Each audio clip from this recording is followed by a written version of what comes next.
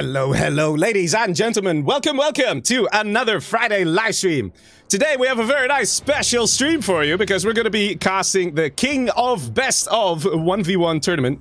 It's going to be nice. It's going to be fun because it's going to be a traditional format 1v1 tournament, right? So basically, it comes down to this. Players get to play one match, okay? They play one match, and if they succeed, if they win, they move on to the next round. And if they lose, they are out. So this is literally how it was done in the olden days. We should have... Let me disable a Radmin. Everybody disabled other Radmins. We should have our first players lined up. We're gonna have Pablo versus Targaryen. So let us open the room here. We close a few spots in case other people join. And let me pull up the bracket to show you guys all the players who are joining in this tournament. So it's gonna be nice. Look at that. You know, a lot of nice players we have here. And the first match is gonna be Pablo versus Targaryen. Match number 3, it says. And we'll start with them. Because unfortunately, Mr. Targaryen is having some technical difficulties and needs to play ASAP. So, you know, we're not going to say no to that. But to choose the matchup and the map, we're going to be using the Wheel of Names. Let's see. There it is. We get started and we pull up a matchup right away. So we maximize on the time. It's going to be Tank Air on 8. Tank Air on 8. Now, what is 8? So, Pablo, Tank, Targaryen, Air. Just doing it based on how they entered. And the map is gonna be 8. What do we have that starts with 8? I don't have a map called 8. Give me a second here, people. Give me a second here. And find the matchup.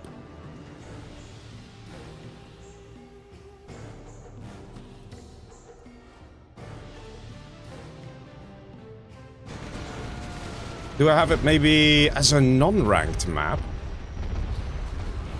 I don't actually recall the map 8. I'm not sure if that is something else. All our ranked maps. Am I blind? I'm not seeing it.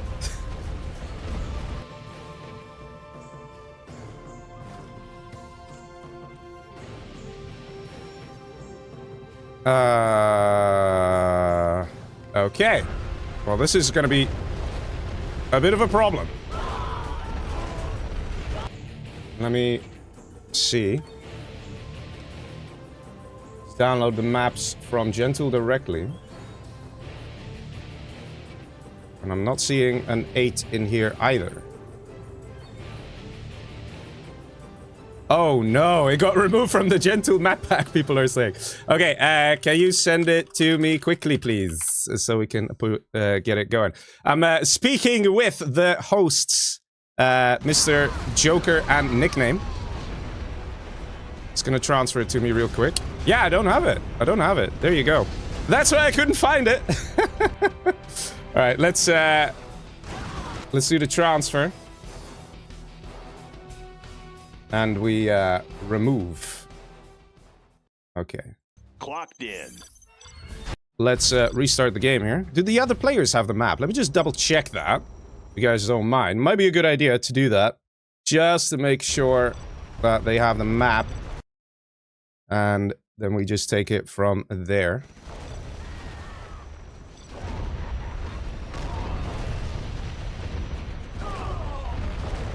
Let's see. Do they have it? Okay. I gotta restart my game. 1 sec. So let's do that real quick, people. Let's do that real quick. And then we'll get started. So let me hide the wheel. Bye, wheel. And we restart the game and then we get started. Mr. Conflict Izzy comes in with a Prime subscription. Thank you very much. Doodoo asks if it's no rules. Yeah, it's no rules. 1v1 is always no rules. So, everything is possible. When it comes to, you know, legally allowed things, a little asterisk there. Because one time somebody told me, like, well, can't they just use cheats or whatever in no rules because there's no rules. And it's like, no, no, no, no. Still operating within the realm of 0 hour and what is allowed. All right, you guys ready? This tournament has been very nicely sponsored by Mr. Nickname and Jazz. So big shout out to these guys for putting up a total of $50, which the players will be fighting over tonight. Let's see. First match. Ladies and gentlemen, are you ready? We have Air Force General here for Mr. Targaryen. And all the way on the bottom, we have Tank General for Mr. Pablo. So let's see how these players are going to do. The map is 8. Well, I think I know this one. Yes, we've got a supply crate in the back here. And some small supply piles here. And you actually have quite the option of being aggressive here as the Tank General. Let's see if Pablo's going to be like that. And there's going to be putting a lot of pressure here on Targaryen because in the beginning, look at this. He's actually quite close to his opponent. We could see some hefty rushes coming out of Mr. Pablo. And he's choosing to go for the cash crate here. And then taking those very safe supplies in the back. There's also 2 oils, though, that can actually help the Air Force. And instead, it looks like we are going to see probably a Humvee. Or is it going to be a Combat Chinook? Because that's a lot of missile defenders here. Combat Chinook probably won't work versus Tank General, though. Because Tank General can spam out those Gat tanks quite quickly, quite nicely. So it's going to be a bit dangerous. Gat tank is the first unit of choice here from Mr. Pablo. Pablo on the traditional 2 War Factory build. And we do in fact see a Humvee coming out. Now this Humvee has to do it. Already getting some shots off here from the Gat tank of Mr. Pablo. The Dozer also coming with the Humvee. That is just to distract the Gat tanks to come close. More Gat tanks coming together here in preparation for that attack from Mr. Targaryen. This is going to work out.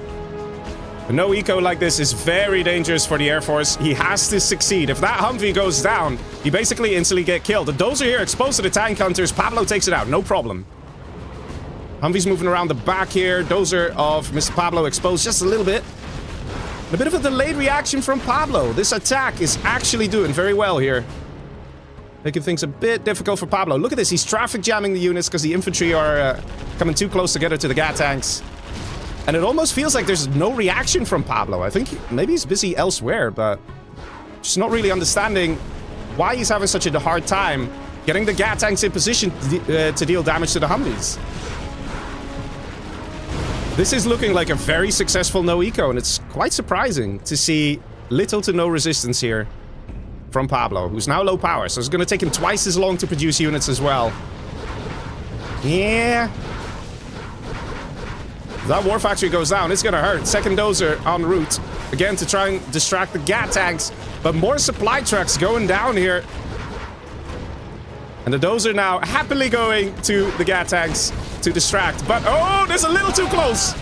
Loses 1 Humvee. But so do a lot of those Gat tanks go down. We do have a Gat tank in the back here from Pablo. So that's the counter push. That's the thinking. That's the idea. And this is actually the last Dozer of Targaryen. He's going all out. He wants to make it happen with this attack now. We have a Dozer over here from Pablo. Gat tank does actually shred one of the Chinooks.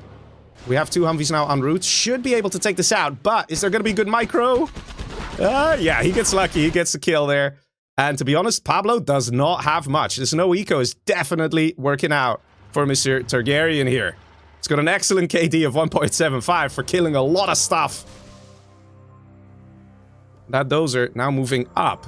Not entirely sure what Pablo's planning to do here with this Dozer. His income's kind of limited. His money's kind of limited, and there are another 2 Humvees out. So it is going to get a little difficult. But here we go. Dozer spotted and gets taken out. Not much for Pablo here. Definitely can't really do much. He needs to get a lucky couple of Humvee kills. If he gets 1 Humvee kill, that's nice, but he needs like 2 or 3.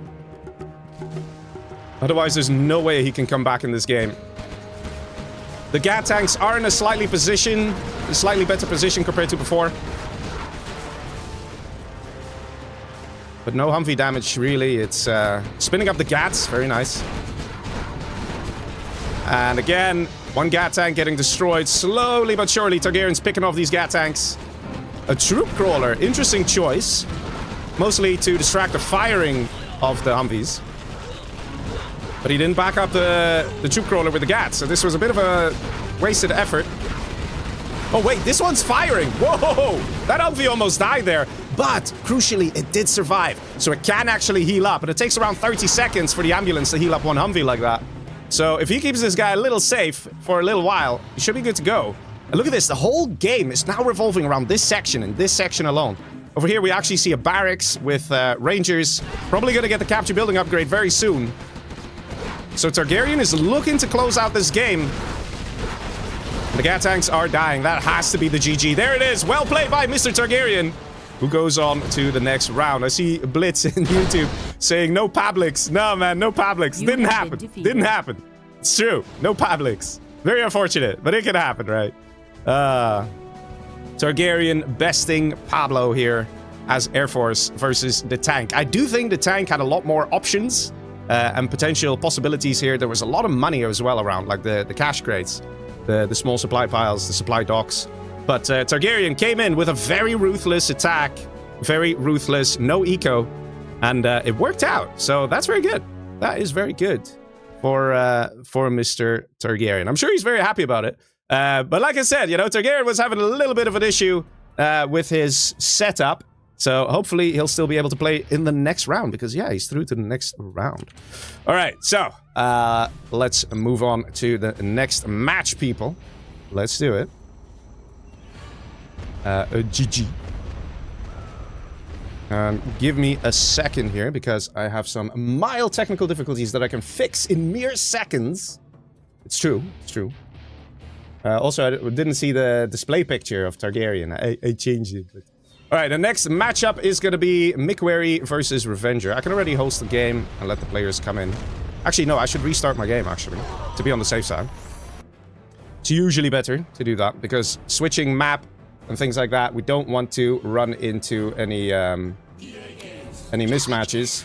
Would be rather awful if we have a mismatch during like an epic 1v1. So that's why it's always better to restart the game when switching map. But I have to say, very nice aggressive game there from Targaryen, and he definitely made it work. All right, so Mikweri and Revenger are going to be the next players here. Let me bring everything back online, people. So, let's see. Show these. And let's enable the Wheel of Names. Also, I'll be showing the bracket periodically. So that's this bracket. It's going to be updated live. So it even says live over there. The nice dot. And I'll show you guys how it goes. And there we go. Look at that. Targaryen has been added into the next round. It's going to play against Mr. Ninja on the next round. So well played to him. And let's go back to the Wheel of Names and select the next matchup, as well as the next map. Let's see how it's gonna go. What do we get? What do we get? We got China's Super Weapon General on Mountain Mayhem. So Mikweri is China, Revenger, Super Weapon, and we're on Mountain Mayhem. Let's see. All right, ladies and gentlemen. Let's have a bit of fun on Mountain Mayhem. What do you say, huh? Let me, yeah, why can't I close it? Okay, there we go. We did it. Okay. There we go. Ladies and gentlemen, are you ready for the next match? Look how fast it goes, right? It's so fast. This 1v1 best of one. Let's see. China's Super Weapon. It's going to be fun. I always enjoy seeing the Chinas, man. The Chinas can always do such crazy things. But yeah, so let's see. At the very top left here, we have Mr. Revenger as the Super Weapon General. All the way on the bottom right, we have Mr. Mikweri as the China. So let's see. The map is Mountain Mayhem, created by Mr. Jundi. And definitely allows the players to cook up some crazy strats. Got nice supplies there, a couple of oils. All looking great. We also have some money in the corner here. That's always like, there's always a nice amount of cash here, guys. Look at this. This is 1, 2, 3, 4, 5 piles. That's a lot of piles. You know, that's a lot of money. To give you an idea, 8 supply piles is usually worth the same as 1 normal supply dock, like 1 full one. This one has less supplies than the standard 30k, but usually 30k translates to 8 small supply piles. So you can imagine 5, still quite a few, still quite a bit of money. Let's see, we have an airfield going up for Mr. McWary.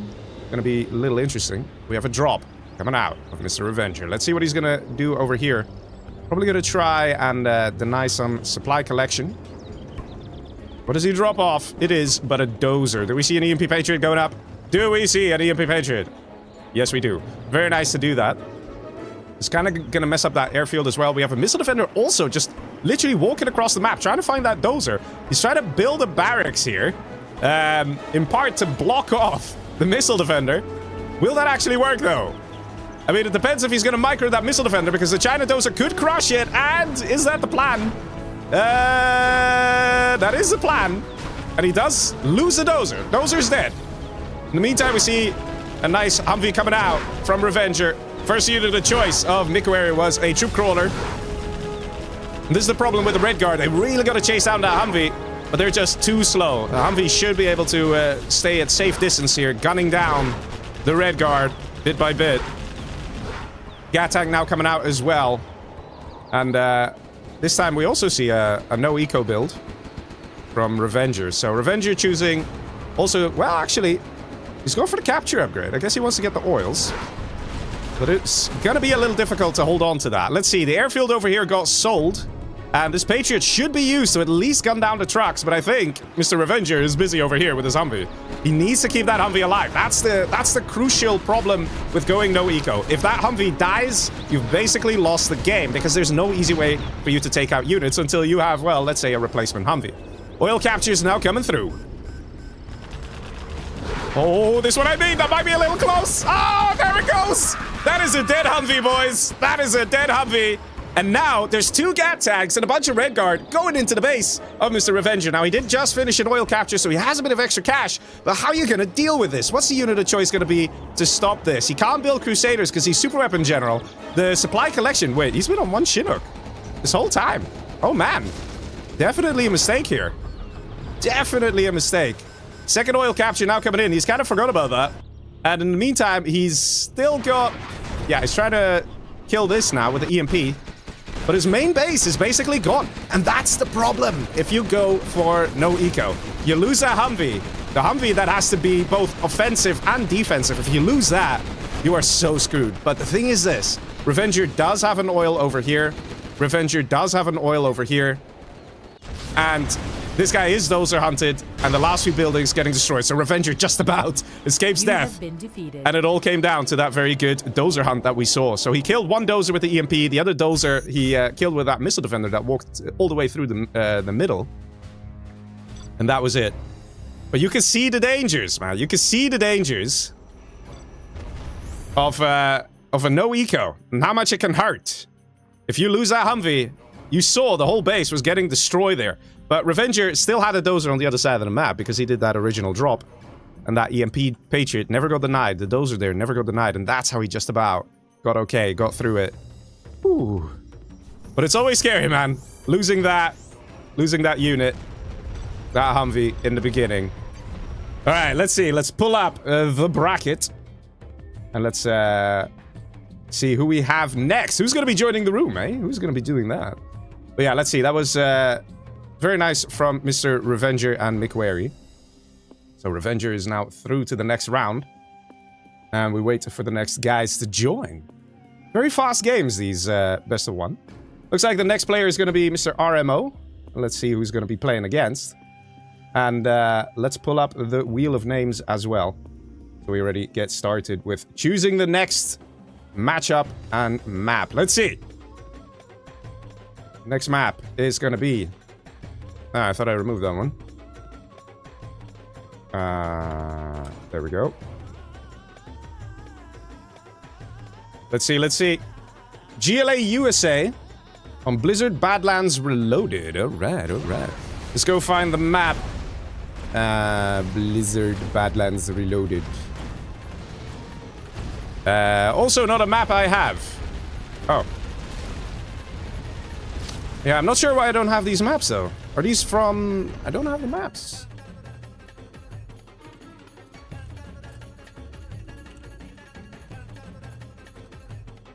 Or am I blind? No, I don't have it.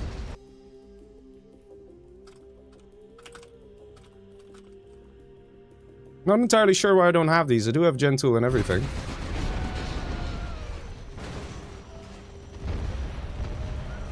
So let me at least say RMO equals GLA. Killer equals USA. One sec, BRB. So I'll, yeah, I don't have these maps for some reason. I checked the Gen Tool map pack just now as well, and they weren't in there, so I'm not sure... I'm not sure what's going on here with the ranked maps. What's the job? So let's restart our game here.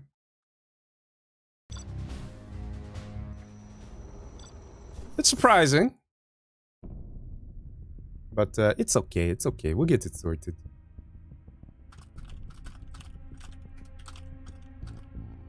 Let me just inform the organizers here so they can create a nice mini map pack for me to quickly install.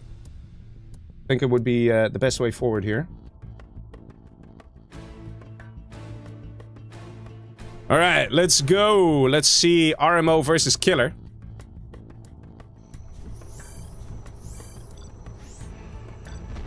Alright, let's do it.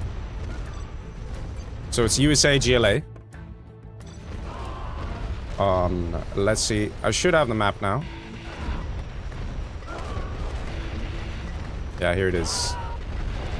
Oh, they don't have it either. The players don't have the map either. So I don't know where these maps came from, but they might not be ranked.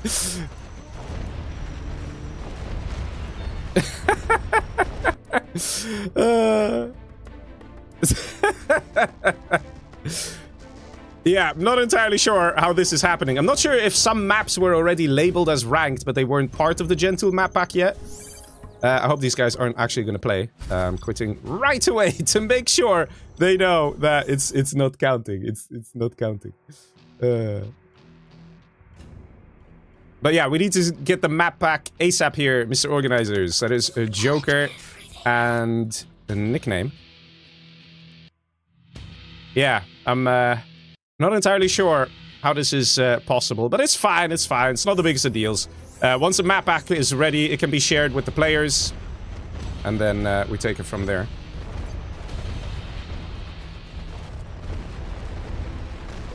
Just double check that they've restarted their game.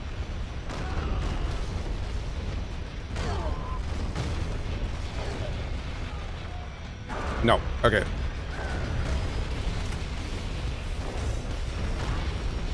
So we'll wait for RMO to restart his game. In the meantime, I'll pull up the bracket again. Let's see how it's going so far in the tournament. Oh, look at that. So nice, man. So nice. We have already some games played there. Revenger is through. Targaryen is through. They're already waiting in round 2. Revenger will be facing Jazz next. So that's gonna be an interesting match, I'm pretty sure. Let's see, a lot of scary people waiting in round 2. Right? A little bit of that. A little bit of that.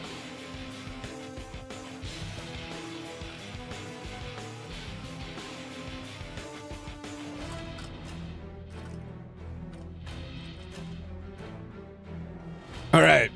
RMO has returned. Let's pull away the bracket and focus on the game.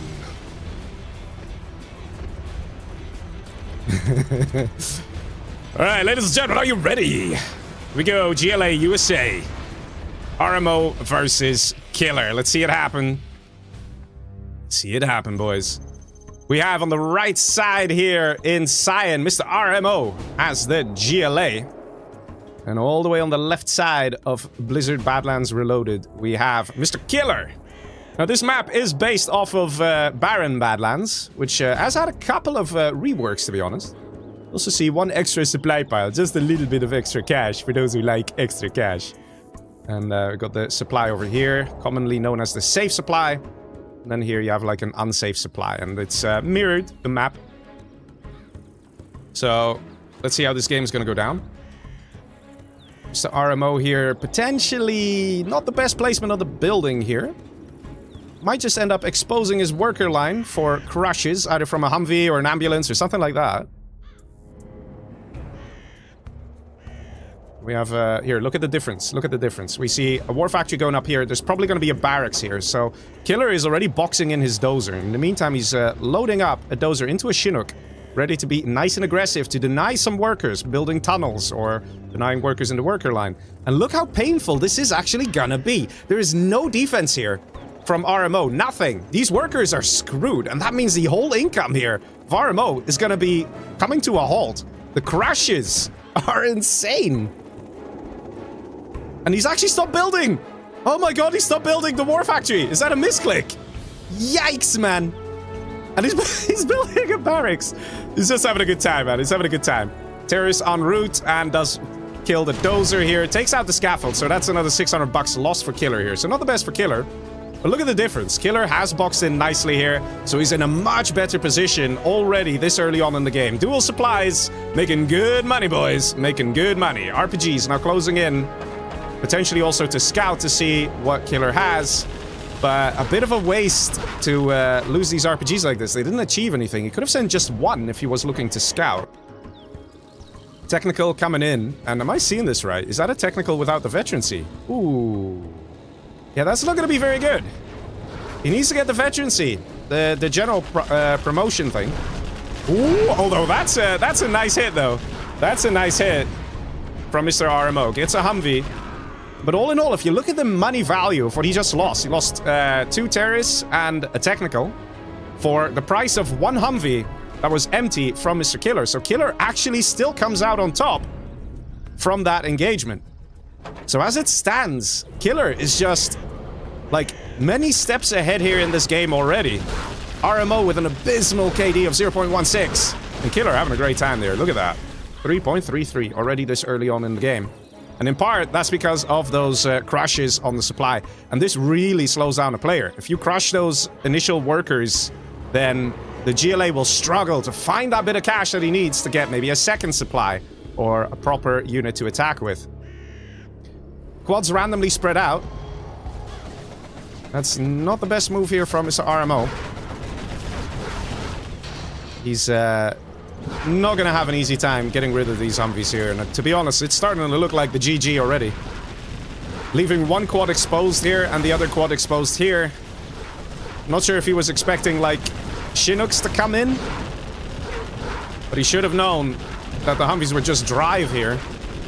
And 3 Humvees have no problem taking out a single quad.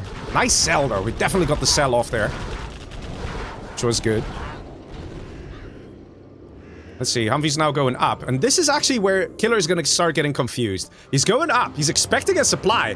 And he's like, where's the supply? He's not seeing a supply. He's not realizing how close he is to actually obliterating RMO from this match. Because RMO has almost nothing. In fact, what's building does he have? He has a barracks in the back. That's all he's got. I mean, okay, you could build a rebel and go for the oil grab, but I mean, the enemy is just so far ahead at this point. Nice RPG pop, and does he get any kills? He gets 1 Humvee, and that's it. He gets 1 Humvee. Missile defenders got evacuated in time. Yeah, RMO having a bit of a hard time, and he's sending another lone RPG, I think for scouting again. Or maybe he's hoping to find like a confused lost dozer from Killer, but this is just how you lose your units. Especially when you need them so badly because you barely have anything. And Killer knows there's only one place where RMO can be hiding. It's over here. Finds the barracks. Last building here. And that has to be the GG. And it's going to be Killer moving on to the next match. GG says RMO. And that is a nice victory for Killer here, who definitely did a good job. You have been defeated. And I would say he was on top of every situation here. He made limited mistakes. The only mistake I would say is when he placed down that barracks. When that terrorist came in, it actually destroyed the scaffold as well of the barracks, right? When he was placing the barracks in the worker line of RMO. So he lost the 600 there. That was unnecessary. But for the rest, this was a near perfect game played by Killer there. And RMO struggled against every situation. Every situation. So definitely we can see the skill levels of Mr. Killer are a little higher here compared to Mr. RMO. But it was still a nice match. Look at the cash difference. Oh, man. Oh, this is criminal. This is criminal. Look at that. This is what? Almost like a 7-fold difference or something. All right, let me restart my game here. And we get the next players in. Yeah, there's some nice 1v1 action, right? Some nice games. But yeah, I think if you look at the aggression of Killer, if you look at the plays of Killer, the control of the Humvees, let's look at this. This dozer drop changed everything, man. It just it stopped any momentum that RMO might have had. It even warded off that worker building the arms dealer. Okay, I've been given the map pack. Let me quickly install that, which takes mere seconds. You see, the funny thing is, like, because, like, if you're around in the community for so long, you know how to do everything quickly. You know how to deal with every issue quickly. So if it's like, oh, look, I don't have the maps. Somebody send the maps and boom, boom, boom, and we're done. And I got them installed now. All right. Next match. Let's go. I'm gonna choose the matchup here. Let's quickly look at the bracket again. It's always fun to see how the bracket progresses, right? Yes. So let's have a look who we're gonna have now. It's probably Abuka and Dr. Uncle. And it's Dr. Uncle, not Drunkle, okay? Because I actually asked him. I said, what is it? Is it Dr. Uncle or Drunkle? He's like, no, it's Dr. Uncle. He's like, but people think it's funny to call me Drunkle because it sounds like I'm drunk. Poor guy, man. Poor guy. He's just trying to live his best life, you know. He's just trying to live his best life. But yeah, that is gonna be, wait, where is... Yeah, Killer at the top there. He's gonna face off against Staz. Ooh, that is gonna hurt a little bit. Nobody really wants to face off against Staz, I think. He's one of the better players. That kind of make you go, Not entirely sure if you wanna do that. All right, let's pull up the wheel of names and figure out what the next matchup is gonna be. Ladies and gentlemen, let's see what we got. And it is... Man, I swear I've already removed this one. Okay, now it's removed. Yeah, you see? Even Ninja doesn't have it. All right, demo inf on Blossoming Valley. Let's do it. Blossoming Valley. There we go. You see? You see, people? All right, so demo inf. So, demo for you. Wait, Ninja's playing.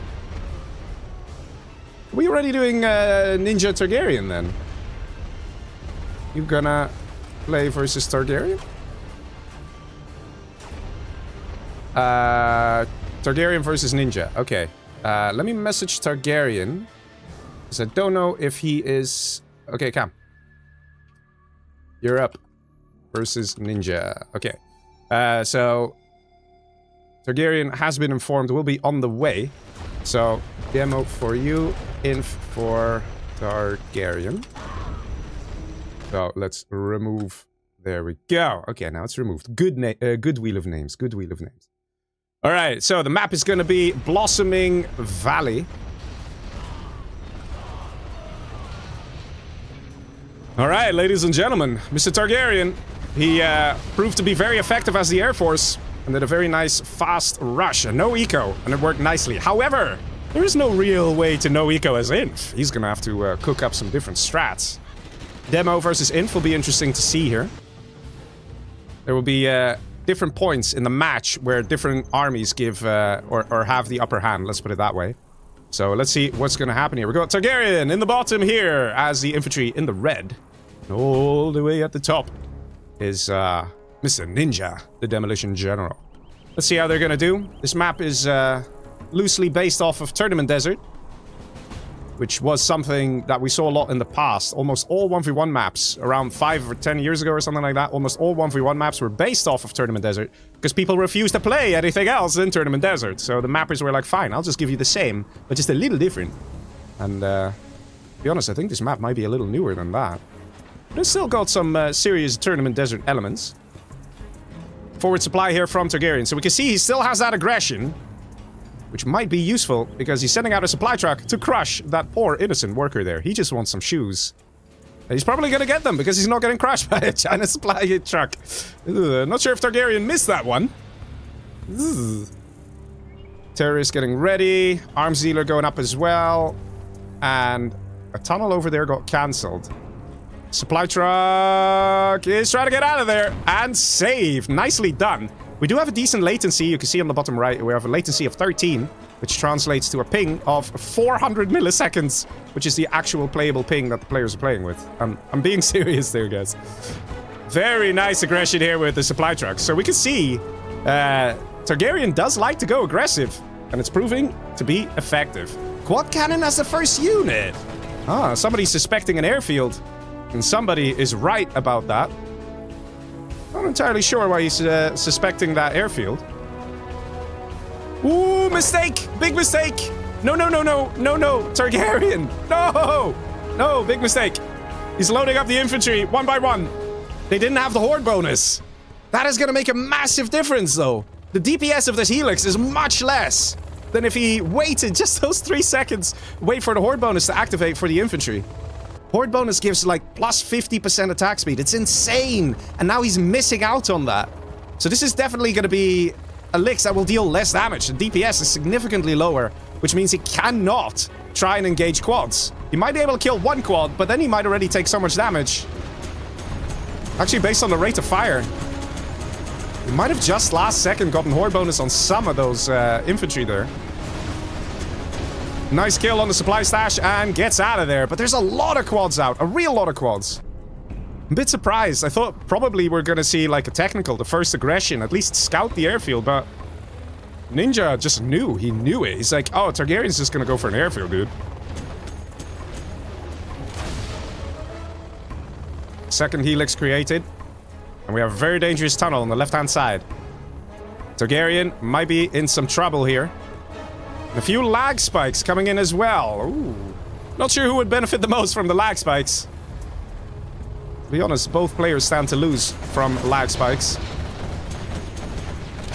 Yeah, look at that. You saw the quads? They kept on moving normally for a while instead of focusing their fire. And that would be because of the lag. We saw a bit of a lag spike there. So that's unfortunate for Mr. Ninja. But same can be said for Targaryen, where his helixes take a little longer to respond. Lots of infantry here. And the quads have to get out of there, because these quads will absolutely get destroyed by this inf blob. Let's see, we have Lixes flying to the back here. I like this strat. Look at this legend. But I have to say, like, Ninja is surprisingly on it. Very surprisingly on it. Already here with the quads. He did go back to the tunnel because he saw the inf blob. But I have to say, definitely, Ninja's definitely paying attention here, fellas. Even this quad moving in position, ready to deal some damage to the Lixes. Remember, guys, these are empty. The troops got evac'd over here. And the tank hunters did manage to clear everything. You see, Helixes do have a lot of health. Ah! Minigunner finishes the job. Nice. But we need to see a switch into a war factory. And we see that. Is this the best location? He should have probably done it here, the war factory. Because this is quite exposed. There might not even be any outposts coming out. Inf blob in position, dealing good damage. Hopefully we'll see some mines on this barracks kicking in as well, because that would absolutely obliterate these quads if that comes in any second now. No, he sells it. Those are getting out of there. We need to see an outpost. In the meantime, let's see what's happening in the back of the base here. Stinger side as well. Ninja is just heavily prepared for Helix attacks. Selling off the airfield. Yeah, Targaryen's like, yes, it's not gonna work. It's not gonna work.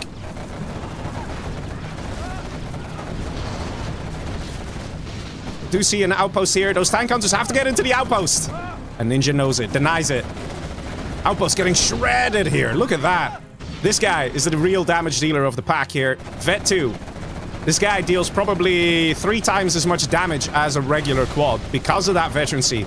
There's a bug in the game where quads basically start dealing double damage the moment they have vet. And that is Targaryen out. I have to say, perfect play here from Ninja when it comes to spotting all the Lixes. You have been defeated. And finding out where they were going. So, very well played from him. And that is the end of Mr. Targaryen. It's actually Ninja who's going to push on to the next round. It was a pretty tough match there for Targaryen. Alright, let's restart our game again. The matches do go rather quick, right? Rather quick.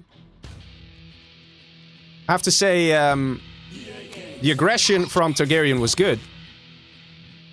But I think Ninja has been watching some replays of Targaryen or something, because he was just, like, on it. Absolutely on it. Every time. Alright, let's go. I see Dr. Uncle was waiting in the lobby, so I suspect he's going to join next. Let's quickly pull up the bracket here and have a quick look-see. So, who's going to be the next player who's going to join? I suspect it's going to be Dr. Uncle and Abuka. And Mr. Targaryen gets defeated by Dark Ninja. So, Ninja is going to go to the next round, which is actually already going to be the quarterfinals. So, there you go. Targaryen definitely played well, but definitely had some struggles there versus Mr. Ninja. Let's see. I'm also looking forward to the games with Staz. Let's see, who else do we have?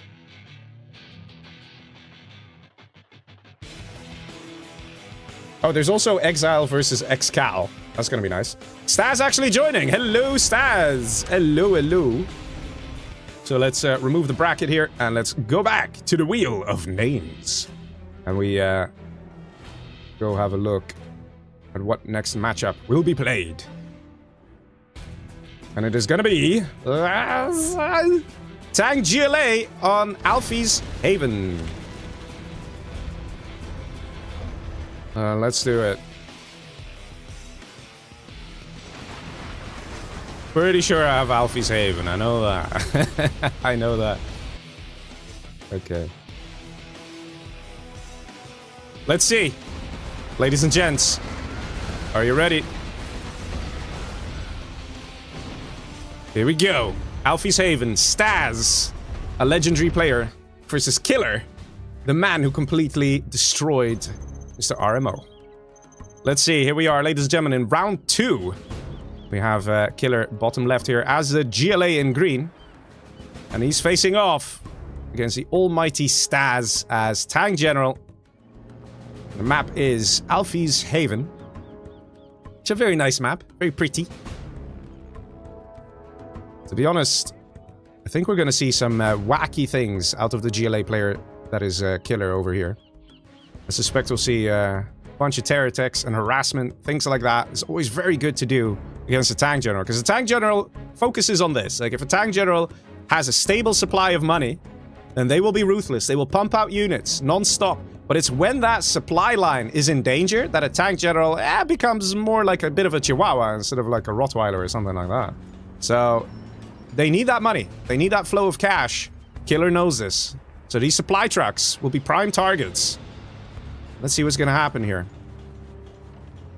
Dual War Factory, standard build order coming out of the Tank General. We're going to see some serious heavy metal being pumped through the middle here, straight towards the base of Killer. Probably going to see some Dragon Tanks too. We got a Terrorist. Do we see a second one? Do we? No, it looks like just the one. So we're going to see some harassment.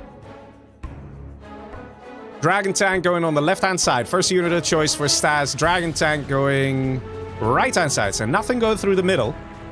All going through the flanks. Let's see. Killer building a tunnel here will be an excellent buffer to deal with a potential Dragon Tank here. Technical flies in from Mr. Killer. Now he's got to be careful. Napalm deals insane damage to Technicals. So he can't get too close to those Dragon Tanks. And where's he going, boys? Well, he's going for those supply trucks. Ah, look at this. Ah, look at this. Trying to shoo the supply trucks away from the supply line. Because here's the thing. If he can take out the supply trucks somewhere over here, he can safely pick up the scrap. He knows there won't be mines. He can safely pick them up. That's a lot of money. That's a lot of scrap over there. That's going to be pretty juicy for the green player that is Killer to pick up. But it's a bit too risky, a bit too dangerous here. In the meantime, we see a Flamer has found a Scorpion here. So Killer, again, one step ahead. Flamer on the left side here doesn't get spotted. Looks like it might have gotten spotted. Let's see. Technical is no more. RPG's cleaned up as well. Nicely done by Staz. But the thing is this. Having already, like, a Scorpion to deal with things is a good choice from Killer. Oh, that Terrorist, man. Definitely stopping the enemy in his tracks. We do have scrap here. I'm not sure if he sees that. I mean, you can scrap up the Scorp. It doesn't do much, scrapping up a Scorp. It only gives 20% extra damage to the tank shell of the Scorp. And the tank shell deals so little damage. It's like, okay, 20% more damage. What's that gonna do? But I mean, it's free, you know? It's nice. Just buff up your unit, why not? Scorp rocket is ready for Killer. So that's gonna help him deal with dragon tanks. Let's see, Gat tank moving in through the center. And on the right, we have another dragon tank. But here's the thing. The Scorp rocket is out. So it's going to be relatively easy for Killer to deal with the dragon tanks. Nice response here from Stas, getting an airfield. He's probably going to go for a Helix. Yeah, and this is what you don't want to do. You don't want to gift away a free kill. You know, even though it's just one Gat tank, it just got wasted. And maybe later on, there will be a moment where you need that Gat tank in an engagement and can make all the difference. Tunnel network here. Finds the dragon tank. Couple things happening at once here. Also, Flamer gets destroyed. I don't know if that airfield's gotten scouted yet. And again, the Scorp comes in. Should have no problem taking this guy out. And, oh, this technical's just here for the scrap. I see how it is. I see how it is. There we go. That's one scrap. That's not fully lethal yet. That's just a bit of an ouchies. But when he gets double scrap, that's when that technical can become fully lethal. And let's see. Helix is out for Mr. Stas. Helix can help. But currently, Killer is just doing great. Keeps being ahead. And the engagements seem to be going his way. That technical here can be dangerous. Building occupied over here, but let's keep an eye on that technical. Wait, is it an empty one? Let me check. No, it's not empty. Helix got loaded up. Not sure if all the tank hunters got in. I don't think so. Well, let's see. Game is slowing down a little bit. Right around now, you'd see the GLA trying to get the money, trying to get themselves in a better position. Do we see a palace? Potentially. We see the capture building, and yes, we do see a palace. And this Helix is gonna have to do some serious damage. Going straight for the single tunnel here, all on its own. There will not be quads to deal with this. So, good move here from Stas. Also gonna get himself some nice XP, just like that. Oh, wait, he does have quads already. Wow, look at that. Kills the Helix. Damn. He must have scouted the airfield, knew what was coming, and already just immediately put the quads in the tunnels in preparation for this attack. Unbelievable, he took it out. 4 RPGs kind of away from home here.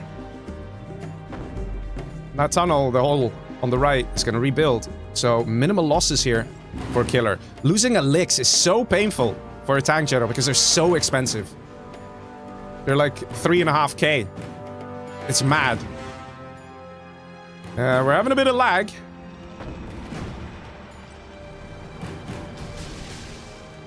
Palace is still being produced. Might get the worker denied here. We still have these 4 RPGs.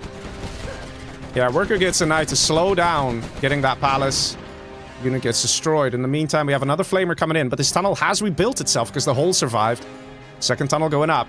Second attempt of capturing this oil over here. So far, Killer is still in a good position. There's a normal GLA. If he gets a Jarman Cal, it's going to help him a lot against potential tank general attacks. The Lixes, they could do it. But Killer seems to be bringing his A game tonight. Ooh, this could be risky. This could be risky. Oh, the Gat tank needs a fire at the RPGs. Oh, the Lix doesn't go down. How is this not going down? It does go down, man. Look at that. These small little things, right? These small little things. So the Gat tank over here shot those RPGs a little quicker. Then the Helix would have survived. Such an expensive unit again. Basically, I don't know if Stas can recover from this. Money's starting to dry up over here. Money's starting to dry up over here. There is a Lotus capturing the oil in the back. So there's still one supply over here, and there's a supply over here. But the thing is this. Killer is also happily collecting from places. He's getting black markets. Not even 1. He's getting 2. So he is gearing up for that late game. Doing a great job so far. Quad cannon's moving in. Because he's just got a feeling. He's like, yeah, there's going to be another Lix, isn't there? There's going to be another Lix. And there is another Lix. Very nice here of Stas to capture these buildings. They are so powerful. People underestimate them so much. Stas deciding on how to approach this section here. Sends a dragon tank forward. Now, dragon tanks have terrible vision, terrible scouting range. So he's not entirely sure what to expect here. He's got 2 helixes as well to back it up. He's got a speaker tower helix as well. That's going to help a lot with the healing. Speaker tower helix will heal 4% health per second of a helix. So that's a lot of healing power. See ECMs, dragon tanks, battlemaster, and a battle bus from Killer. That's his solution to a problem like this. Question is just, how many battle buses has he loaded up? Because he's very quick at putting his units in the tunnel. He doesn't leave them chilling. Let's see, do we see the oil getting flamed down, or is a Lotus on the way? Lotus is on the way, so he's probably going to keep this oil alive. He wants to push with this army of dragon tanks. Could deal good damage here. Game definitely slowing down. Wouldn't surprise me if we'll see a Scud Storm relatively soon as well, just to put more pressure on Stas, who's already economically kind of hampered a bit in this match. Killer ahead with the income per minute, and it's showing. Lotus now taking that cash. He needs that money, that oil money. Let's see them buses, because I'm sure we're going to see a bus pop from right here to deal with this situation. Oh, we see everything. Oh, we see the full attack wave. Oh, man. Oh, that's some heavy engagement here. But I have to say, Stas coming out on top. Nicely played. And this actually does make a difference. If the Lotus comes through and gets this oil as well, that is essentially having 2k per minute that the enemy loses and that Stas will gain. So that's a net difference of 4,000 bucks per minute, because one oil derrick is 1,000 bucks per minute. So that's some... that's definitely going to help out Mr. Stas, who, let's be honest, needs all the help he can get in this situation. Palace not loaded up. Bit of a mistake, but we see a tunnel network soon ready, so that can get loaded up. Quads not targeting down the elixirs. Gotta be careful here. Tunnel network goes up, but already a flamer here to destroy the palace. I have to say, Stas is dealing some great damage here, and he's gonna take out that palace. He's gonna take out that bad boy, and the palace is very important. It is a crucial part of the GLA arsenal because it allows Killer to get Jarminkel. It allows him to get buses. It allows him to get black markets, Scud Storms, you name it. And this building takes so long to construct. So taking out the palace here is very good for Stas. And it also has gotten him some very nice XP. He's spending his points right now. So I have to say, Stas, although he looked like he was in a very weak position, Killer was like, you know what? Let's go for the long game. Not choosing not to kill the oil there. I'm a bit surprised. At this stage, he should just kill it. He should know he's ahead because he has all the black markets. The real question is, could Scud launchers have helped in this situation for Mr. Killer? If he had a few Scud launchers, he would have had no problems taking out these dragon tanks from a distance. There are plenty of tunnels. He could have popped from a safe distance here. Could have popped the quads at the front to shoo away the helixes. The Scud launchers to deal with the ground army of Mr. Stas.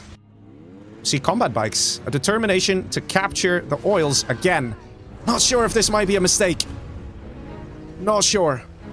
You should know the enemy is going for elixirs. You should know the moment you capture this and you know you hold it for realsies. He's just gonna destroy it. You're gonna invest a lot of time and money recapturing those oils. And ooh, that vetted quad dealing some great damage there. And we have artillery barrage coming in on the oil here. That's what I'm talking about. If he can't secure an oil for himself, he'll destroy it. There we go. Oil destroyed over here. And this oil is going to be kept. Very nice plays there from Mr. Killer. He needs to make sure Stas doesn't have oils. The oils will definitely keep him in this game. And keep him scary and powerful. Also, Stas, slowly but surely, worming his way to level 4 here. I mean, to level 5. Once he is level 5, he can call in an EMP and a carpet bomb. And those two general powers are very powerful as well. And if, for example, an EMP catches out an army like this, with a follow-up carpet bomb, it could still be Stas' game. He can still win this. Cash bounty, level 2 for Killer. So he gets 10% of the value of anything he destroys here.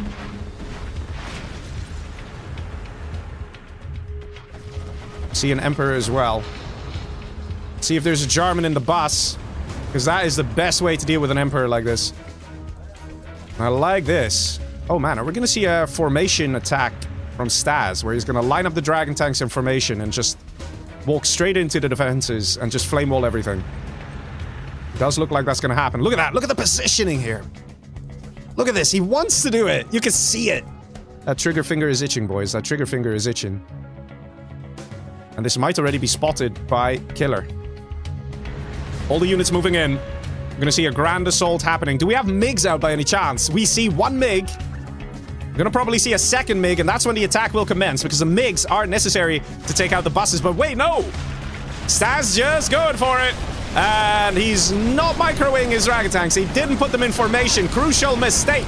As a result, we see some weird traffic jamming happening here with the Dragon Tanks. We do see a couple of flame walls off, and there is still positive result here for Stas. Killing a lot of stuff. But is it going to be enough? Also, so surprising that, there we go, the Jarman finally coming in. And just like that, Killer is coming out on top. He's lost all these defenses. He's lost a couple units. But this bus didn't even go down. Heavy losses here for Stas. Definitely a mismicro not to put the Dragon Tanks in formation. You can do that by putting all the units in a line like what he was doing. And if he just selected all the units and did Control F, move them down, then all Dragon Tanks would move in unison straight down to the defenses, and they wouldn't have traffic jam. They wouldn't have gotten stuck behind each other. And that would have made such a difference, because you can reach the enemy defenses very easily then. And if he flame-walled all tunnels at the same time, then it would have been very dangerous for Mr. Killer to pop. And Killer also took a bit of time getting that Jarman out. But perhaps he was trying to avoid MiG strikes, and that's why he kept him a little safer. MiG gets killed here. Very painful to lose a MiG. They're so expensive for Tank General. 1,600. But I have to say, this engagement that happened just now definitely benefited Killer. A lot of the units of Stas went down. And Stas, as a Tank General, has to attack with units, but he also has to defend with units. So if he loses those units, that's pretty painful. It kind of exposes him a little bit more. But, to be honest, the feeling I get is that Killer might not do an all-out attack. If you look at how he's been playing this whole game, he's been very defensive. He's been building a lot of defenses. Even here, he's just quickly rebuilding it. He's over here, got a nice line of defenses. He's collected this money. He's building black markets. He wants to go for the late game. I hear a random Jarman dying sound. Somehow Jarman died. So even though there is a bit of a window to attack, I think what Killer's strategy is he knows that if he kills Tank General units, he gets a lot of XP. So probably he's reasoning it like this. He's saying, hey man, I'll let Stas attack me a couple more times. I hit level 5, a sneak attack in the back of the base, and we kill this guy. Internet center going up. And we see hackers out. Now this is lovely to see, because I doubt Killer is expecting this. I don't know if Killer has vision or radar van scan. Let's have a quick look. Where's his radar van hiding, eh? He does have radar van scan, so he might have spotted the hackers. Didn't, oh, there was only one RPG in there. Okay. Let's see, what's this coming in? Mine drop. Not entirely sure why. Maybe just a scout. But the thing is this. Although I feel, personally, this is very smart, a lot of people will disagree in the 1v1 community. They say, no, an internet center and hackers is just too expensive for Tank General. You're going to be on the back foot for the rest of the game, because if you invested that money in units, you could have actually attacked and maybe killed the guy, whereas now you have to wait for this to pay for itself, and it's going to take forever. Although that is true, in these kind of games, where things start to take long, it is still worth getting this, in my opinion. Because the hackers plus the internet center is something that will pay for itself in 5 minutes. The match time is over here. So right now, we're 17 minutes in. Once we're 22 minutes in, everything here would have paid for itself, and it's free economy from there on out, okay? But there's one big problem. This will also become the Achilles heel. If this gets destroyed, with the hackers included, Stas might as well just quit the game, because he will not have the income to keep on fighting. Killer's still way ahead with money. And that's because Killer has gone for all these black markets. There is still a chance for Stas to win it, but he does need a few things. He needs to reach level 5, and he needs to find a clever way to take out the black markets. And reaching level 5 is one such way, because you can use Carpet Bomber. Maybe combined with a Mig Strike. We're seeing the exact same strategy again from Staz. Probably because Staz does feel there's a bit of pressure on him. Because he probably suspects that Killer is ahead in income, which he is. He is. And it's always the guy who's behind in income. He has to be the one to attack and deal financial damage. The one who has most income can sort of sit back and relax. And eventually, when he's super rich, he'll just throw down 5 Scott Storms. And the game is over. And again, we're not seeing formation. Staz, look at the traffic jamming, people. This is what happens. Staz knows how to use formation. He knows this. But he's just not using it in this situation, in this scenario. Otherwise, these Dragon Tanks would have already been here and would have been able to deal more damage. Now he has to fire at these quads from a distance with the Flame Wall. Nice MiG on the bus there. Does get a lot of kills in. Staz is level 5, ladies and gentlemen. Now comes the question, what's his plan? Is he going to retreat because he does not have enough units to continue to push? And he has reached level 5. If he was planning to reach level 5... There we go, he spent his points. If he was planning to reach level 5 and do something with that, maybe he had a strategy in mind. Oh, he just wants to go full frontal assault, boys. Let's see it happen. Carpet Bomb coming in and the EMP. The plan is to EMP the quads. That's what he wants to do. Is he going to succeed in doing that? Here are the quads out of position. Are they going back into the tunnel? There's the EMP, and that actually gets a lot of the quads here. Carpet Bomber, perfectly spot-on placement.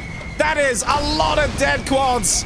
That is beautiful play here from Mr. Staz, showing that he is a feared opponent, taking out a lot of quads. But here we go, Killer almost ready for a situation like this, where he has 2 more buses, a whole load of extra quads to destroy what's left. That's going to be a bit of an emotional blow here for Staz. I'm sure he was happy that he took out so many quads in that attack. Beautiful carbon, beautiful EMP. And at the end of the day, it almost made no difference. There were just more units out to defend from Mr. Killer. Killer is playing this so defensively. It is, it's remarkable to see. An interesting strategy.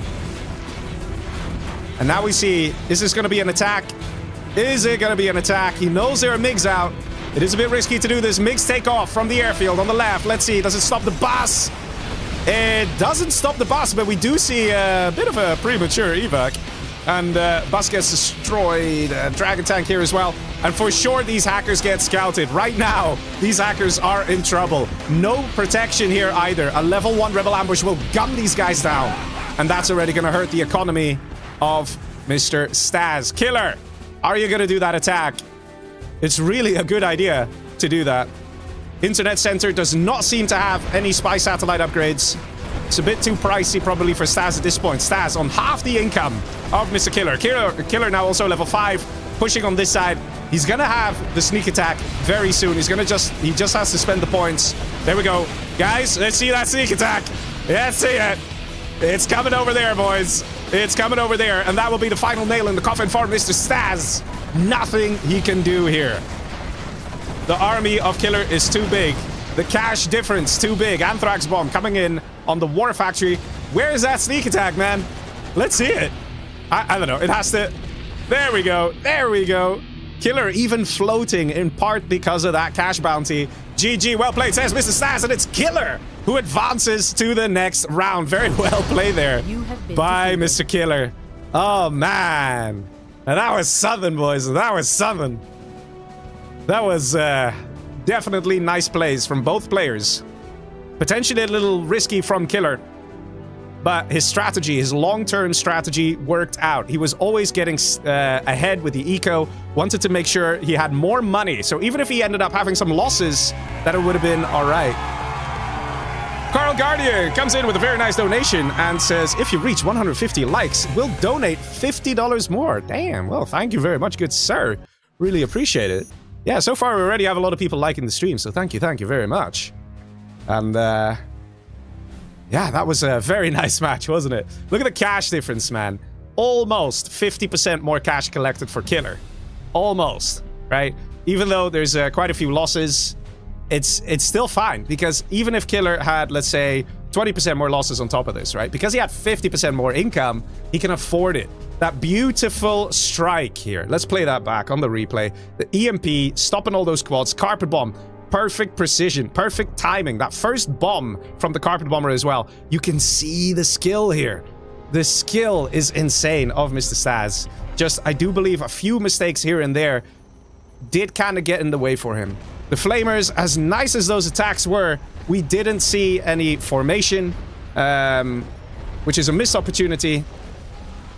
But Staz still definitely played well. Definitely did a good job.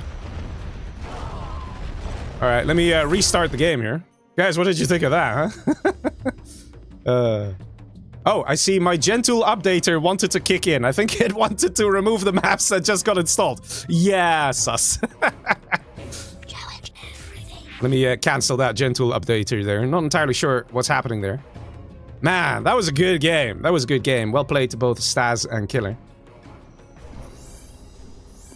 Alright, let's go to the next match. Ladies and gentlemen, are you ready? Okay, let's pull up that bracket. That was a nice spicy match, wasn't it?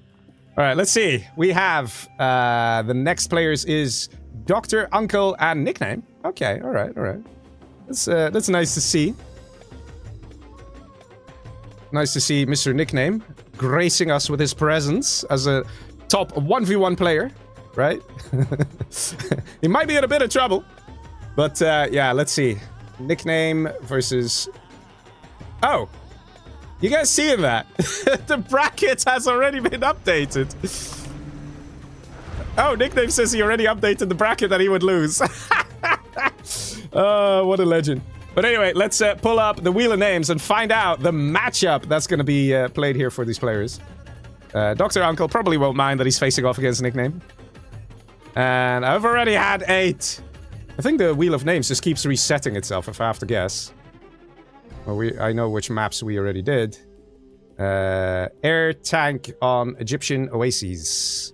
Is that the one we already had? I think we had an air tank. Was that on Egyptian Oasis? I don't think so.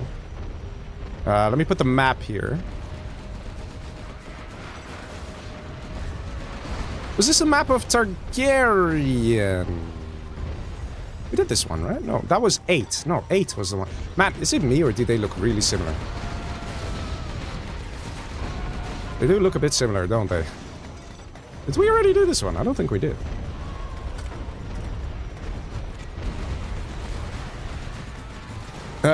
Air tank, so air for Dr. Uncle and tank for Nickname.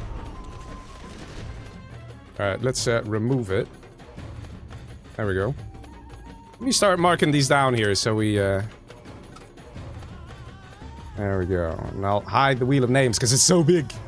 I know it's a bit blurry, the Wheel of Names, but it's fine, it's fine. Okay. Yeah, here, look at this. Nickname. I did update the bracket already, though. Nickname is maybe not the best 1v1 player, but we love him anyway. Sort of what it comes down to, right, fellas? And, ooh, okay, alright, here we go. SoDev comes in with a super chat and says, this is an exceptional stream. Absolutely love it. And oh, we're already on 169 likes. I like the number there. Very interesting. Thank you very much, guys. Thank you very much. At the top, we have Dr. Uncle. Not Drunkle. Dr. Uncle. As Air Force. At the bottom, we have the almighty Mr. Nickname, who everybody is afraid of. The tank general that will come and haunt your dreams and destroy you. You know, if you go AFK for 15 minutes. But let's see how this match is gonna go down. I suspect... No, Blitz, it's not Drunkle, it's Dr. Uncle. I asked him. I promise, okay? But let's see how this match is gonna go down. Dr. Uncle going for 2 supplies. He's going for a standard USA build. We're not seeing a no-eco. Somebody in the live chat earlier was saying, like, this looks like a no-eco tournament. I can tell you, it is not the case. We don't see a no-eco happening from Nickname either. Who is going dual war factory as tank, so he knows what he's doing. He knows what he's doing. This is a good build order. Targaryen confirms, no, the other air tank was on 8. Yeah, okay, alright. But the maps do look a little similar, don't they? Just a little bit. Because a lot of stuff's just based off of Tournament Desert. You know? We should have more, like, diagonal maps, you know? Left bottom versus top right, stuff like that. Let's see. 2 Chinooks. Let's see the other one. Also 2 Chinooks. So very, very good stable build here from Dr. Uncle. Does leave him slightly exposed in the beginning. So if we see some serious Gat Tank pumping out of Nickname, Nickname can still pack a punch to to Dr. Uncle here. Got 2 Gat Tanks going along the sides. Gonna go straight for those supplies of Dr. Uncle. Humvee en route. Oh, no, Humvee not en route. What about the other side? Those are here for scouting. Humvee at the top, ready to engage. Those are here for scouting as well. But this is actually the beauty of the plays here from Mr. Nickname. He's sending 2 tanks in 2 places, and there are not that many Humvees out. So Dr. Uncle has to choose where to defend. He's also going for a lot of buildings in the middle. That's a good idea to try and get some good scouting and also slow down attacks through the center. If you send a Gat Tank through here, you're going to take a couple of missiles to the face. It's not going to kill the Gat Tank, but it's going to take a low health. And if you are facing off against Humvees, the last thing you want to have is already damaged Gat Tanks. 3rd supply from Mr. Nickname. Nice and daring. And because this building's taken by Dr. Uncle, he can see that. He knows that that supply is taken. The number of Humvees here is growing rather quickly, which is a bit of a problem for Nickname. And Nickname feeling uncertain pushing through the middle. So he's like, I'll just park my Gat Tanks then. You know, let the guys go for a smoke break or something like that. But oh, here we go. He's getting a Dragon Tank. Yeah, but look how slow this attack is now. Look how much Nickname is behind. And here we go. 1 missile defender already coming in to deny the supply collection. Are we going to see a crash? No, it misses. It misses. Okay, he got it. He got it. It took him an extra try, but he got it. Look at the number of Humvees, and there's an ambulance as well. Laser lock coming through, and does not take out the Dragon Tank. But look at this. The Gat Tank's out of position here from Nickname, only reacting now. Ooh, that is going to be a little painful here. We have a listening outpost as well to try and deal some damage with the tank hunters. Gat Tanks try to fire away, but excellent micro here of Dr. Uncle. Loses nothing, absolutely nothing. How you got so many Vs? Money cheat. Nickname coming in with the trolls. The thing is, no eco. Yeah, well, he didn't know eco. That's the point. That's the point. And that is what is getting Dr. Uncle the victory here. He was sure that Nickname would not be that aggressive an opponent, and he was right. So choosing to not go for the no eco, in other words, to go for 2 supplies, was the right move here. It allowed him to get a big Humvee army, and that is something that right now Nickname cannot deal with. He's got a prop center, could see an ECM, and we do, but it's not going to be enough. Too many Humvees. Even if the ECM is great, disables everything, there's just too much stuff here. And that is definitely going to be the GG for Mr. Nickname. Well, actually, some misfires here from Dr. Uncle, going for the supply truck as opposed to the Gat Tank. Cost him a Humvee and almost a second Humvee as well. So nice last second reaction there. And we got a Warfire. Ooh, hello, look at you. So sneaky. So sneaky, I love it. And Dr. Uncle not paying attention! And so is Nickname not paying attention! Oh my god! Nickname had the option to kill all these Humvees! He had the option! Oh man! Oh my god! He had to move in the ECM and then select his Gat Tanks and manually target down a Humvee. If he did that, he would have killed some very powerful Humvees there. Didn't do that. In the meantime, I have a combat ship. Oh my god, so rude, man. So rude. Finishing it off with a combat Chinook. Nickname's gonna write in chat. You know it. He's gonna write something like, really? You're gonna do a combat Chinook? Nice sneaky flamer here, but he kind of revealed his position by putting down a supply there. I mean, I guess Nickname had a point. Lol. Look at this. Red actually built a supply here. Dr. Uncle, so rude. Oh, well, that's awkward. Dr. Uncle, you're not supposed to get in this situation. 2 Humvees got destroyed by a Dragon Tank there. Combat Chinook has to fly all the way back home to defend. And it's still the GG, says Nickname. He did a decent job. Yeah, definitely did a decent job. He had a few miss micros, but he definitely did a decent job. You know, been defeated. I would say a B+ for effort. You know, was pretty nice. But yeah, that was Nice and aggressive plays there from Dr. Uncle by getting a whole load of Humvees and then getting ready to push when it mattered. But yeah, definitely a fun little dragon tag at the very end there. Pretty sure that those Humvees should have taken out that dragon tank. There was definitely a mismicro there. We have a super chat coming in from Mr. Daniel. Thank you very much. And also Big Bill came in with a super chat saying, excellent casting, Leggy. Have a great weekend. Well, you guys have a great weekend too. It's always nice to have the weekend start with some GGs, right? Always lovely when the players show us them great strats. All right, let me restart the game here. I think we all kind of knew that this game would go a little quicker, you know. I know, Nickname has a crazy big following and everybody thinks he's the best. And, you know, players like Marikar, Timsep, and Excal, they shake in their boots if they have to fight off the Nickname. But, you know, he fought valiantly, let's be honest. He did a pretty decent job. Lift Truck in YouTube chat is absolutely right. He says, Nickname, give yourself the Master Badge. I agree, let's just do that. What can go wrong? What can go wrong? All right, let's go look at the bracket once again. And let me put myself as observer. It looks like the players joining are going to be Pidux and Joker. Joker is one of the organizers of this tournament. So it's going to be fun to see who's going to come out on top. Pidux is also Game Replay's organizer. I think he's Game Replay's admin as well. I'm not sure his rank or position. But as far as I know, it's pretty high up. Pretty high up. So, it probably is higher than Joker now. Joker probably has to say sir to Pidux, because Joker is retired. He was an admin, but, you know, he then left the scene. He's like, nah, I'd rather play, man. I'd rather play. Which is understandable. It's always fun to play these games. But yeah, so let's see. We have already Killer, Dark Ninja, Timstep waiting in the quarterfinals. And let's see. Gotta choose the matchup here. Let's do that real quick. See what the players are going to be fighting on. Which map? And with which armies? Let's see. We have... oh, let's go. Dust Devil. Is that the official one? I gotta double check this. Pidux Inf. Joker Gilet. I gotta check this, people. I gotta check this. Dust Devil is an official map. But I'm not sure if they've made a... they made a rematch. Should I troll the guys and just put the official one? Look at this. They'll be like, no, Leggy, wrong map, Leggy! Why we gotta remove the official ones, man? Look! He's like, no, Leggy! I'm just having a bit of fun. I'm not sure if there's any difference. What maps and matchup choice? Lons. Alright. Just having a bit of fun with the guys.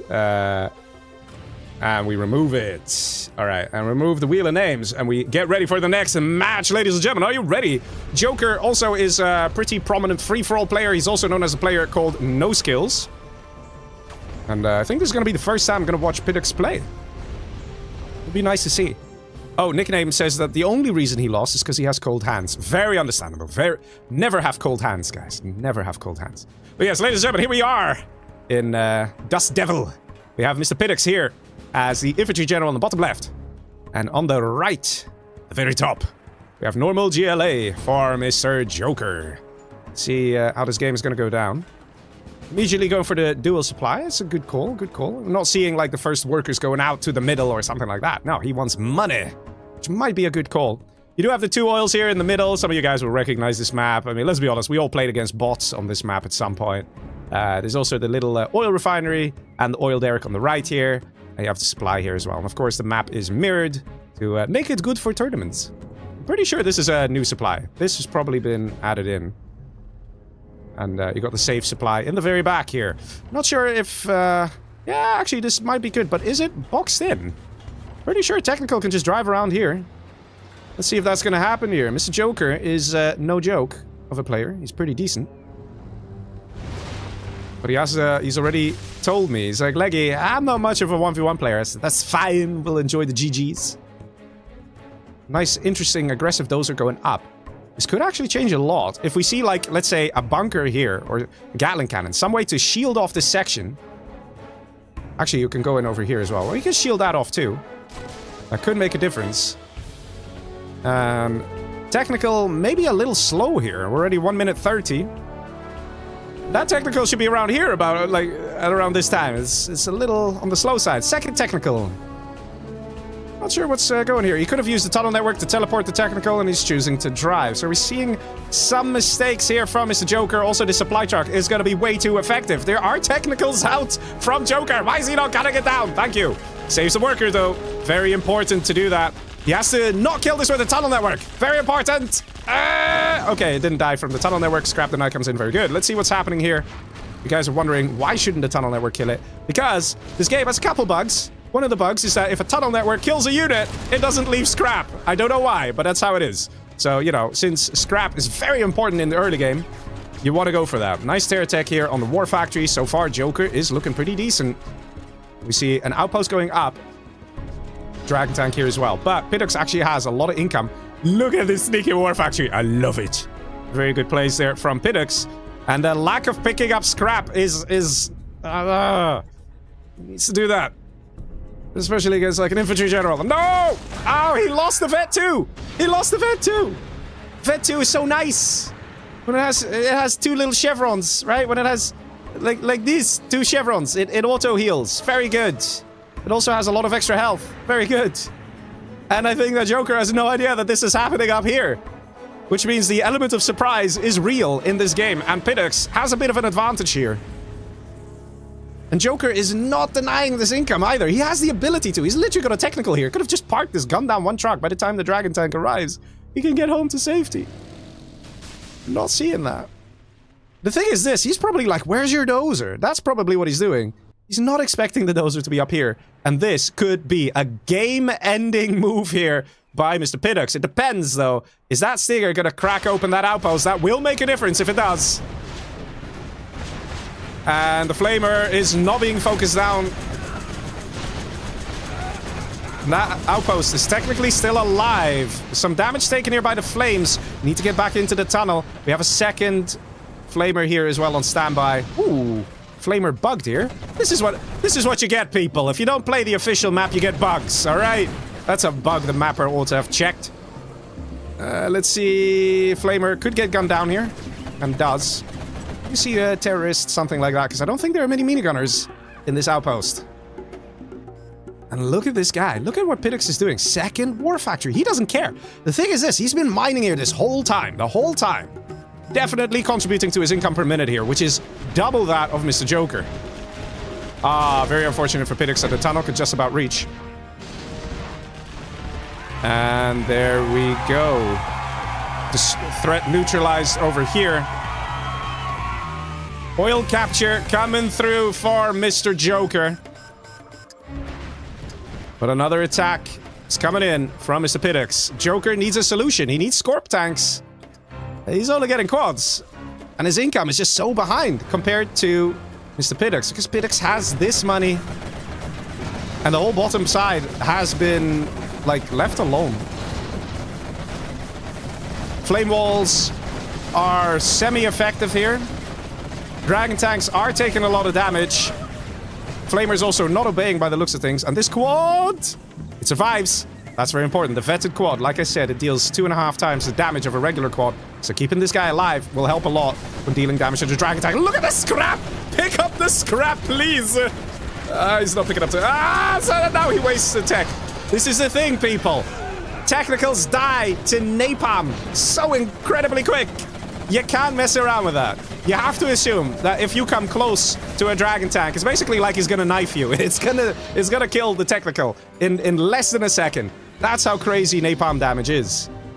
Look at this. This is literally undefended. This is just a bunch of infantry. Joker needs to be aggressive here.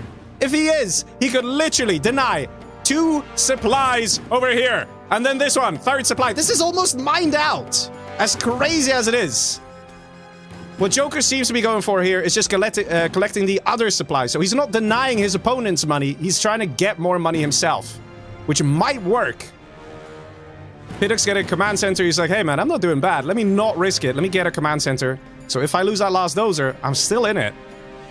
Joker must realize that there is a whole base up there by now. Also, this might not be very smart from Joker. If this building gets taken, it might just about be able to reach this tunnel.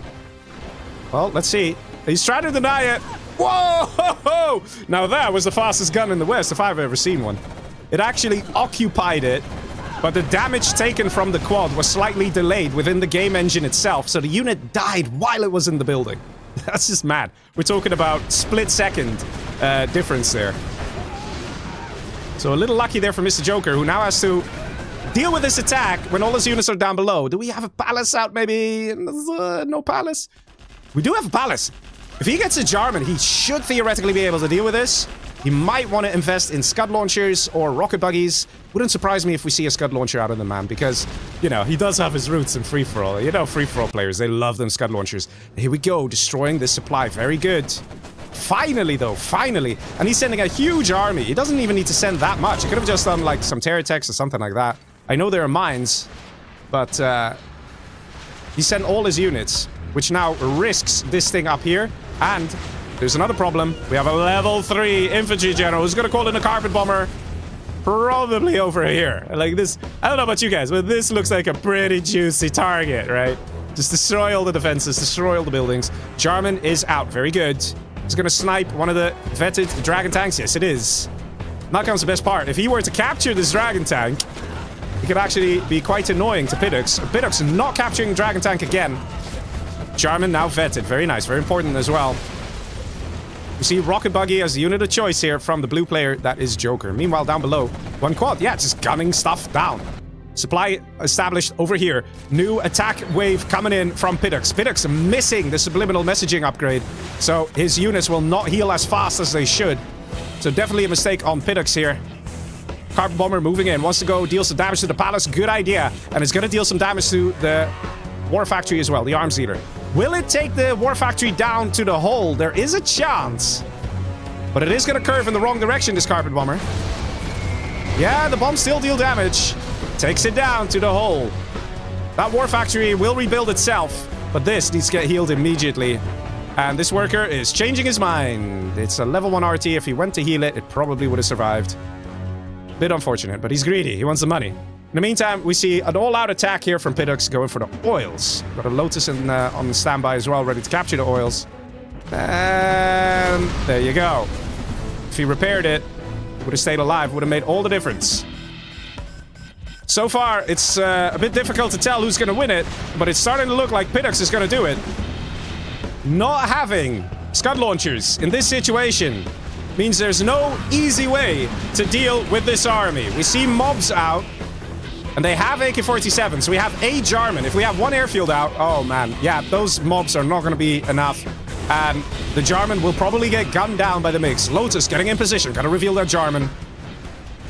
There's already... Oh, the MiGs just got used. And what? Is this an unmanned dozer? He's trying to steal the army. This ain't free-for-all, buddy. Forget about this stealing army. Let's see, does this work? Yes, that one works. Okay, that one's not bugged. Got subliminal messaging now from Pidux. Very good. So that's going to help with the healing rate. And Joker struggling a little bit again. And finally, look at this. It's almost the 10th minute. Finally, this bottom section got fully cleared. We've got some supply collection coming in. But so do we have an army of Pidux coming in. Inferno cannons. I'm not sure if that's the right move here from Pidux. Did I just hear a cap? Oh my god. Oh my god. This is captured by Pidux. A bit of a dangerous spot to build a palace. It would have been better if he built it somewhere here, down below, somewhere away from the enemy. Because he needs the palace technology. That's what he needs. He needs to be able to get the Jarman Kel. And he's not using the Jarman, maybe because he's terrified of losing the unit, but he could literally use the Jarman to kill the Lotus. And why is he letting the building captures happen? Joker, what are you doing, buddy? What are you doing? I think he's very occupied with the army over here. And over here. We now see MiGs flying in, and we're going to take out that quad. This building survives, but it might as well sell it. Angry Mob comes in to destroy the oil. Probably a good call at this stage. Jarman finally going up, and could deal some good damage. And MiGs, are they up? No, they are still reloading and rearming. And we have a stolen dragon tank. That's a blue dragon tank, fellas. Do we see the flame wall? Don't flame your own Jarman! Ah! Jarman survives. And all the Inferno cannons actually get stopped. There's this one that's unmanned. Yeah, that Jarman is roasted, boys. That's what's on the menu today. Roasted Jarman. Actually, somehow he gets the freedom. How? You have Migs. I think he was guarding over here when the Jarman just got out of reach. And this Lotus is still alive, dealing damage. Should have gotten a Raider Van out. To be honest, I think a Raider Van would have helped Joker a lot in this match because there's many attacks happening in many places at once. And I think Joker is kind of suffering from that. Oh, we have a new... Oh, we got the Palace back up. That's good. Look at this. Piddox is almost level 5, right? Almost level 5. Once he's level 5, he can EMP if he wants to. Could do a minigunner drop, which is also very fun. We got a donation coming in from Mr. Anonymous. Ooh. He says, well done, Leggy. It's fun to see you having fun and sharing the love to the community. Yeah, man. Yeah, these little tournaments are very different and very great. And like I said, it's very traditional style. You play one game, you gotta win it if you want to proceed to the next round. So that's how it used to be played back in like 2004, around that time. The whole best of 6, I mean best of 9 or whatever, that's not really something that was happening back then very much. It was always like this, a very traditional play. You play one match, and that's it. In most cases, back in the day, players would choose their favorite army as well. So, you know, we're not doing that. We're having matchups that are supposedly balanced, and based on how long this match is going, it looks relatively balanced, I would say. Right? Not too bad, not too bad. But yeah, thank you very much for the shout-out and the donation there. I do have to add that this tournament has been hosted by Joker and Nickname, and sponsored by Nickname and Jazz. So they're the ones who made this all possible. EMP comes in because the Seigneur is level 5. Mr. Piddox coming in with some serious firepower. And that Lotus, man, she's gonna get to Vet 2 at some point. At some point, she's gonna reach Vet 2. She's been way too effective. And here comes that carpet bomb. GG, well played, says Mr. Joker. And it's Piddox, the infantry general, who takes it. Very nicely played there. Some risky strats from Mr. Joker by not being aggressive. As a GLA, it's all about that aggression. You gotta be aggressive. You gotta harass. That is literally, if you hover your mouse over the GLA army, when you choose your army, I'm serious, it says GLA is specialized in hit and run tactics. The lack of hit and run tactics means that Joker was at a bit of a disadvantage here. He should have been a bit more aggressive. He would have been easily able to deny the money earlier on at the left bottom corner. And if those 2 supplies were denied at, let's say, the 6th minute of the match, then this money difference would have been way smaller. Joker would have had a much easier time defending, and that would have not allowed Piddox to sort of snowball in this match, where he did such a great job. Also, Piddox was excellent with that Black Lotus. Getting a black market stolen really hurts. If you sell a building while it's being captured, you will still get the sale value. Okay, the enemy doesn't get the sale value, you get the sale value. So it's still important to sell the building to get the money back, because an arms dealer here as well that got captured. If you sell an arms dealer, you get 1,250 bucks back. Same with the black market, 1,250 bucks. So some small mistakes here and there that definitely started to add up is what led to the defeat of Joker. But I have to say, Piddox being relentless, not giving up when he basically was pushed out of his main base, and he made that very nice sneaky war factory at the top left. I love that, man. Excellent plays. He did a great job. So, yeah, very nice, and of course deserves to go to the next round. Well played. All right, let's restart the game. Go into the next match. Ladies and gentlemen, what do you think, huh? Nice game so far, right?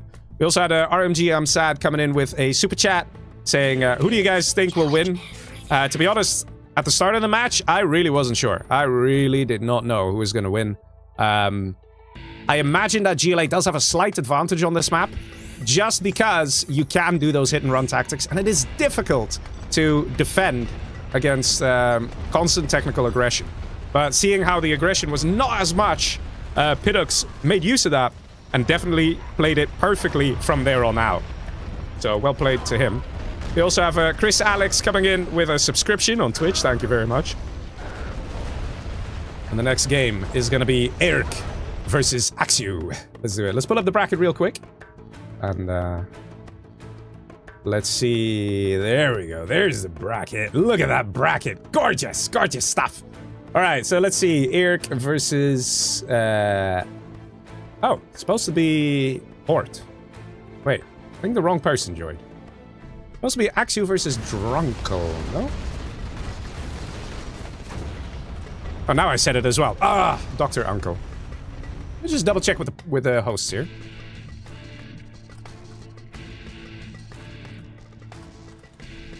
Because I think the wrong person.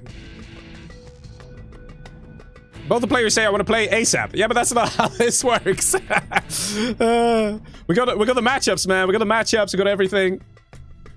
The hosts are not responding. Okay.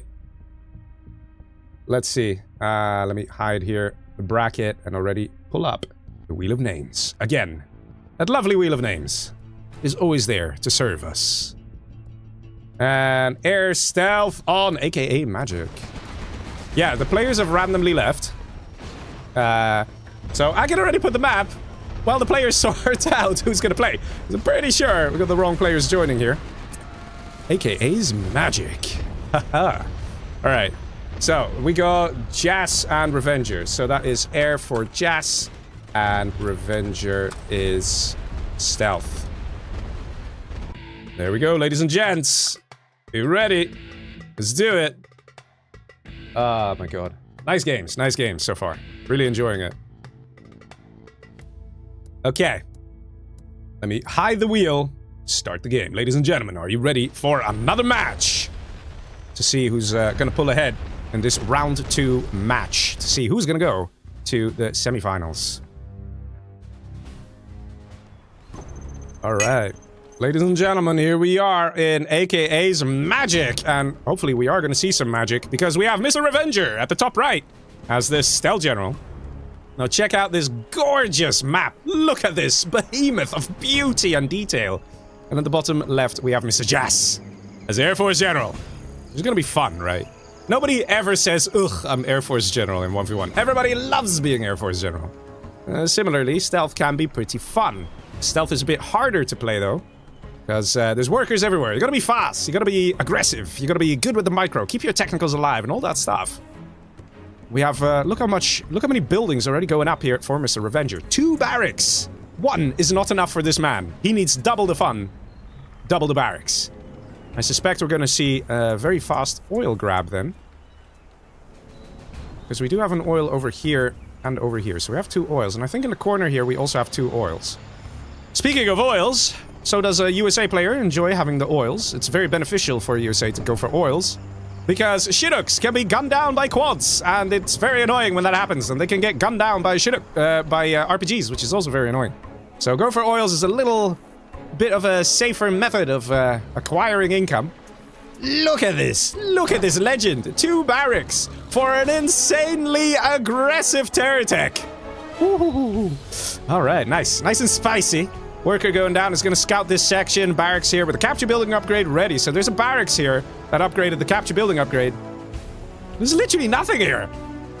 Is it going to die to a single technical? No, if you go for the barracks, that's it. That's it. Oh, that is definitely unfortunate. Does kill the missile defenders though. But it's rather funny, isn't it? If he went for the barracks, there would have been nothing to defend this section. And he could have literally just taken his time, taken everything out. Jas now go for the oil grab. And we're just seeing an insanely aggressive play with the terror attacks here.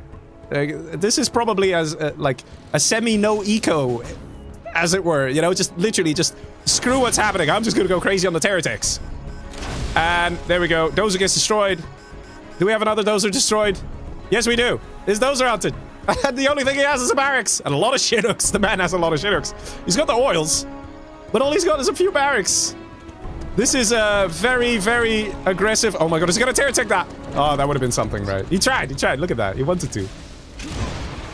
But, this very aggressive play, where it's like all or nothing on terror attacks, is working perfectly well here for Mr. Revenger. Feel a bit sad here for Mr. Jas.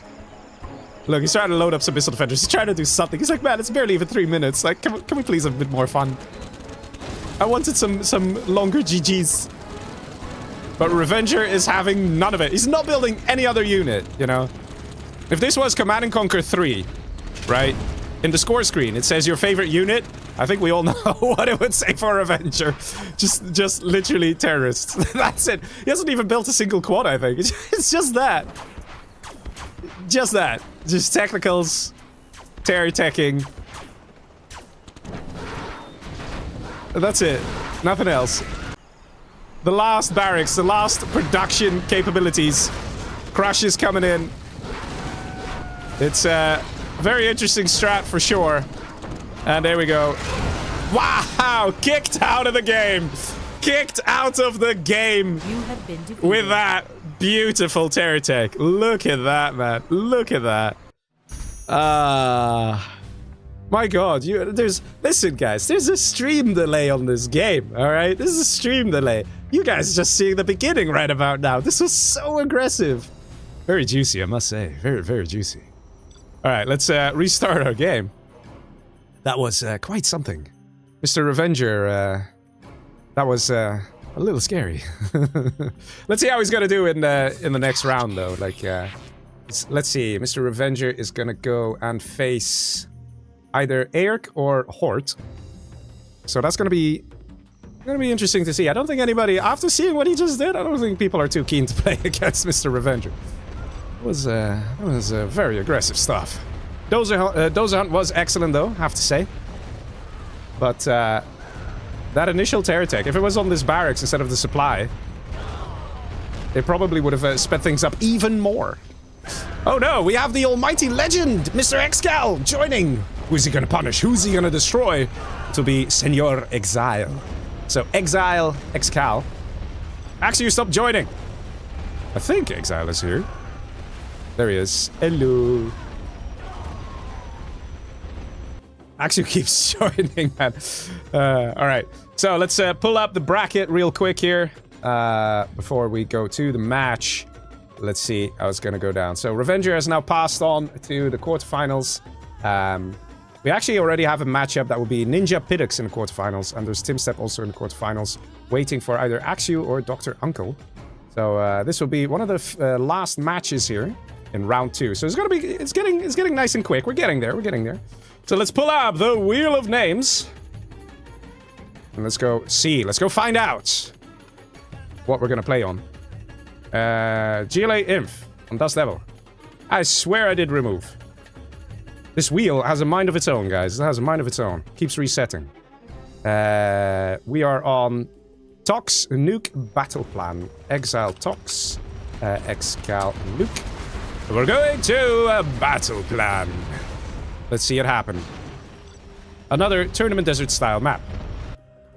We got quite a few of them. Alright, let's, there we go. Alright, ladies and gentlemen, are you ready to see the giant? The monster that's gonna bring us the crazy good skill plays and everything. Senor Excal versus the one who's made the control bar that everybody loves. Control Bar Pro by Exile, okay? Control Bar Pro from Exile is based on the Control Bar Pro from Tsetson and Fast. I do have to specify that. But Exile made a very transparent version, which a lot of people like and use and are using. That's literally the same Exile we have over here. So yes, we have 2 legends here, 2 community legends. Exile as Tox in the bottom, and we have Excal as Nuke at the top. Now this also is looking like a very nice aggressive map. Look at the oils in the middle. That's just a mad amount of oil, my god. Just, saying there's like an oil well under this section is an understatement. There's an ocean of oil here. There's 4 oil derricks. And, there's also a lot of supply piles. Now, here's the thing. The GLA and the China could build an extra supply here. So you have dual supply collection happening over here. The advantage is you get more income, and it's nice and safe. Basically what Excal is doing here. The only downside is you'll mine out this section a little quicker. Just like that. So this can be a little scary. At the same time, we might see the same thing happening over here from Mr. Exile. Asgardian Phoenix comes in with a super chat. Says, great stream so far. I just found your channel today. Okay, well, welcome. I'm glad you're enjoying the content. You just happened to be tuning in with one of the best 1 versus 1 players, Mr. Excal here. So that's, you know, in the world, okay? This guy is scary. That's all I can tell you. So we're expecting some GGs. Let's see, a nice aggressive tunnel here. And Excal Make sure the Battlemaster doesn't die. And we have some RPGs being loaded up. So we're going to have a tech RPG that could be very powerful against a nuke general. So Exile is definitely doing a good job here, guys. He's definitely going to give Exile a bit of a hard time. Also, is he going to take this building? No, he's not. Would have been nice scouting. And the Battlemaster will see the building here and knows that he can't come close to it. But if he parks his Battlemaster here, it will be safe from the attacks from the building. Let's see. Mines are here. Mines are here. Doesn't react in time. Or maybe he just wanted to clear a path? Not entirely sure. Prop center going up. Very fast prop center for Mr. Excal. So I'm guessing he might want to go for fast overlords. Or maybe he's going to put on a show and just be like, you know what? Let's have some nuke migs just for the lols. Who knows? Never underestimate the Excal people. It's probably going to be overlords and ECMs though. And this is where things start to really hurt. This Battlemaster being in the worker line, it wasn't spotted by Exile because he was busy microing his technical around. He was busy moving this thing, trying to find an opening into the base of Excal to deal some damage. The building's preemptively getting flamed by Excal. Interesting choice. And that Battlemaster here is doing way too much damage. Look at the cash per minute. It's going to drop hard here, losing all these workers. RPG here. Oh man, the damage here, people. The damage is insane. How much income is this guy going to be on? Did all workers get denied? Oh my god, all the workers got denied. See, this is the thing. Excal builds one unit of $800, one Battlemaster, and completely obliterates a player's income. And yes, we do in fact see overlords. Look at this, we're only 3 minutes in. 3 minutes, 20 seconds. Lotus out as well, very nice thinking. So the Lotus was built for the oil captures. If he tried with Red Guard, the technicals would deny it, but a Lotus has a much better chance of succeeding here. Unless the technical, yeah, nicely done there. Paying attention, gets the Lotus to safety. And Exile knows what's up. He's like, oh, okay, I'll just start destroying the oils then. And look at this supply collection coming back. Look how critical that income per minute is. Also see a sneaky flamer going around this side. Exile probably expecting some cash over here, some supplies. In the meantime, he's sending the overlords top right to clear off the tunnel, this aggressive tunnel. ECM did get destroyed. Oil now also getting destroyed, and still this Lotus. Trying to play a bit of whack-a-mole here. This Dragon Tank is probably hoping to find supplies here, but there was no supply center built. Oh, this is so rude. Look at this. Look how rude, man. It's so annoying when this happens. These buildings have so much health, guys. They don't deal too much damage. Against technicals, it's pretty spicy. And against infantry, it's pretty spicy, but they don't deal that much damage against anything else, really. But it has a lot of health. It's difficult to take out. Dragon Tank moves through here. Excal knows there's no supply over there. New worker going in position, ready for another sneaky tunnel. And there's no real tunnel here from Exile. So his positioning of the defenses is not the best. He might kill this Dragon Tank. What's he doing?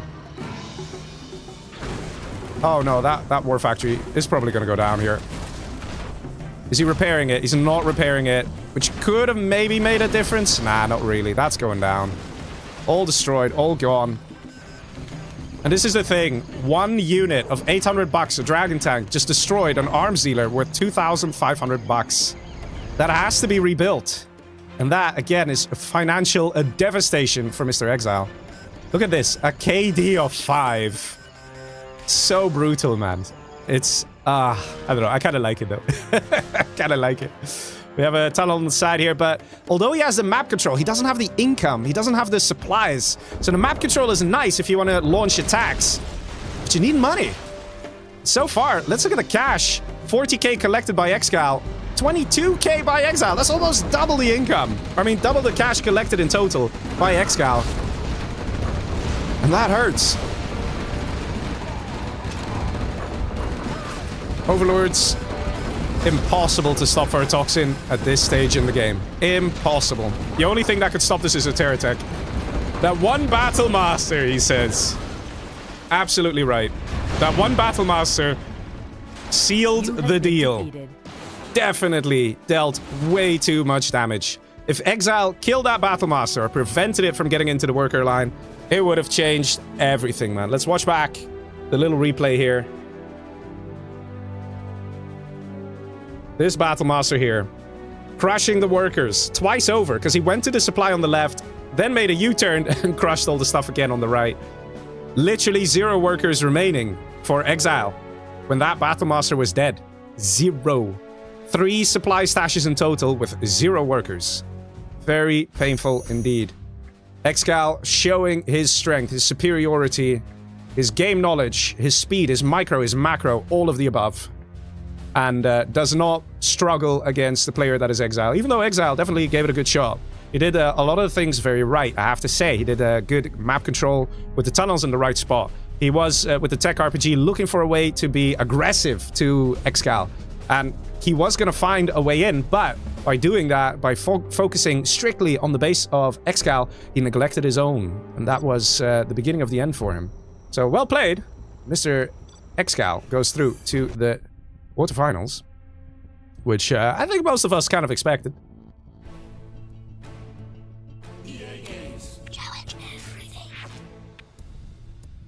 Henrik in YouTube chat says, WTF, nothing to defend. The main supply. Yeah, but listen, it's easy for us to watch and see, oh look, there's a giant hole in the defenses. But the number of things racing through Exile's mind, guys, you don't want to know. You have to not just defend, you have to also attack. So let's say you focus on defending and you do a good job there. If you don't attack, then it's also not good. And Exile, I think, was more focused on trying to attack rather than defend. And Excal very quickly found this out, maybe by accident even, and he made use of it. So I still think, looking at the playstyle, looking at the play quality, Exile still did a good job, but let's be honest, Excal's just on a whole other level. And I think that's just the short version of it.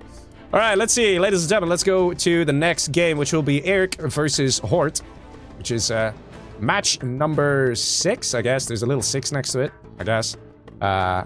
And that will be one of the last matches of round 2. And then we're going to go to the quarterfinals. We'll be good. We'll be fun. All right, so let's pull up the wheel of names and find out which map the players are going to play on and what their armies will be. Let's see. China, China. I love it already. On Sovereignty. China Mirror. Sovereignty. Let's see it. So many 1v1 maps, man. Let me pull away already with the wheel of names. Okay. We have... Let me show you guys. Look how many 1v1 maps. Let me see where my scroll bar stops with 1v1 maps, right? Over here. Over here. like 40% of all the maps I have are 1v1 maps. It's so many. Alright, so Sovereignty is the map here. Let's see it happen. Alright. Are the boys ready for the next match? Are you ready for the next match? Eric versus Hort. Let's see it. Ramo says 5.37 KD for Excal. Yeah. Not entirely surprised. Not entirely surprised, to be honest. Alright, China Mirror on Sovereignty. Let's see it happen. We have, in the cyan color, Mr. Eric.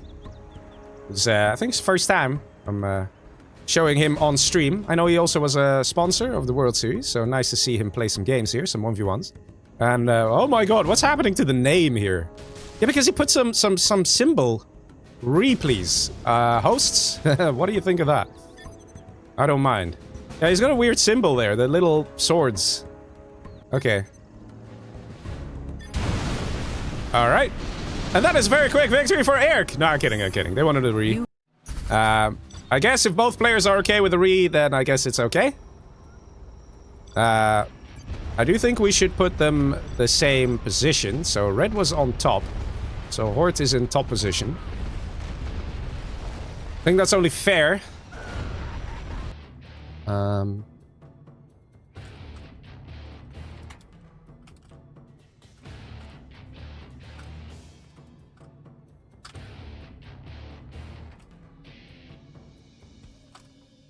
Eric says, what happened? I don't know. The hosts confirm, yeah, it's fine if they want to read, because it was just like 5 seconds in. I mean, it's not like you can actually reveal your secret strats within 5 seconds.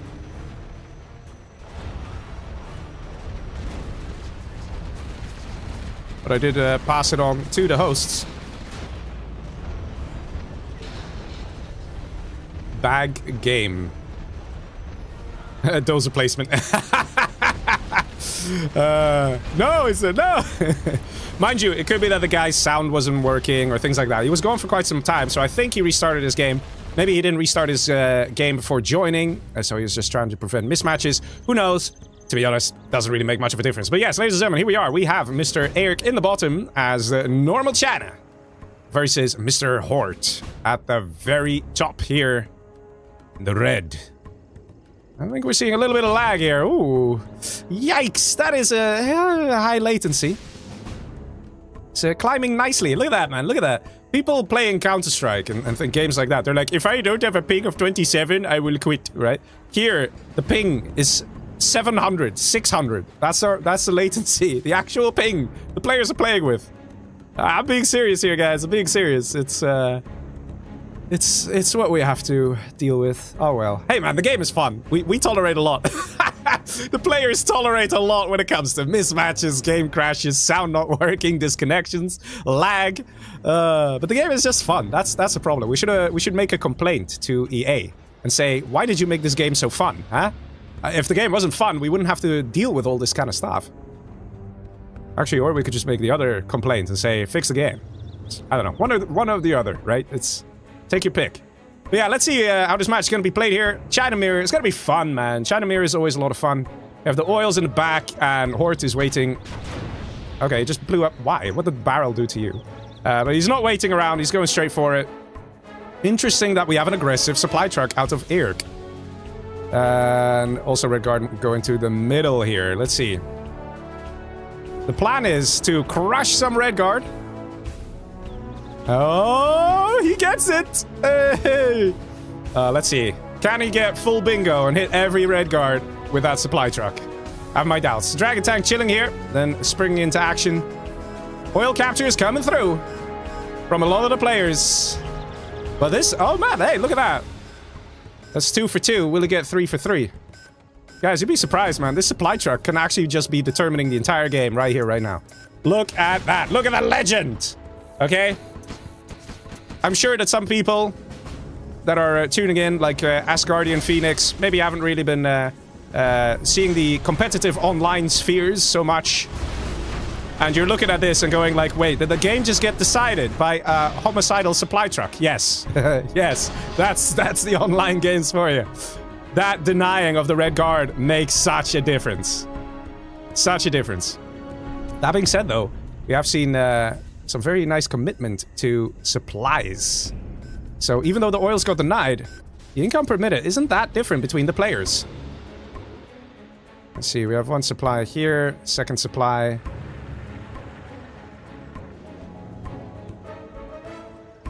The oils are captured, though, so that is pretty nice. And everybody kind of wants these middle buildings, but it's going to be so difficult to hang on to that. Bunker gets established. Dozer actually... Oh, the Dozer! Is he going to go to the building? Yes, he is, and he's gunning down the Dozer. Gets a couple shots off. But the Dozer survives. Let's see what's happening over here. It's an outpost. I'll go for prop center. Ooh, this could be painful. If it hits the scaffold, that's 2,000 bucks lost. He's targeting it, but the listening outpost bugged out. And it's bugging out. I think he cancelled it there. I think he got his money back. Does lose one. Dozer.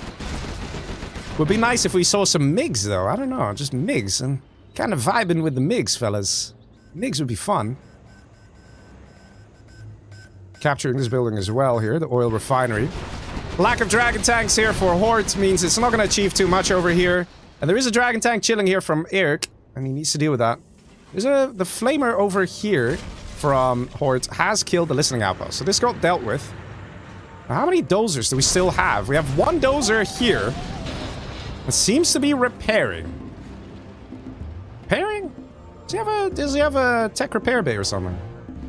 He does. Ah, okay, I see. That's why the dozer's repairing. You know, the little useful things that tech buildings tend to offer. Tech repair bay repairs all units around the map for free, just like that. Ascension 191 in YouTube chat says, did EA actually make generals? I thought they bought it from Westwood. I think Westwood started with the plans of generals. Back in 2001 is when I first heard of it.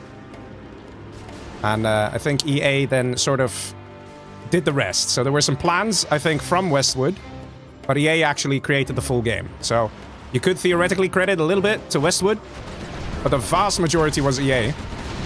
But hey, man, there are great developers and great people everywhere, even in companies that some people might dislike. You know, games are made by individuals. So even if you disagree with the policies of marketing managers, whatever, it's people with a passion for gaming at the end of the day that if they get in a position where they can really make the game they like or want, then it's possible. Very nice aggression all over the map, really. Oil got denied here. I have to say, Hort is doing well here. I think he was definitely on the back foot in the early game. That supply truck really changed a lot. But look at him now. He's actually the one dictating the game, coming in with the aggression. His income per minute is even higher than that of Eric. And command center is being established here. Command center going up over here as well. We got some MiGs. Hey, nice to see, man. MiG's always a lot of fun. 2 MiGs can basically take out any unit that a China can produce, a tier 1 unit. So 2 MiGs kill a dragon tank, 2 MiGs kill an outpost. Oh, terrible timing of the evac. And the MiG deals some good damage. That's actually really going to help this little push here. And he took the artillery platform. Good man. Therefore, this is easy picking for Mr. Eric. Also, very interesting. So you keen-eyed viewers may have noticed that Hort does not have a general point available. He spent a general point on the red guard. Didn't he? No. Wait, now I'm confused. What did he spend the general point on? Or did he spend it just now? Oh, the nuke cannon! That's what he got. He got a nuke cannon. I see, I see. Whereas Eric still has his general point available. So we'll see where this match goes. But once Eric hits level 3, he will have 3 points that he can invest. So he can get a level 2 artillery barrage, or a level 1 artillery barrage, and mine drop, and carpet bomb. And then again, nuke cannons can be pretty annoying. But there are MiGs out from Eric, which can make a difference. And oh my god, look at the carnage. That is painful, man. That one nuke shell dealt so much damage. That is really gonna hurt. Big strike coming in. Mr. Eric wants some vengeance, and he gets it. Scorching his opponent over here. Taking out some stuff. Nice and smooth. Trying to do a bit of a push. In the meantime, we have some stuff on the left. Just an outpost that gets stopped. We have a Lotus here as well that might try and do some stuff. Capturing Eric now level 2. So he is ahead in XP. Not by too much. Let's see total XP here. He has 931 XP. If we compare with Hort, he has... What can I say? Oh, 820. So there's around 10% more XP for Eric. Also with a positive KD compared to his opponent. So Eric is bringing it back. So Eric was kind of in the lead. Hort then brought it back. And now we see Eric bringing it back. So we can see it sort of go from one side to another. And that's another nuke cannon shell. I'll be honest, man. Those nuke cannons might not be a bad choice. Definitely nice and explosive. Tecker Bear Bay getting captured. Now, here's a bit of a potential problem here. This building, it might be better to destroy it because you get a lot of XP for killing it. And I think the first player to reach level 3 will be able to deal some serious damage when it comes to carpet bombing, mine drop, and stuff like that. It is quite nice that it auto-heals the units, though. So this Gat tank over time will come back to full life, but the repair bay heals very little. Very little. So it's going to be a while for that Gat tank is full health once again. The game is starting to slow down a little bit. We have a lot of MiGs, and the players are probably thinking, how am I going to kill the other guy? I like Eric's approach. He just kind of wants to expand, get more money, but Hort is on it. Takes out the dozer and the Gatling. These new cannons.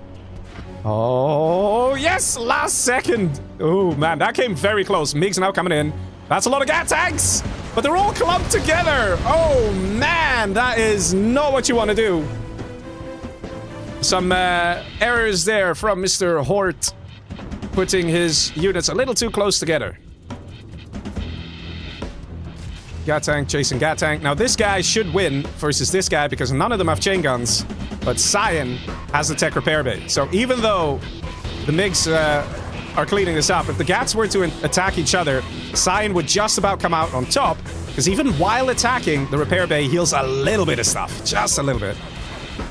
MiG strike again. Look how powerful these MiGs are. It's a bit surprising that neither player has chain guns. Like, get this upgrade, people. If you have to deal with MiGs, get the chain gun upgrade. And here we go. Airk is level 3. And I see a carpet bomber, boys. I see a carpet bomber. Oh, let's see where this bad boy is going. It could actually change the very nature of this match. Let's see. And it goes on the War Factory and the prop. Look at that! Almost kills the supply in the back there. But let's see what's happening down below. Eric is also busy over here with his MiGs.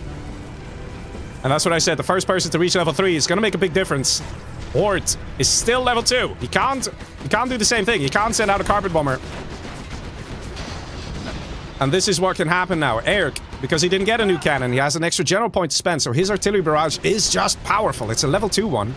It can deal so much more damage. CTK, YouTube chat is absolutely right. He says we've got 700 people watching a game from 2003. Says a lot about the game. Yeah, exactly. It's a fun game. Why, EA? Why did you make the game so fun?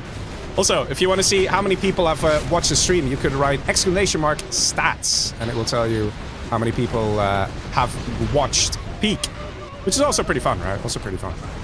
Let's see, quite an army here. I'm missing a new cannon. What do you guys think? I'm missing a new cannon. That would really help out and deal some damage.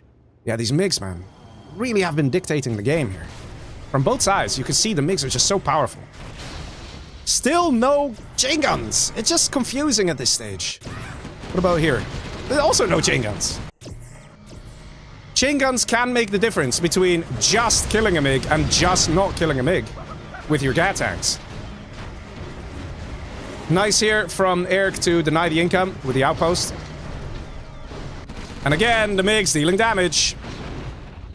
These are quite light vehicles here, so the napalm is just very effective. And switching it up to Gatling cannons is nice from Eric, because it kind of makes it a bit hard for Horde to push. If this Gatling cannon goes up, which I don't think it will, but let's say it went up. Oh my god, he's not targeting it. Dude, you got an ECM, target it. Oh, he's busy getting the general powers and having a bit of fun with that. But look at this. Look how quickly a Gatling cannon turret takes out a Gat tank. Look at this. This is dealing good damage. Anyway, let's see. There was a carpet bomber that went this way. I think took out the supply over there. Carpet bomber comes in, gets a war factory, but because of the curve, might take out... No, it doesn't take out the trucks. Would have been nice, though. Would have been nice. Yeah, very strange that they're not going for the chain guns. Nice flamer here, trying to deal some damage again, getting that XP. Eric now level 4. Look how quickly Eric reached level 4, right? It's in part also because he could come in with the early general powers dealing serious damage. MiGs working overtime, alright. Look at that, killing a lot of stuff. There's a dragon tank moving over here, but the MiGs have plenty of time to rearm and then deal with the dragon tank on the left-hand side. That's going to be pretty good. The MiGs out from Eric, and this looks like it might be an attack that's going to go for the base. Does have a scout post here. Can take out the Gat tanks. Oh my god! Oh, this can hurt. And he knows it. That's where he just engaged the Gat tanks. Another new cannon at the ready. Man, I love the new cannons. Beautiful units. Absolute beasts. And here we go. Look at the XP of Hort. He's going to destroy this building. Yeah, boom! And even quite a bit of a chunk there into the level 4. I think Hort should have done this a little sooner. When he was still level 2. Would have really helped him reach that level 3. That crucial level 3 to unlock the carpet bomber. New cannon here, doing a great job ensuring there's no supply collection here. And let's see what's happening. We got a few outposts going in. And again, we have these MiGs working overtime and proving to be effective. Look at the number of units they have scorched. It's insane. It's absolutely insane how effective these MiGs are.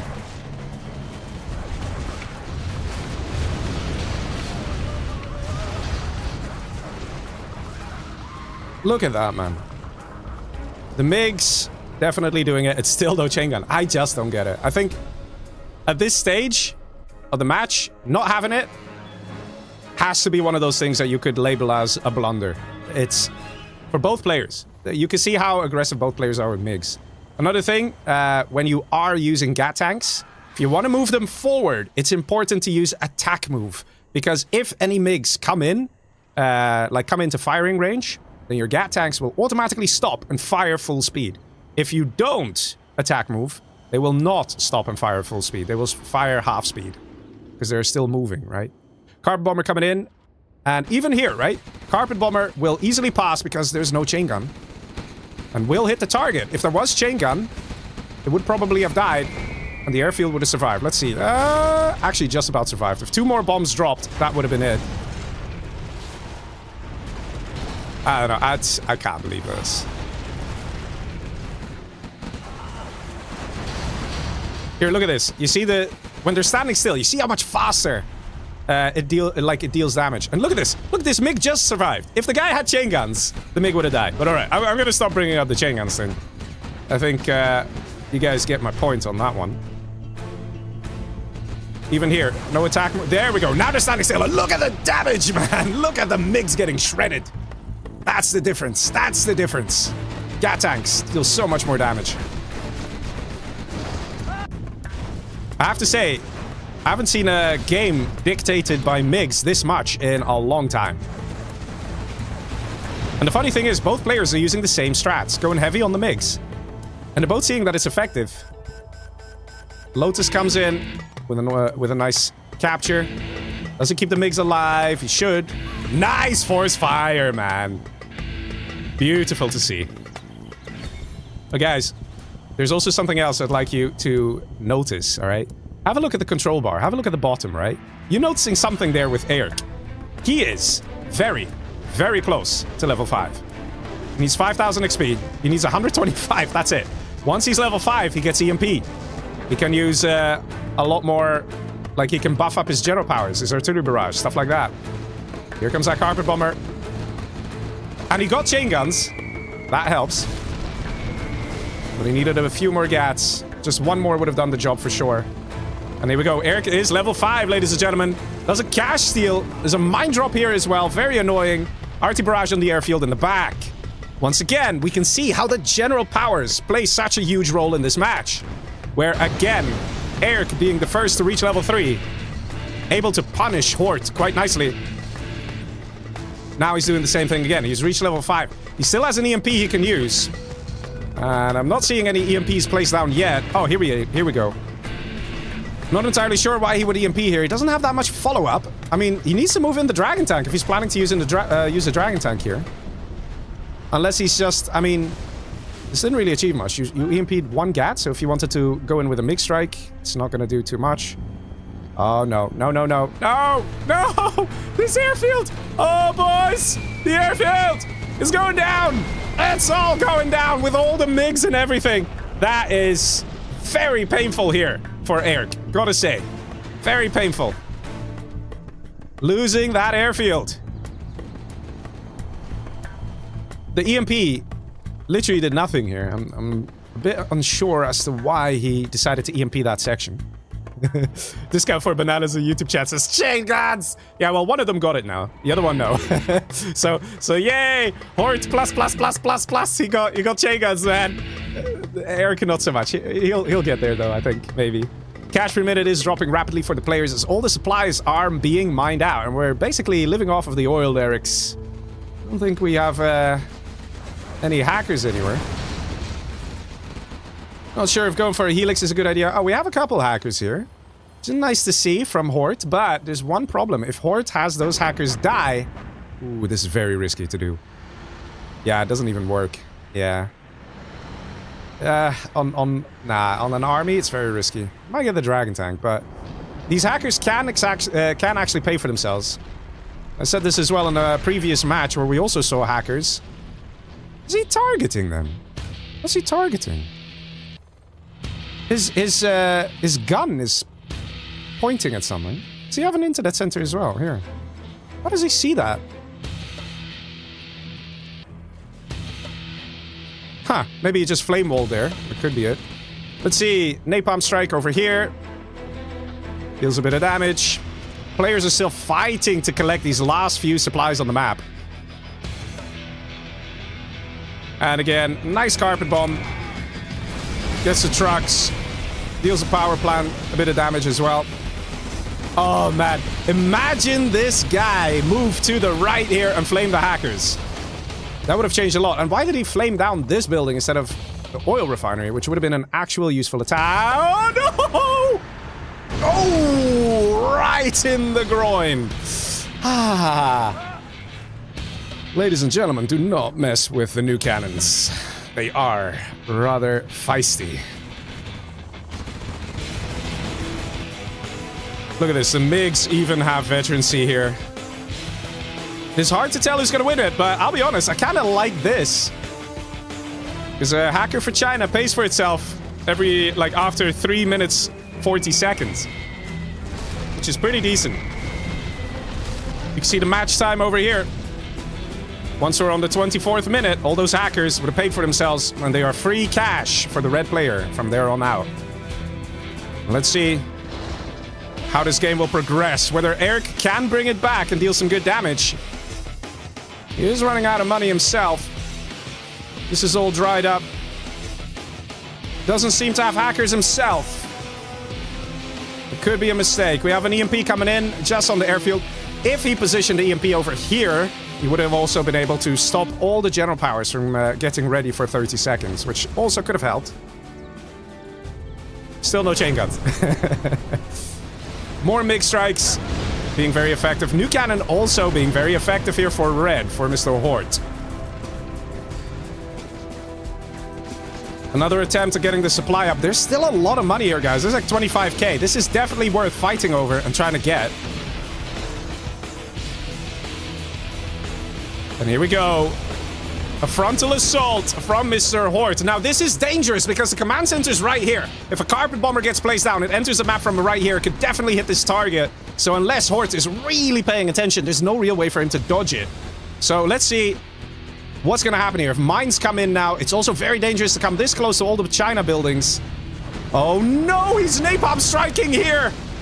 Ooh, he's lucky there's no firestorm, because if there was, he might have killed his own buildings. Right now, Hort is actually being very nice and aggressive and doing some serious damage. We got a Helix in the back here as well. I'm not entirely sure what the plan is with the Helix. Yeah, it's getting gunned down here. And Helix returning to safety. And here comes a what? A mine drop on the new cannon. But the new cannon has no intention of going anywhere, man. He even has veterancy. That's how much he's killed. Like, he needs to kill like 10 units or something. It's not easy for a new cannon to get veterancy. Surprised we're not seeing mines. I mean, would be a very easy way to deal with this problem here. The mines of 600 bucks. Now it's going to cost you another MiG, Mr. Eric. Eric's struggling here to deal with this issue. And now the oil gets hit by the artillery barrage. Excellent target. And takes it out. That's what you got to do. In the meantime, look at this, huh? What did I say? 24th minute. Only 2 more minutes. And these... No, actually, these are already vetted. That means they already paid for themselves. I mean, look at this. What is this? This is like meme material. Like, just kill it. Dealing some damage here. Good thinking from Eric. If the artillery barrage is here now, that would be such a juicy target. Definitely a mistake from Eric to place his most important structure, the prop center, right next to his most important building, the oil. Like, so both of them in blasting zone of an artillery barrage. Like, that's not the best. And oh no. Ladies and gents, are you ready to witness the end of Eric and hear the GG? This carpet bomber is gonna do it. I said before, general powers play such a role. And check out the damage that this is gonna do. Both airfields under threat. That is absolutely devastating. Flamer now on the side as well. That is basically the GG. I don't think there's any chance for Eric to recover from this at this point in time. There's no hackers, there's no other real income. Does he even have dozers at this stage? I don't think he does. So he's dozer hunted on top of everything. So the moment he loses the war factories or the prop... There goes the prop. Oh man, there goes the prop. That means that he's gonna suffer very devastating losses. No more general powers for him because he's lost the command center. He has no dozers to rebuild a new command center. This is Hort's game. 100%. He gets it. He gets it. Little oversight there from Eric. Also, a bit dangerous to build his command center so close to his enemy. If we see Hort over here, it's nice and safe in the back. He's built a couple more hackers as well. So even though it hurt a lot to lose that oil, he has the income because he has the hackers. When hackers gain veterancy, they basically paid for themselves. So you have this, you can have this safe feeling of, okay, it wasn't a waste of money. New cannon here, trying to be annoying. And normal China does not have fast-moving overlords. You gotta upgrade that stuff. So this overlord is not gonna be as effective as Eric is hoping. No speaker tower upgrade either, so this guy is dead meat, and there goes the GG, says Eric. Nicely played by Hort. It was definitely a struggle to the death. The new cannons proved to be effective. The MiGs proved to be effective. And even though Eric beat Hort to the punch when it comes to the general powers, it was not enough. Hort with the nice strategizing there. Switching it up into hackers, ensuring that he had economy well into the late game as well, made the difference.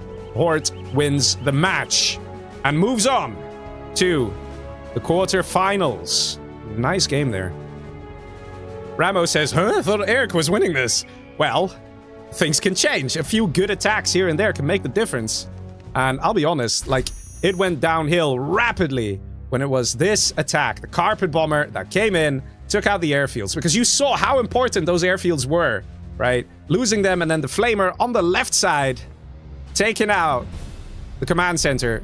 That was just the final nail in the coffin. So much damage was dealt in that moment that Eric could not recover. Look at the cash difference here.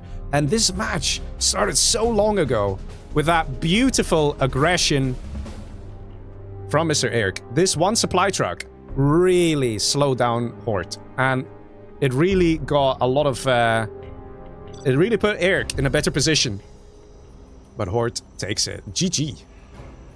All right, let me restart my game here. That was a pretty fun match, wasn't it? I tell you, man, whenever it's China, it's gonna be fun. I'm not saying the other armies aren't fun, but it's just something about China's, you know. I think the thing is that if you have USA games, they always resort to Humvees because Humvees are just so good, so powerful. That doesn't mean it's not fun to play with Humvees because the micro really comes into it. But I guess what makes it fun with China's is you get the variety of units that have to be used in very clever little ways, or else it's just not going to be effective, right? Look at the number of China units we saw. We saw outposts, we saw GAT tanks, we saw GAT cannons, the structures, we saw MiGs, we saw new cannons, you know, we saw so much. We saw the general powers. We saw everything. And that's what's so fun about the Chinas, I think. You get different strats, different things that could work. And, yeah, let's pull up the bracket here. Let's see where everything's at. So far, we have the final match here. That's going to be in round 2. As you can see, round 2.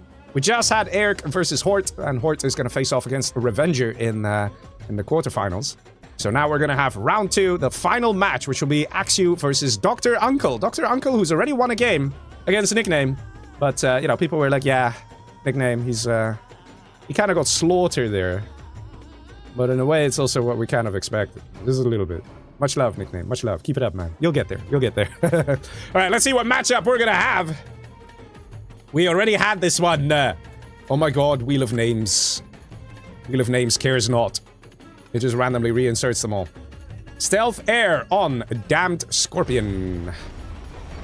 Axu Stealth Dr. Uncle Air on a Damned Scorpion.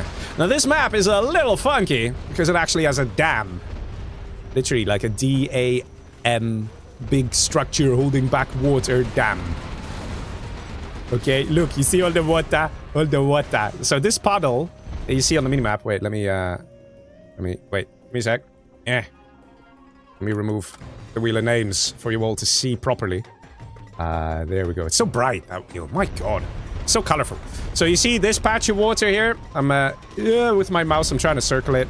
And the same with this patch of water here, I'm trying to circle it. There's no water there. There's no water. It's a lie. There is no water. But if you break open the dam, it will be full of water. And when it's full of water, everything dies. So, you know, it's a bit of that. All right, let's go to the next match. Ladies and gentlemen, tell me, what do you think of the tournament so far? Do you like That it's not always the same names and it's different people? Sec a strat. Axu wants to strategize. He's doing the meme where you see the calculations happening on the face. That is Axu right now. It's POV. He's thinking up, cooking up the best strategy possible against Dr. Uncle. He's like, well, Dr. Uncle is a doctor and an uncle. The best way to stop a doctor is with apples. What if I go for a lot of apples? Because an apple a day keeps a doctor away. He will die. What about uncles? How do I get rid of my uncles? Severe thinking and strategizing from Axu. But yes, ladies and gentlemen, here we are in the next match. Here we go. We have Axu at the top left as a GLA stealth. All the way on the bottom right, Dr. Uncle, who's already had a victory earlier tonight. So maybe he's feeling it, you know? Maybe he's feeling a little warmed up, ready to go. This matchup on Damned Scorpion. Now let me show you guys those lovely dams, okay?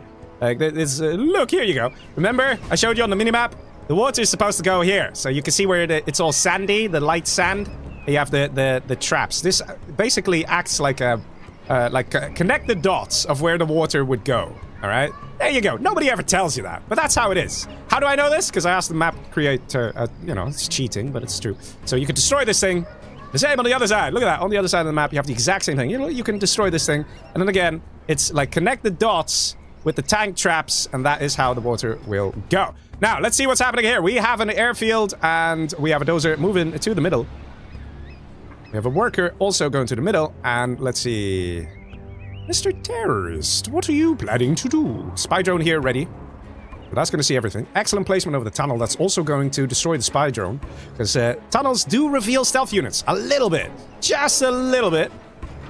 And that's a pretty good spot on location. This guy just wants a hug. We're gonna find the dozer. Oh, risky. And he gets it. Beautiful plays. Keeping that worker alive. This makes a difference because this tunnel will go up. The ranger can't gun this guy down. It's not enough time. A ranger, although he's got a freaking machine gun, it's not as good. You know, it's doesn't kill things very quickly. So, good reaction there from Dr. Uncle. Empty technical, moving forward. Why? Because he wants to stop the oil grab. That's what it's about. In the meantime, what was this? Ooh, is that a demo trap? Nice deny here from the green player. That is Axu. Wants to make sure the USA does not get this oil. Now, when this is destroyed, it spawns another two rangers. Do we see a reaction? Do we see it going in the building? Survive, little buddy. He survived. Okay. But it's probably another technical en route, so probably not going to survive for too long. But, you know, there's hope. One can hope. See, money already established over here. Nice that it's on this side, not on this side, so, you know, it doesn't get destroyed by the dam. Ooh, now that was a beautiful split fire there from Dr. Uncle, denying that technical. He doesn't actually need to land. He wants to land anyway. Got two dozers here. He just constructed a dozer, even though he has an extra dozer. Not sure if that was a misclick. Now that is a split fire and a half. With one missile. And again, one missile. Man, how does one become such a legend? How do you do this? Okay, for those of you seriously wondering how you do this, you click a unit to attack and then immediately press stop. So you click and then stop. But if you're lucky, if you're very lucky, it means one missile got fired off. Unit gets denied here. It's very clear that Axu wants to get closer and closer and have a good position to attack Dr. Uncle. Dr. Uncle has wraps, only one supply. He's not positioned his Chinooks correctly. He needs to have one Chinook collecting on one of these piles. He does now have this oil. Yeah, it was a demo trap. Look at this. This is a demo trap there. Oil capture coming through. So far, Dr. Uncle is not in a bad position because he's starting to get those oil Erics. And this could spell doom. And doesn't kill the worker. That worker's alive and well. And immediately the targeting down of the worker. Nice save there by the red player. That is Dr. Uncle. Quad cannon on the left side here as well. Ah... Two Raptors are needed to take that out. We don't have laser-guided missiles. This upgrade helps Raptors deal a little bit more damage. It's at 12.5%. No, I'm not making it up. They thought 12.5% is a nice round number. You know? Like 1 over 8. You know, it's a... Oh my god! What is that? Do you see these split fires? I mean, I know we have perfect latency, but man. Dr. Uncle. Clearly Axio is out of apples because he's struggling hard. Okay, lost a Humvee though. That is a bit painful. There's money collecting over here. If this money collection gets stopped in any way, it's gonna be Red's game. And, hello? Okay, I think he's looking elsewhere. He's trying to stop the oil capture here and succeeds. Good man. Oh my god! The dozer died to the demo trap. This tunnel is up though, and that spells doom, ladies and gents. Immediately a quad pop comes, and check out the strats here from Axio. He wants to overwhelm Dr. Uncle. Is that gonna work? All the Humvees are chasing down one technical when there are quads right here. The Humvees need to defend and not chase down a little technical that does nothing. Great strats from Axio. Strat center, for some reason, 94% is not building. Oh my god, that makes such a difference. Because if Search and Destroy was up, these Humvees would shred the quads. But now it's the quads doing the shredding, boys. Now it's the quads doing the shredding. Does get taken out, though. And definitely Axio bringing the pressure here to Dr. Uncle. Maybe a switch into Comanche could work against all these technicals as well. And we see a new dozer. Look at this. There's a tunnel right here. Axio pumping away as fast as he can. Only on one arms dealer, to my surprise. Oh, no. He's got a second one. He is now going for Comanche, probably to deal with the technicals. Quads at the ready and know what to expect. Comanche has none of the upgrades. No stealth Comanche, no countermeasures, so they're easy picking for the quads. And this freaking strat center, he's level 2. If he finishes this, 3%, go! Go like you've never gone before, Mr. Dozer. Why are you getting a firebase? Get the freaking strat center up, please, so you can call in a carpet bomber, so you can get search and destroy on your Humvees. Who cares about a firebase? Firebase is gonna save you. A carpet bomber is, because if you can stop one of the arms dealers from producing with your carpet bomber, it will definitely reduce the amount of quads going into your base. Dr. Uncle panicking a little bit and completely forgetting he has this. 97%. My god. Nice firebase though. It does actually deal damage to the tunnel, but please get the frickin' strat center up and running. No, don't drive here. Drive. Yes, yes. Yes, the little engine that could. Nice split fire. We're gonna need a carpet bomber. He did actually spend the general part. There we go. Yes, it's only 3%. That is 1, 2, 3, and it's up. There we go. Now use the carpet bomber, please, and get rid of this stuff. Thank you, good sir.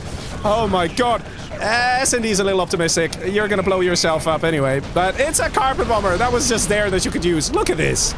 Killed 4 quads like that. That strat center already paid for itself, okay? It already paid for itself. Killing 4 quads is totally worth it. Oh my god. A new arms dealer up here. Let's see. Do we have any other supply collection? There's actually supply collection good up here. And we have the capture of the oil from Axio. Axio with the pressure. He's doing it, man. He's doing it. We need to see a new strat center, though. Because it's so important for Air Force General.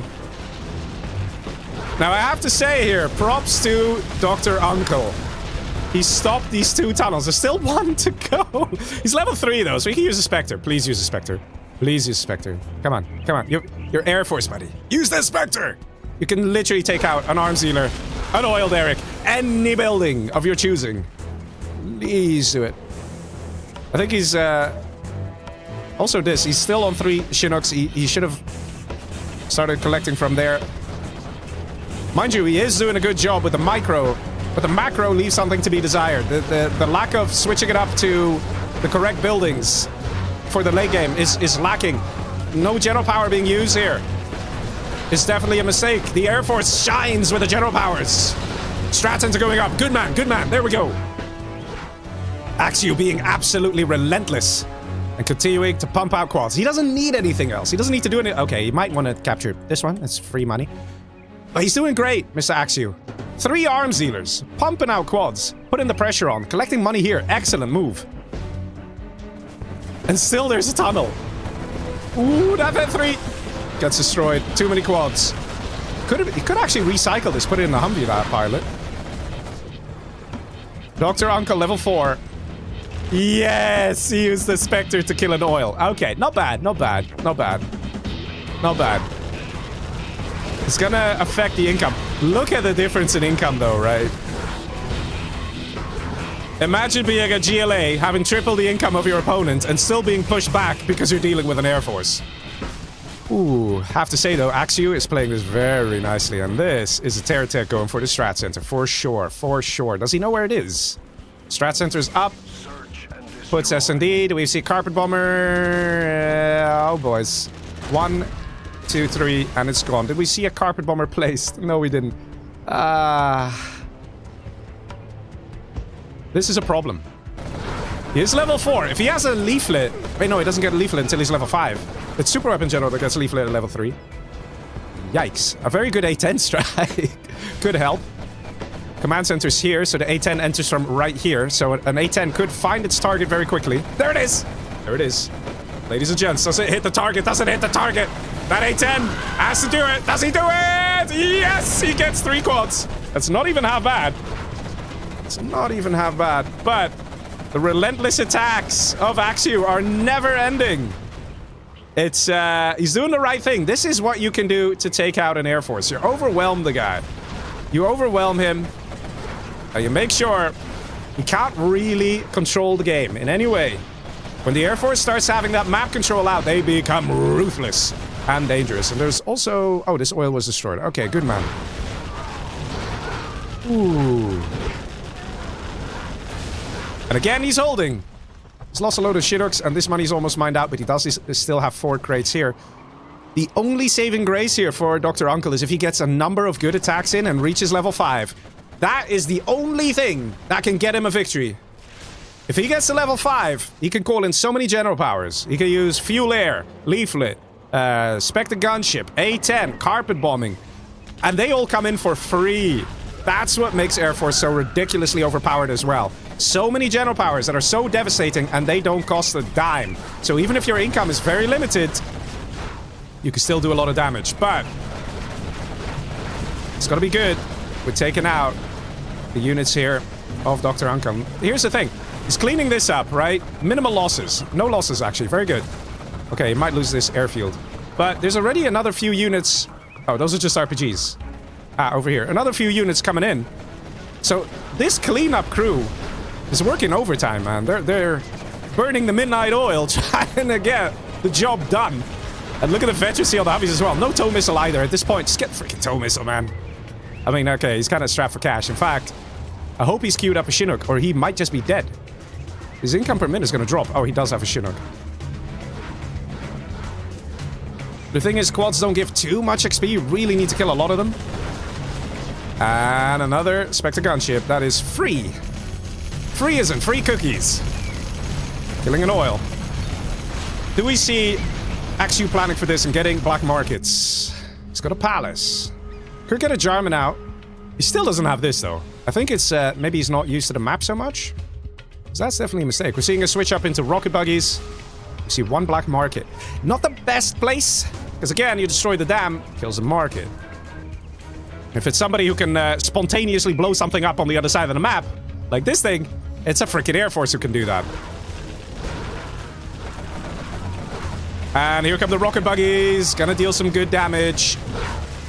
There's no rocket buggy ammo upgrade, but it's not entirely necessary at this stage. Rocket buggy ammo, some of you might be surprised to hear me say this, but rocket buggy ammo is good if a buggy can stand still and keep firing a full volley. So, like, dealing damage to defenses, it's great. But the Humvees, they will get out of there, man. The moment there are rocket buggies, they'll get out of there. So, the odds of a rocket buggy firing its full volley is quite low. That being said, it's still a worthwhile upgrade to get, but it's not as essential in this situation. Like, I wouldn't say, oh, what a mistake. Here, look. You see, the Humvees will just get out of there. Look at that. Those are the losses. Finally, he's getting the oil. Dr. Uncle closing in on that level 5. The thing is, Axu should know this and sell the buildings. Buildings give so much XP, guys. Check this out. When he kills this, look how close. He should just gun this down for the XP. Look how close, man. We're getting there. 4,615 XP. He gets to 5,000. can pack a serious punch with those free general powers. Although, what's this? It's a random worker. Got one raptor again. But yeah, the income of Dr. Uncle's very low, and here we go. We destroyed the building, got some real nice XP for it. Workers don't really give XP. And there we go, it's level 5. Ladies and gentlemen, we have a level 5 Air Force. And a split fire. Is it working out? Is not really working out. He is level 5.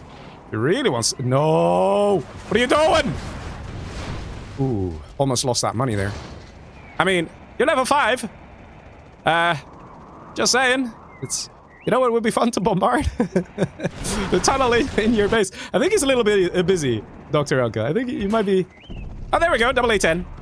Oh, no. That's a single A10. Because he didn't spend his general points yet. Oh, no. Kills everything, though. He's still a worker. Good man. That's what I mean. He spends the general points. He can now fuel air wherever he wants. Where does he want to? Where do you want to fuel air? What do you want to destroy? Because now you are a scary Air Force doing scary Air Force things. Even this. Why are you doing this? People, I don't understand you. You know that this thing can get destroyed. One Spectre over here, and you will lose 2 markets. Guys, there is a chance, as crazy as it is, there's a chance that Dr. Uncle's gonna win this. Okay, but he has to react. There's 2 tunnels going up. Please, sir, please. You're doing so nice. You're doing so well. Oh, my God. I don't know if this was a wise decision. Because now he's alerting Dr. Uncle to this... Oh, no, it's going up. Oh, no. Oh, no. Oh, no. Oh, no. That's... Leaflet. When in doubt, use one of your many general powers. Look at that. How often do you people see an EMP Jarman, eh? Yeah. These 2 tunnels. That's it. That's a GG. Dr. Uncle loses it. Fuel air, please. Please. Please. Please. Dr. Uncle being a little too conservative with his general powers. I want to take blow this stuff up. I think he wants to be more aggressive. Unless he already used the general power somewhere. I don't know if he did. Combat Chinook might also be pretty useful at this point. GG says... My God, what a match! What an absolute match this was! Oh, you have been defeated. That was actually really close, people. That was really close. Look at the difference in money. This match lasted so long. Dr. Uncle came so close, man. So close. If he stopped that tunnel from going up, those 2 tunnels at the bottom.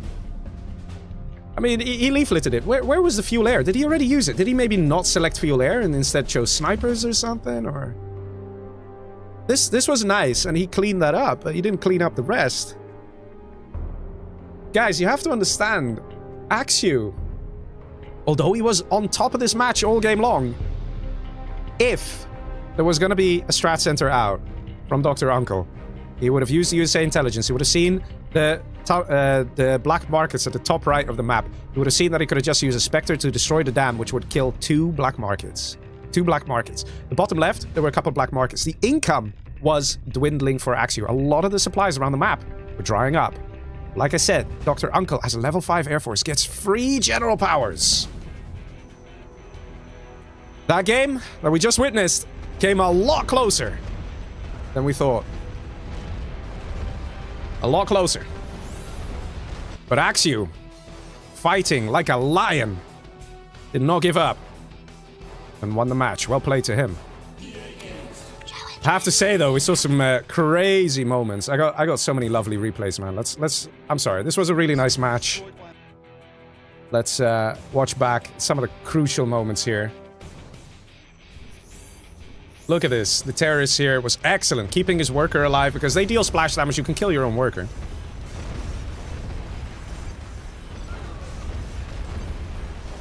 Saw some great attacks here. Denying that oil cap in the beginning also made a big difference. And looks like we might just see... okay, I have different people. Wait, give me a second. Ah, okay. All right, let's pull up the bracket here and see how we're doing in this tournament. Axe, you got the apples, says Lazy. Oh yeah, man, he's got them apples, all right. Kept away the Dr. Uncle. But yeah, let's see the bracket over here. Ladies and gents, we are now entering the quarterfinals. And the first players we're going to watch are the almighty Scary Excal versus Killer. And Killer has been spot on. Just eliminated Staz. And did so quite comfortably, I would say. If you guys remember that match where Killer was GLA versus Staz, the tank general in Alfie's Haven. So let's see how this is going to go. But... guys, it's starting to get pretty hot in here, I'm telling ya. This is gonna get tough for Mr. Killer. But perhaps also a little tough for Mr. Excal. Let's see. Let's see what matchups I need to do. I might need to switch up the matchups now.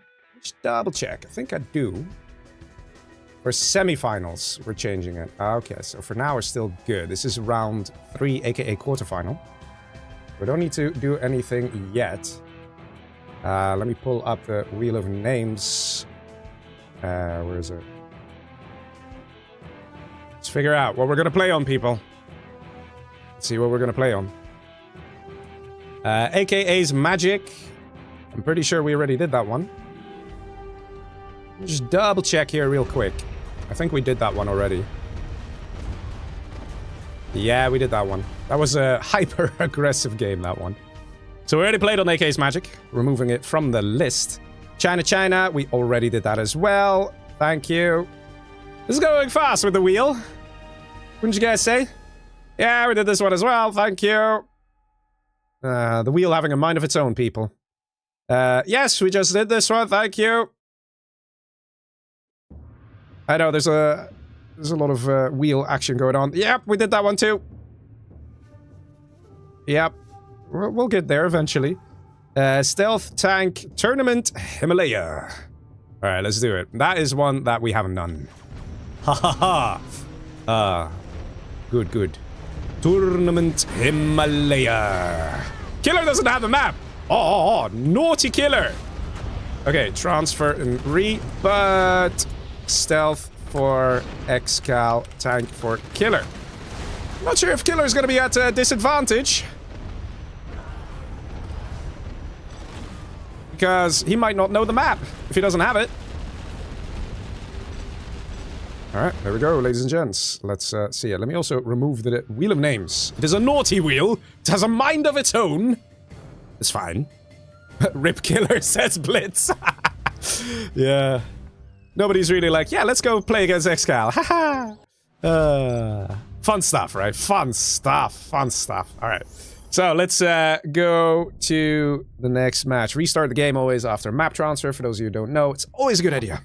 You play with your friends, you gotta do that. If you have a map transfer, always restart the game, because it helps reduce mismatches. And here's a trick question for some of you who are just tuning in. How many mismatches do you think we've had so far? Huh? Because, you know, we're constantly restarting our game. Huh? Guess how many? Guess! People probably going like, Leggy, don't tempt fate! See, a lot of people have actually liked the stream. Like a crazy high amount of people have liked the stream. But am I seeing that right? Are we on 285 likes? Hey. If you played map before this, then yes. If you didn't, then no.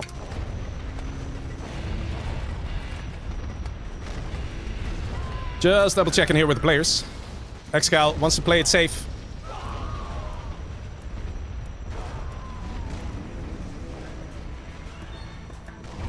Ramo in Twitch chat says, now I want to see the dam break. I guess we didn't see that happen. Although, I think if Dr. Uncle was just slightly more on it, we would have seen that. Because the game did come very close. Alright, let's see it, ladies and gentlemen. Are you ready for some Excal action versus Killer, who's been ruthless to all his opponents so far?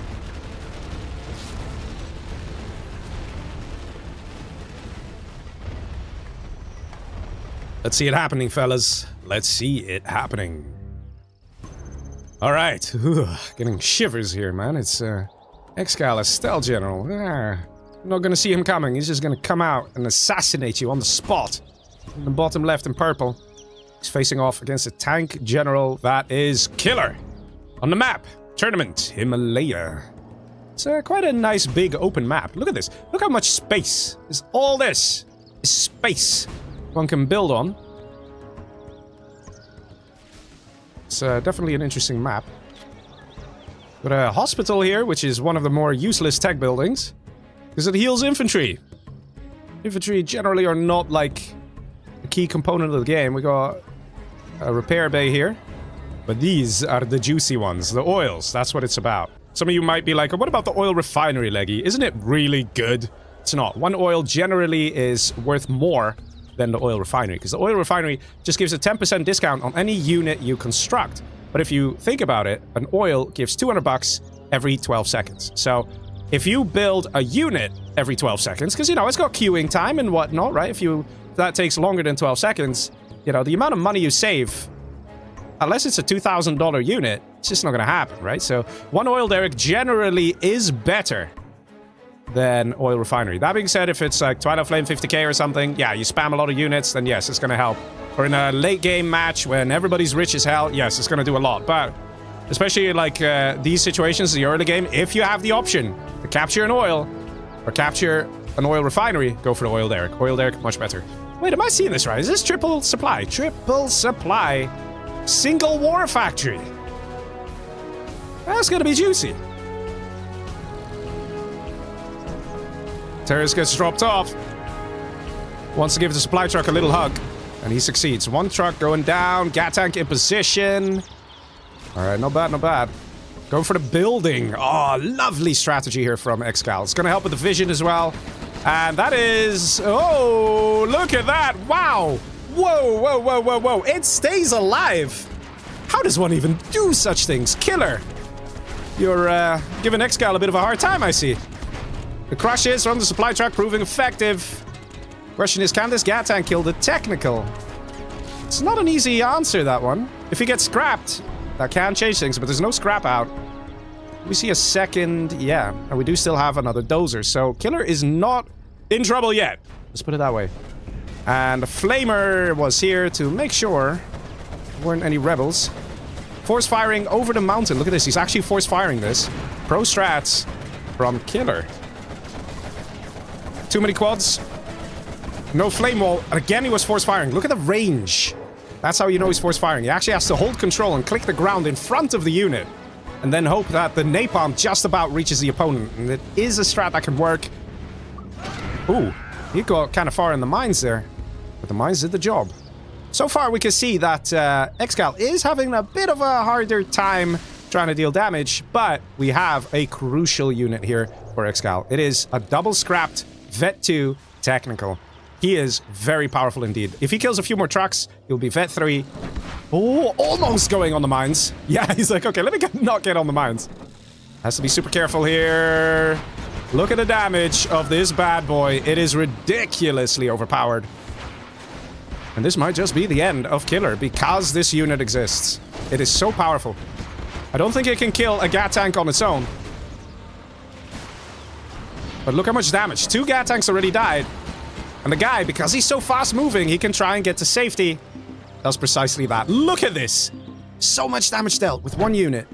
Let's see what's happening down here. We have a Flamer coming in with an outpost. Do we see a flame wall? Do see a flame wall. And an occupying of the building. Very nice. Does he get any quad kills? Nothing. Excal, you gotta give him something, man. Like, he's really trying here. Excal's having none of it. He's like, nope, I'll keep all my units alive. Look at the KD as a GLA. Mad. He's going for the second oil grab. It did get destroyed here, this tunnel.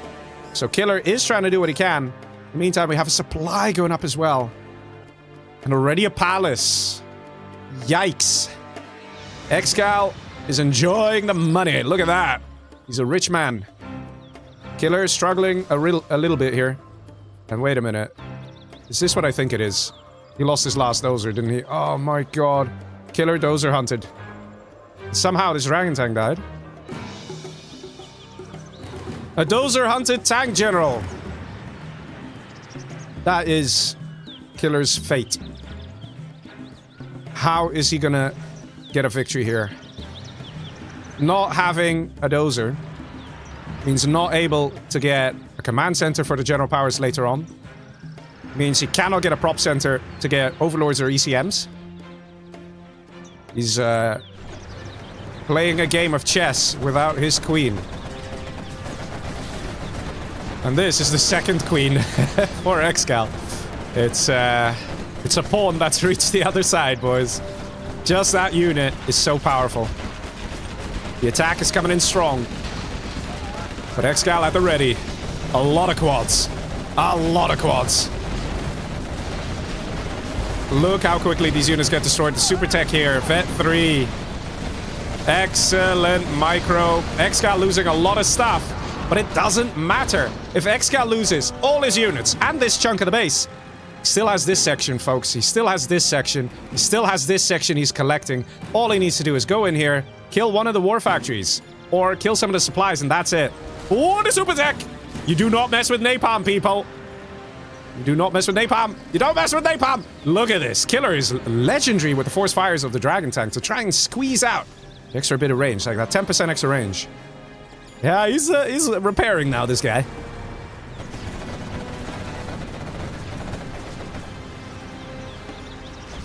I wonder if we'll see the death of the technical here to dragon tanks.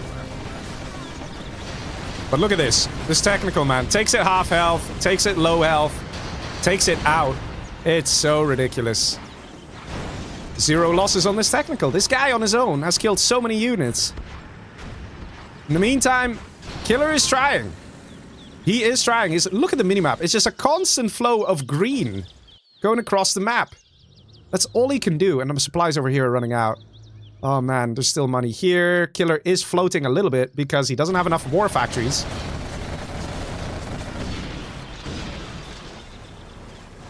Oh, what's this? Oh, that's pretty nice. But here comes the guy, the perfect cleanup crew, right? It just does it. Excal getting a command center up. Who's almost level 3. There we go, he's level 3. Immediately. Nope, not spending his point. Not yet. Dragon tank's coming close here. A Jarman Kel also would be an excellent addition here. Pigeon says the player's KD don't sum up. Yeah, that's normal.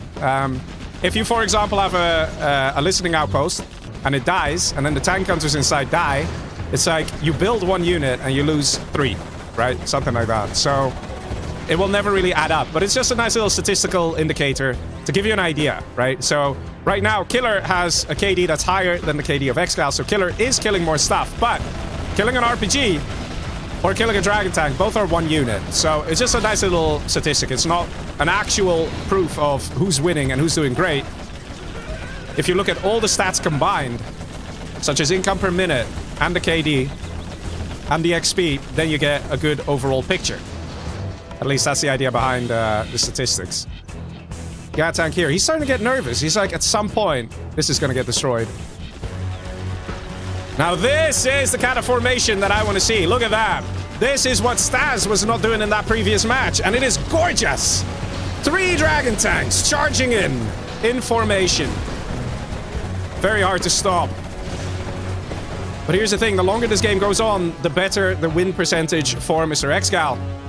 Because this money is gone. This money almost gone. There's only 1k left over there. And then it's just 1 supply. And from 1 supply, Killer will eventually just run out of money. And oh, look at this. Look at you. Ah, you little devil. He takes it. You know, on the picture of the hijacker, I think you can see him holding a knife. What he's actually really holding is a can of spray paint. You know, it just changes the color to purple. And then it becomes Excal's. Let's see, a lot of dragon tanks. Let's see if he's going to put them in formation again. Nah, it doesn't seem to be the case. I think he's all about just going in with the aggressive attacks. But he is microing them very well, these dragon tanks. Look at this. Look at the fire, people. But Excal is holding like a champ. Killer definitely making it a bit difficult for Excal here. But Excal is succeeding. This Flamer should get GPS scramble, just saying. Would be nice. He's got the command center. He's level 3. If he GPS scrambles this, he can literally drive it into the base and flame down the war factory. But there's already Battle Mass out. Killer knows it's over, though. Says GG, and there we go. Ladies and gents, that is a nice victory there for Mr. Excal. Oh, my God. That is powerful stuff, man. That is powerful stuff. Mr. Excal. Proving he is a very, very scary individual. We saw some nice attacks here.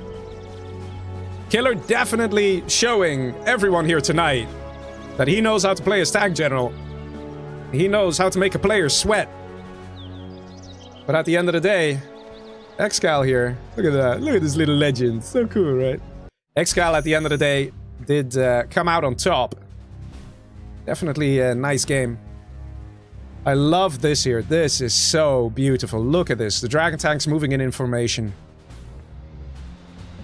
As a result, they don't traffic jam. You can reach the target real nice and quick. Look at the stats. Look at that. Excal collecting so much more.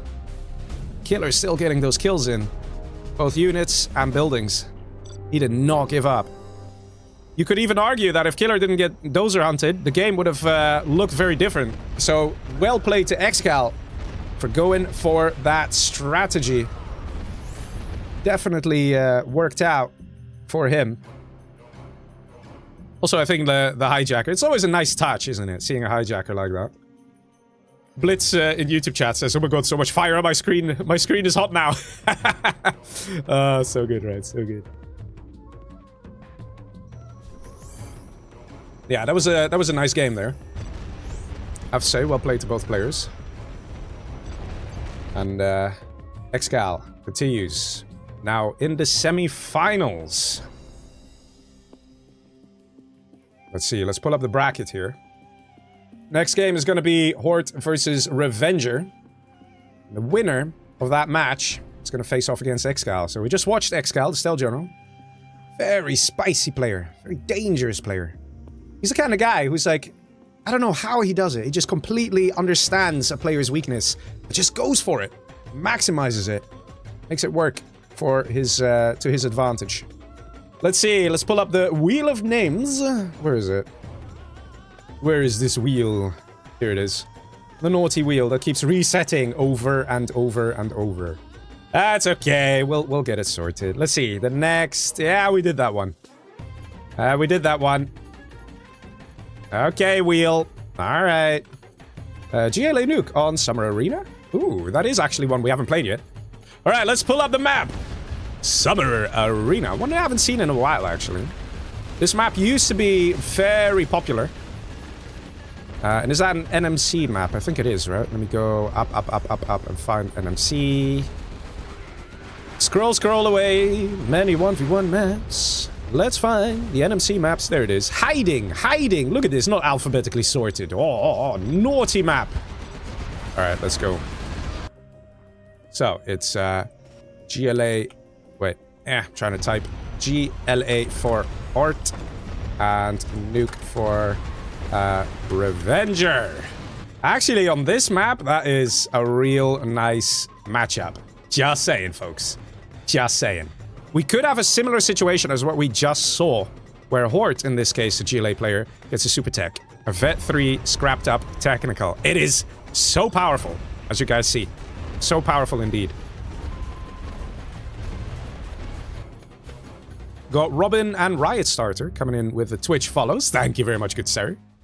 And let's see. Also, let me see if I can very quickly do some membership gifting. It shouldn't take long.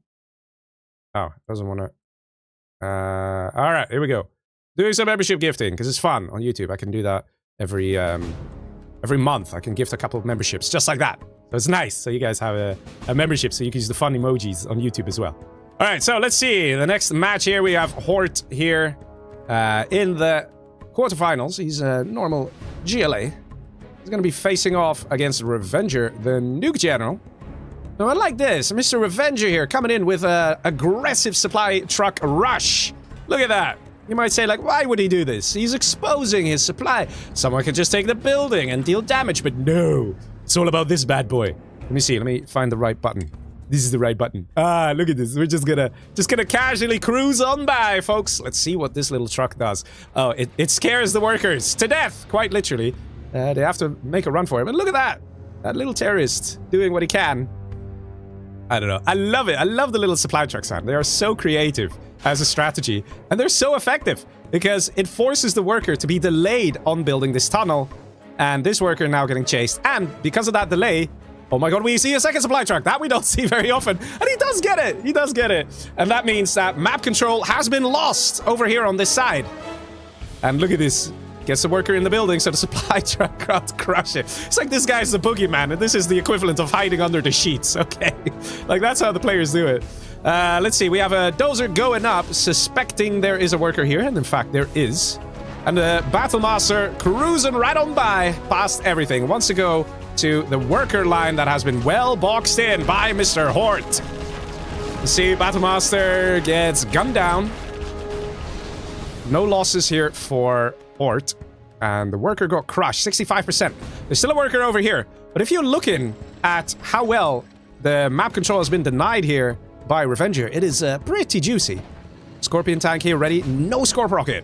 When the Scorp Rocket is ready, we'll probably get a message showing somewhere here. You know, it'll say, oh, the guy got Scorp Rocket. Because it does matter a lot. And look at this. This guy's looking for a tunnel. But a tunnel is already down below over here. There is a supply truck coming. How did he see this?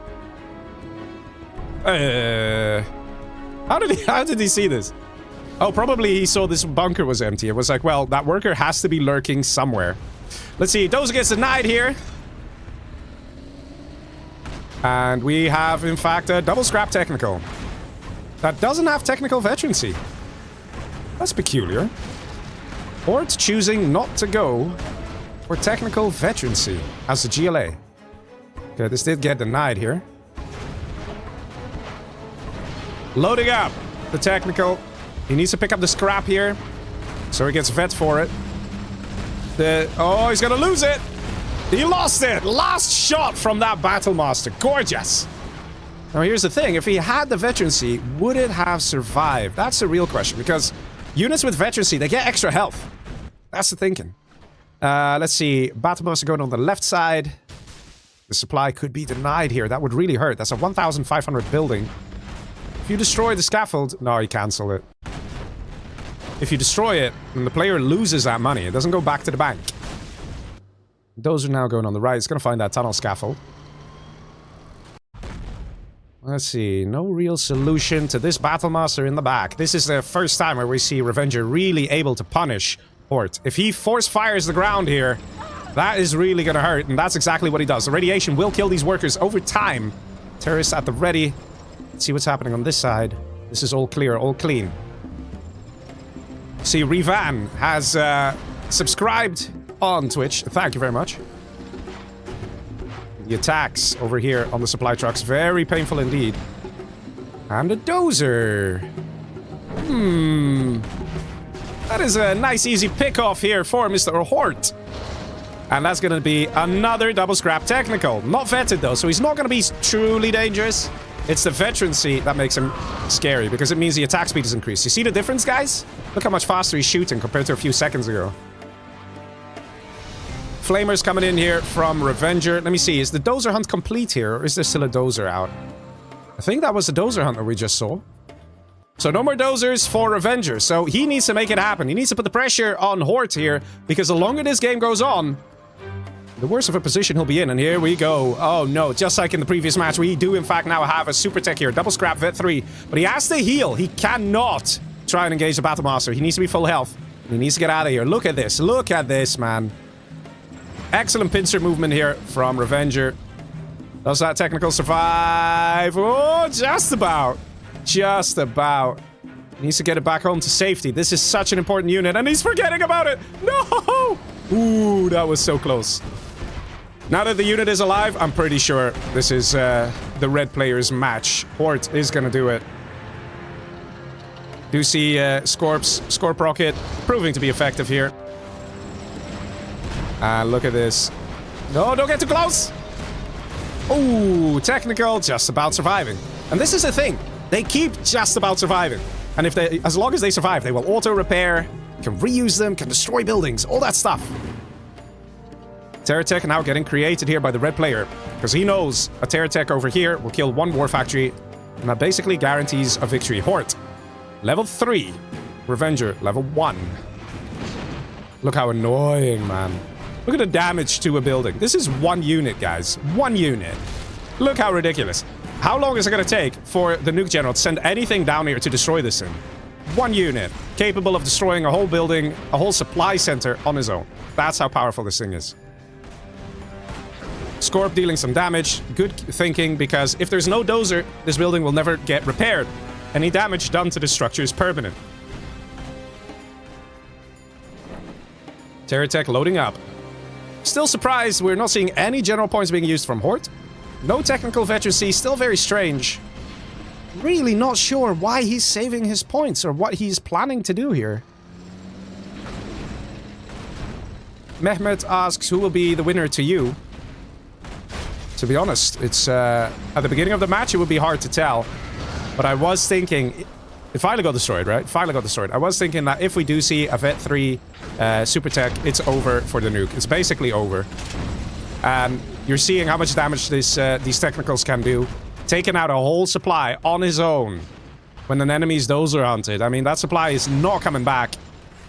Losing the war factory now, it's a GG.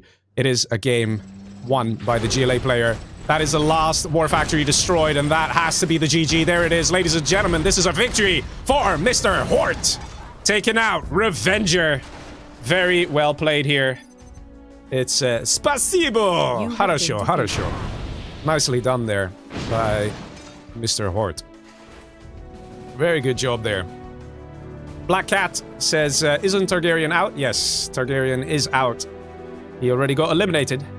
But you can go back in time and see his match. He definitely played a few nice games. I'll give you a little teaser. He didn't only play 1 match.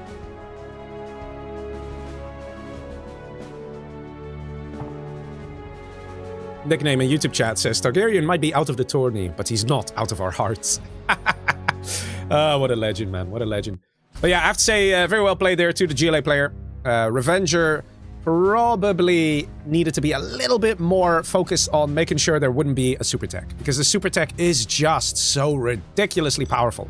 If you look at pro players like Marikar, like Excal, the top players, they are always so on the money when it comes to denying scrap to make sure that doesn't happen. Because it is just, the super tech is just so ridiculous, man. Especially against Nuke General. Nuke General is one of those armies, even Tang General. To be honest, it's all the Chinas, really. Infantry might not be as scary, but Nuke General, for example, is not going to have MiGs out or Helixes to deal with that.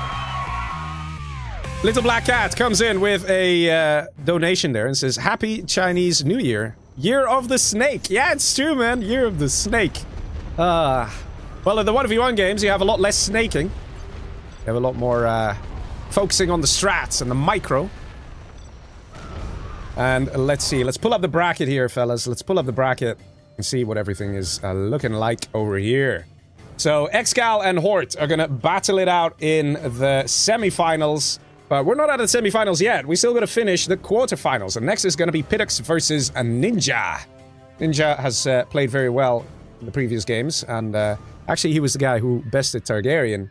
And did so quite convincingly. He did a good job. Definitely did a good job. Targaryen put up a good fight. But Ninja was rather powerful, you know. All right, so let's pull up the Wheel of Names and see which matchup is going to happen. Give me a sec. Here's the Wheel of Names that likes to reset itself. Why you keep resetting Wheel of Names? Wheel of Names is not happy, man. It's not happy. It's like, Leggy, stop doing this. Stop, you know. Wait, China's super weapon on Mountain Mayhem. We did have that one, right? Let me just double check. Pretty sure we did have that one. Just want to check the map here. So many maps, so many maps. Guys, if you're wondering how you can get these maps, just install Gentoo. Yes, we did have this one. Okay, air stealth on AK's magic. We had that as well. Just give me a second. Remove. Okay. And tank air on 8. That was the first match. Yeah, stretching Leggy's memory over here. Toxinukon battle plan. Did we have that? I think we did. see the map here. I mean, we're running out of matchups. Yes, we did have this one. All right. Let's see what else we got. I don't think we had this one. No, we did have this one. Did we have this? Yes, I'm pretty sure we did. Demo inf. Yes, I think we did. I mean, there's only 2 matchups that we still haven't done. That's the thing. Yes, we did this one. So that's the thing. We have to get to which one is hasn't been done yet. Oh, plant waste. Yes, we haven't done that. We haven't done that. I know plant waste. We definitely haven't done plant waste. Which is based off of Command & Conquer 3 map. Plant waste. Also a nice oldie. It's been around for a while. So tank for Pidux. Stealth for Ninja. All right, there we go. Nickname, can you just tell me which matchup we haven't had? So I don't have to do this Wheel of Name thing one more time.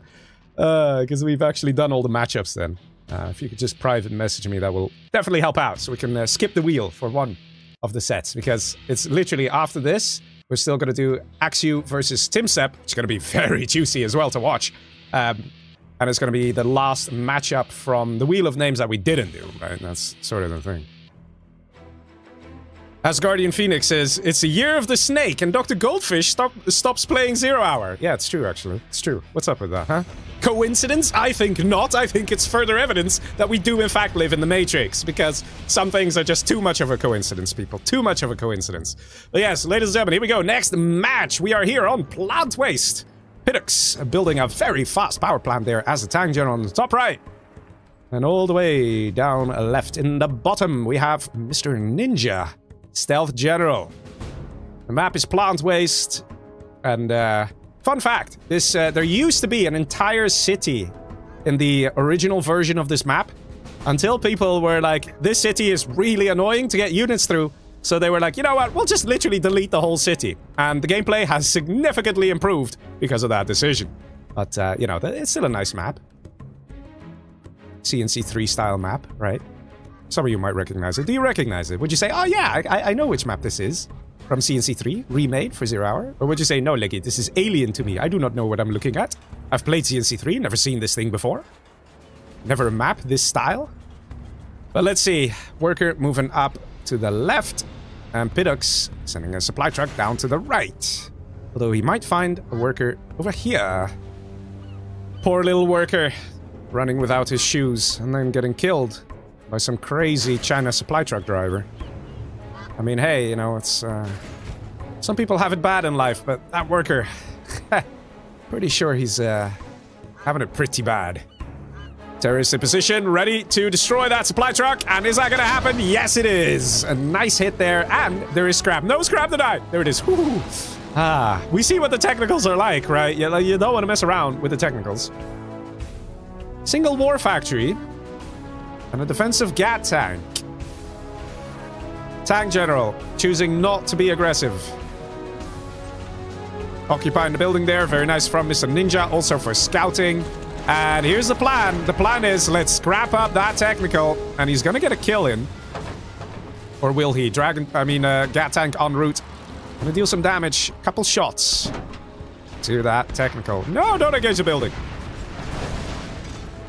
Outpost instantly gets denied. Dragon tank moving forward. Now imagine there was a hijacker here. Please build a hijacker. Please, please. It would be so fun. There is a hijacker. There is a hijacker. Imagine the hijacker. Oh, this is what I'm talking about. Oh my god. Oh my god. This can change so much. This can change everything. Because this guy can flame down the supply. Go forth and flame down the supply. Bring fire to your enemies. Oh my god. So powerful. So painful. I love it. Look at the plays, man. Ninja. Showing that he is 2 steps ahead, fellas. No, no. He lost it. He lost it to the mines. Oh, well. Hey, man, it was still great. And he's still literally with 1 hijacker of $600. Oh, please don't tell me it's a flamer. Oh, my God. Again. Again. No way. No way. Oh, my God. That's the GG. That's the G. That's it. That's it. That's the GG, folks. Oh my god. That's just brutal. So brutal. A hijacker, man. 600 bucks, fellas. That's how much they cost. 600 bucks. He's just denied a supply center with one of them. Oh, 600 bucks. And then a war factory with 600 bucks. Oh, so juicy. So nice to see. Although he should probably get a couple more workers here. My god. The plays are real. Piddox, now so far behind. Can he recover from this? And this is great, man. The paranoia that will set in for Piddox. The paranoia is insane. Killing just the outpost first. This guy's gonna be scared of walking around with a dragon tank. He's gonna be like, wait, I don't have an outpost. I can't scan stealth units. What if there's another hijacker coming? I mean, there isn't. But he might be like, yeah, let's go back to base. Yeah, there we go. Let's go back to base before I lose another dragon tank. So the psychological warfare comes into it as well. There we go. To the safety of a listening outpost. So nice, man. So nice to see. The human element of it. Not only did those hijackers deal good damage, they're adding to the level of paranoia for Piddox, preventing him from being aggressive with his units, because he's terrified of another hijacker lurking around the corner. Quad cannon, cutting down some supplies. The quad cannon over here gets stopped. Some damage coming in here. 2 flamers.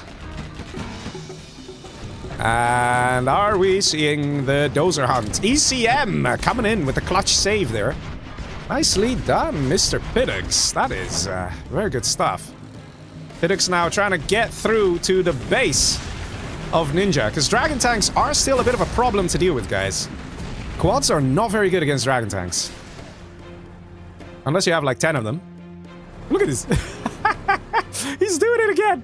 Put a hijacker on the bike. Oh wow, oh wow, oh wow, is this actually working? No way! Oh my god, he just about dies. He's flaming the corpse just to be on the safe side. Amazing. Flamer trying to deal some damage here. And the quad just outside of the reach of those flame walls. But here we go. Flamers can pack a punch, can be destructive.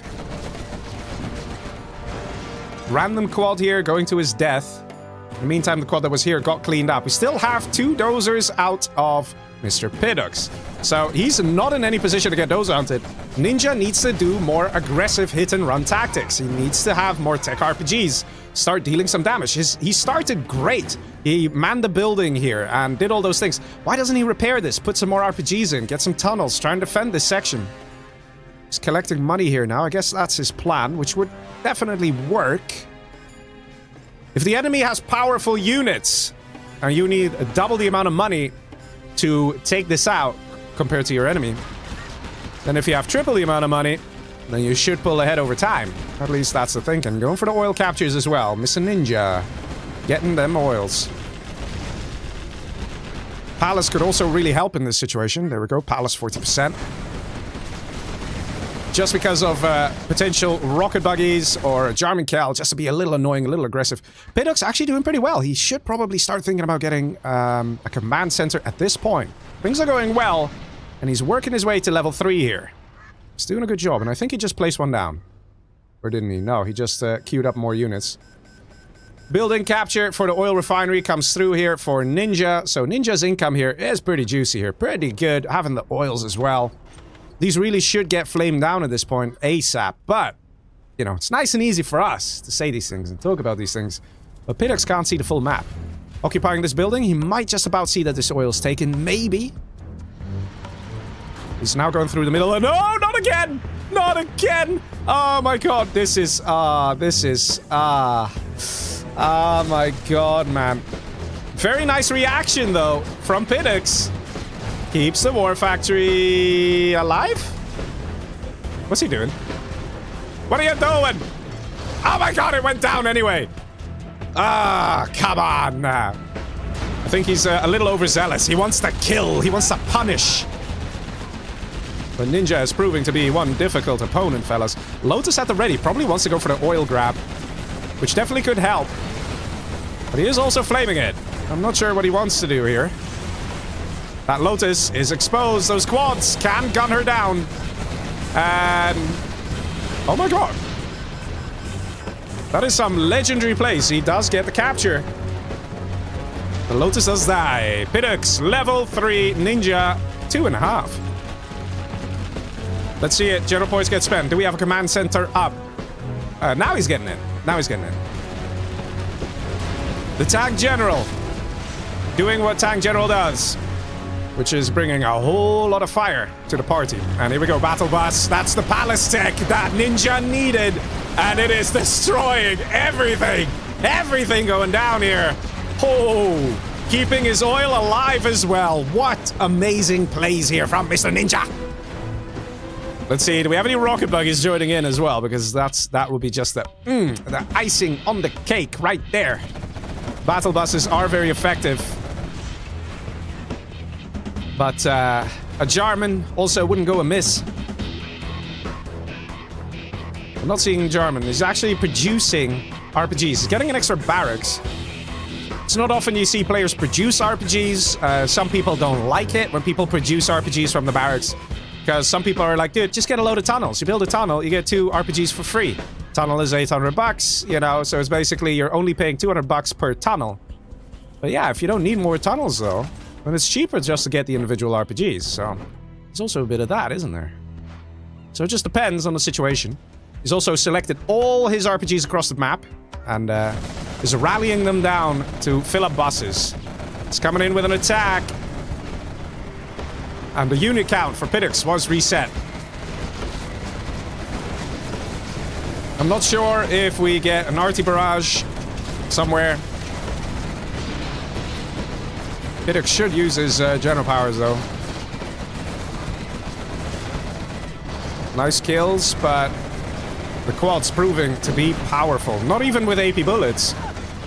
Dealing very good damage. Now we got AP bullets. Wow, that was... there you go. You just know how these players think. Right around now, they'll get AP bullets. And then they get AP bullets. Scudstorm. Oh my god! Look at this one. He's expecting fireworks. Let's see. Pidux actually really in a world of trouble.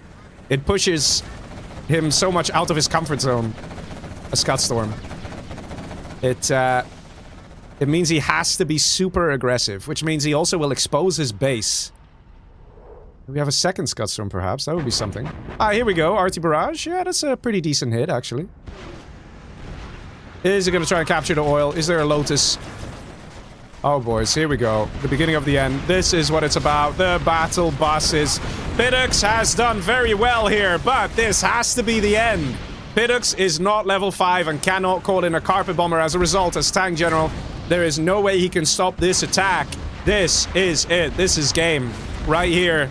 We're gonna see the GG. There's no way he could stop it. There we go. GG, says Pidux. And that is a very well-deserved victory for Mr. Ninja, who's been bringing the strats here, fellas. He's been bringing the strats. You have been defeated. It's amazing plays here.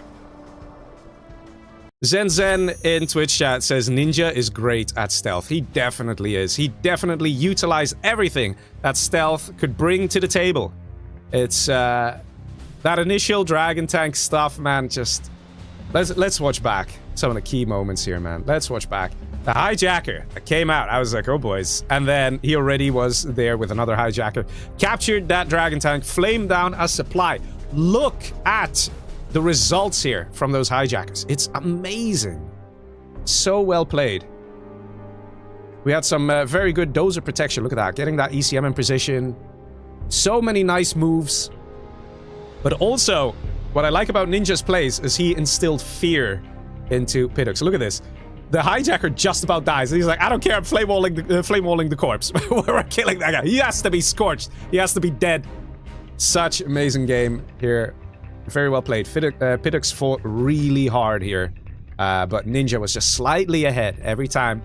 And the thing is, you can see the small advantages that a player has, right? The small little things that work out, and they sort of echo on until later on in the match. Very well played. Okay. Oh, naughty black cat in YouTube chat says, I'm at work right now. The stream is helping pass the time. Naughty, naughty. Naughty, naughty. watching streams while at work. Okay, probably a lot of people do that. Tim Step in YouTube chat says, Pinox didn't play bad. No, he didn't play bad. Definitely not. But I do think that there was a bit of a snowballing thing happening, just a little bit. And that really helped out Mr. Ninja. How a few units that were so cheap, like those hijackers, made the difference there. Alright, let's see. Oh. Okay. Apparently, there's 2 matchups remaining. So we still have to go to the Wheel of Names, people. But yeah, let's first pull up the bracket here. Let's see. Tim Step and Axio are gonna fight it out now. Let's see the bracket, ladies and gentlemen. Axio, Tim Step, they have to fight to see who's gonna reach the semifinals. The winner of this match is gonna face off against Ninja, who we just watched be absolutely ruthless as the Stealth General. And the other semifinals is gonna be Excal versus Hort. So that's going to be a nice set as well. A couple of nice matches waiting for us, guys. A couple of nice matches. See, a whopping amount of 336 likes. We also have a load of follows as well. Thank you all very much for the support. Let me also quickly say a big shout out to the organizers of this tournament. That is Nickname and Joker. They've put this all together, and we have 2 sponsors, which is also Nickname. He actually is one of the sponsors, putting in $25, and we have Jazz also putting in $25. So it's $50 for the winner of the tournament of tonight, which is fun, right? We're having a lot of fun games, and then, you know, to spend an evening playing 0 Hour, and then, you know, telling the girlfriend, hey, I just got $50. It's like, oh, okay, you know. The funny thing is, when you tell the girlfriend those things, it's like, okay, you're buying me dinner. That's the response I've heard the most from players. That is often the response. Or Excal, he actually had a really fun one. He said, well, my wife is looking for some new pillows. That one stuck around for a while, didn't it? Yeah, a lot of people thought like, oh yeah, we forgot that one. No, we didn't forget. It was, I love the answer. It's very cool, very original. And let's be honest, it's realistic, right? It's realistic. But yes, let's pull up the Wheel of Names. Do the freaking Wheel of Names to see which of the 2 we're gonna get. We're gonna have to delete a number of matchups that we already did. Yes, we did Damned Scorpion and Egyptian Oasis. Did we do Egyptian Oasis? Did we do Egyptian Oasis? Yes. Okay. Next. Blizzard Badlands. Yeah, we did. Yeah, apologies, guys. Apologies, but we're, you know, trying to do things as fair as possible, and the wheel is just refusing to give up. So apparently it's Abandoned Farms or Arctic Arena. Those are the 2 we can choose from. So anything else I'll just remove. Going nice and fast. This is a perfect opportunity for yourselves to get some nice snacks for the more intense games that are happening right about now. So if you enjoyed the game so far, oh boys, they're only going to get a lot more intense. So, you know, that's good. That's fun, right? That's fun. Is this it? Abandoned Farms! Laser demo! A laser for Axio. And demo for Tim Step. Did you guys play matches? Matches before? Abandoned Farms. Let's put the map here. Abandoned Farms. Abandoned Farms. Starts with an A. Hopefully it's at the top. You know, it's nice that it's alphabetically sorted when we have so many maps. There. Nope. Abandoned Farms. Okay. No veto. I promise. Also, some of you are sometimes get a little upset that I say Tim Step instead of Tom Step. I know it says Tom Step, but you pronounce his name Tim Step. It's just how it's pronounced. So I will be fair to the player and pronounce his name in the way that he hopes it is pronounced. So just so you guys know. Okay, a little disclaimer. Because every stream that I have this guy playing, people get mad. Every stream. I swear, it's impressive. The dedication people have to say, look, it's Tom Step, not Tim Step. So yeah, although a couple of you guys are starting to get used to it, let's put it that way. Dano the Mano comes in with a super chat and says, bro, add like $5 to the pot. All right, thank you very much, Mr. Dano. So that's $5 added. Let me tell the organizers. 5 added by Dano the Mano. Haha. Very nice. Yes, Xcal responds about the pillows. Did you get the pillows, Xcal? Yes, we did. So cool, man. So cool. I love it. I love it. Let's see. We are missing Axu. He says, I veto map. He disappeared. It seems so. Okay. I don't think it works that way. I think Axu made a runner. Oh! Whoops. Oh, sorry. Yes, it's not good. Okay, never mind, never mind. Alright. So, let's see. Axu was... laser. Laser for Axu. There we go, ladies and gentlemen, are you ready? See Me As a Mule comes in with a super chat as well. Thank you very much. Feeling a lot of love, man. Didn't we do this map already? No, we didn't do this map yet. Hey, man, I did it fair with the wheel. You guys saw me. The exhaustive wheel thingy. We did it fair and square, people, I promise. All right, let's go, ladies and gentlemen. Are you ready for the last match of the quarterfinals? After this, all we have left is semifinals matches and then the grand finals. All right, Axu is having a think here. Come on. Come on.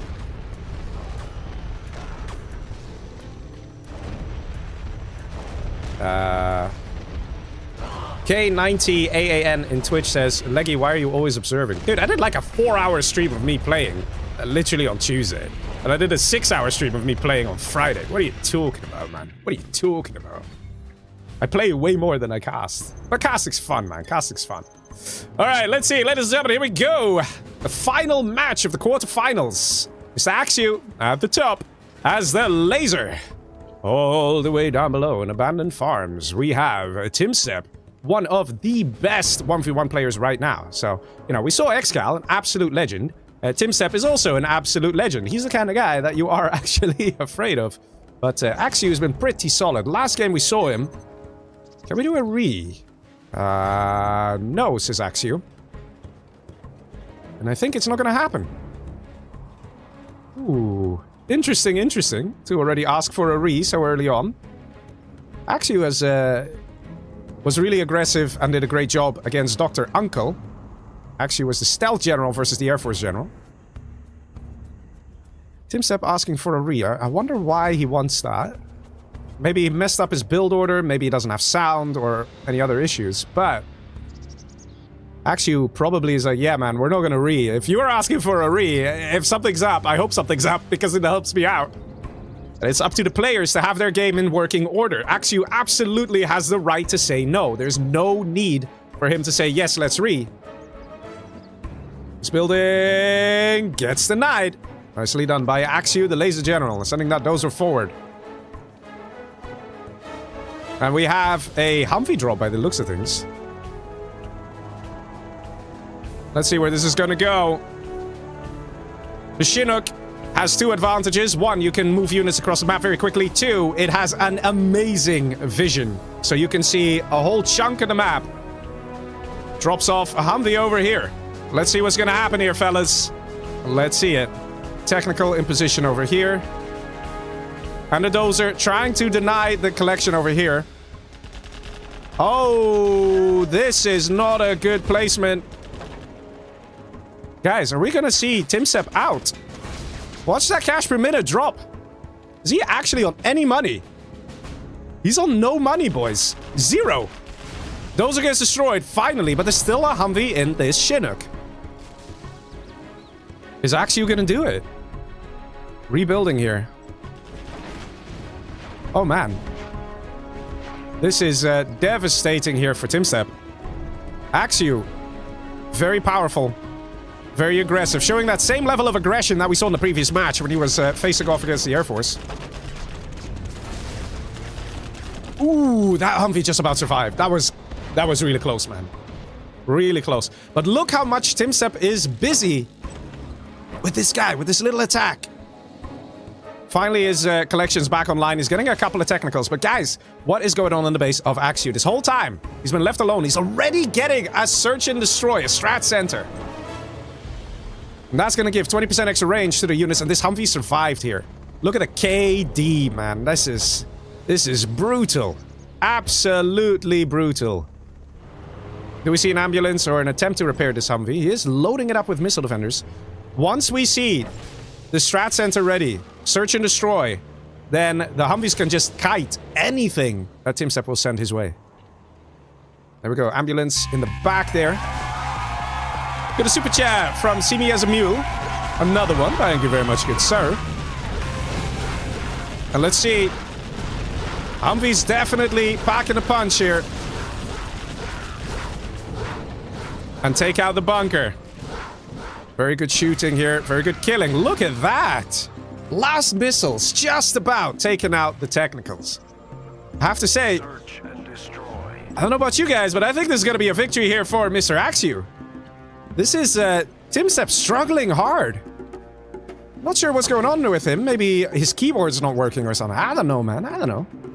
But yeah, See Me As a Mule came in with a super chat. He says, Leggy, so fun to watch and listen how hyped you are all the time. Last message didn't come through somehow. Oh, that's unfortunate. That's unfortunate. Let's see in the back here. An attempt to get rid of that strat center, but he's not actually shooting the strat center. He's shooting the Chinooks. Oh, man. Missed opportunity here. Is he still gonna... Oh, there we go. There was a little terrorist dude who didn't quite do the job. Now, this is going to help Mr. TimStep a little bit. But I say a little bit because 4 Humvees, even without search and destroy, are difficult to deal with. And they could actually seal the deal here for TimStep. TimStep needs to continue being painful to Mr. Axew. Continue to be efficient with the attacks. And needs to find these weakened Humvees and gun them down. Look how many technicals. Here we go. Look at the attack coming in. And he's choosing not to attack the Humvee. And there we go. Does he get it? He's actually letting it be. Takes out the other Humvee. Here we go, ladies and gentlemen. Is he going to do it? It's all coming down to this attack. Needs to kill more Humvees. Does he get them? Does he get them? He gets... Wow. Look at this. 1 Humvee remains. How is he surviving? How can he do this? How? TimStep, stop being such a legend, man. Let other people get a victory in every now and again. How are you doing this? That aggression was intense, insane. And just like that, he's hanging on, rebuilding his workers. And he's back in the match. Leveling things out. He's gotten rid of the strat center that's now being reconstructed. 1 Chinook collecting here. 2 Chinooks collecting here. TimStep is limited on economy, but is not backing down. He's not giving up. He's trying to pick off a Humvee when he can, dealing damage here. Going back in the tunnel so the technicals repair, because they do repair awfully fast when they're in the tunnel. These Humvees now, a bit low health. Let's see what's happening. Terror attack on the supply. Good job there from Mr. TimStep. The CBS Mule says, can we get Leggy more hyped? Spam YouTube chat, guys. Oh, man, I get hyped when there's good games and good strats. What you just saw now was gorgeous. So risky of TimStep to engage the way he did. And he somehow made it work. And I'm sure Axew is fuming behind his PC because he was in such a good position. And look at the scrap. Look at the veterancy. These technicals are not mere technicals. They are dangerous. They're monsters. And could even go and pick off a couple of Humvees. And look at what's happening here. Look at the strats. Another terror tech in the back here while he's attacking the building. He's bringing the fight to Axew. Axew is trying to go all in. Guns blazing. Final attack. Here we go. Has to make it happen. If these Humvees die, so will Axew lose the match. And the terrorist comes close, gets 2 kills. Another Humvee over there dies. He's moving his workers in position to distract the enemy fire. Technicals coming from the north side of the map, all the way coming down. Take out everything. Ladies and gentlemen, that is a GG. That is still going to be a victory here for TimStep. Now that those Humvees are gone, that's it. That's it. It's checkmate. There's nothing that Axew can do at this point in time. I don't know how he's done it. I don't know how. This is a replay, guys. This is a match that will be studied for the ages. How he managed to come back. How he managed to win these engagements. while being on the back foot. And look at his technical army. Look at the scrap. Look at the veterancy. It is done. Production getting camped right about now. Timstep has done it. What a legend. What a fight. Dano the Mano says, wow, what a throw by Axu. I disagree with a throw by Axu. I think it's just insanely good plays from Mr. Timstep here. But anyone in that position actually would have claimed the victory. This was superb. The use of moving the workers up to distract the fire of the Humvees, the attack from the side, the attack from the top, the combination of RPGs, terrorists, as well as a big volley of technicals just swooping in. All of it. The grand combination of that assault on the attacking army is what did it. Everything. If one of those elements had failed, Timstep would have definitely lost the match. Look at this game, guys. Oh my god. The tournament's called the King of Best of One. I don't know, man. I will swear allegiance. This player, man, it's just something else. Something else. But it is over. Axu is 2 wounded. Terratech here. Okay, that was a bit of a misclick. Does get the firebase. What a game, ladies and gentlemen. What a game. I'll be honest, this one was so impressive, I wouldn't mind just casting it again. Just opening up the replay, watching this a second time. There's only so many times that you can watch a game, right? Just, it's like if you watch a really good movie, you can only watch it like one time. And then you've seen that really good movie. It's just, imagine all the people who are gonna watch this video tomorrow. They're so lucky, man. They're so lucky. As are we. What amazing plays, Mr. Timstep. Legendary. That is something amazing. Oh my god. I need a minute there. I need a minute. That is something. That is something. What a game. Beautiful. So nice. Jason Kohler comes in with a super chat as well. Guys, did you enjoy this match or what? I want to get the replay, the long version of the replay of that intense battle. That super intense battle. I'm pretty sure this is it. Let's watch that long replay. This. So freaking good, people. So freaking good. This was the last attack. The last attack. He had the Humvees. He had the firepower. The positioning of Axu isn't even too bad. But the technicals at this point already had so much veterancy, so much health. The right units. Look at that. Look at that. That terrorist. Beautiful. RPGs. Dealing damage. It was so freaking good, man. So freaking good. Oh my god. Even this one. This was actually the last push. And again, we're seeing the combination of units. Technicals. Terrorists. Look at that. Moving the workers up to distract the missile defenders inside the Humvees. And he almost makes it look easy, man. It's so good. Well deserved. Mr. Timstep. Happy to see that we're going to see a few more matches with that guy. Woo. Targaryen in chat says, how many super ticks? Yes. That was something, man. That was something.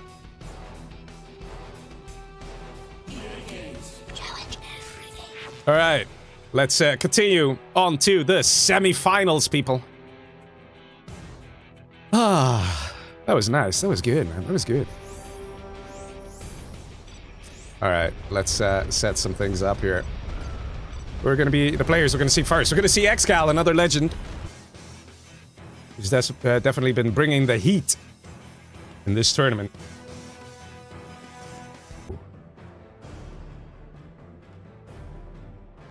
And we are back, ladies and gentlemen. We are back. Apologies for that. Some slight mishaps over there. Not entirely sure what happened, but the moment I activated the Wheel of Names with the new wheel, it was like, yeah, no, we're not happy, Leggy. We're not happy. And my PC randomly had a weird crash. So I had to reset things. There we go.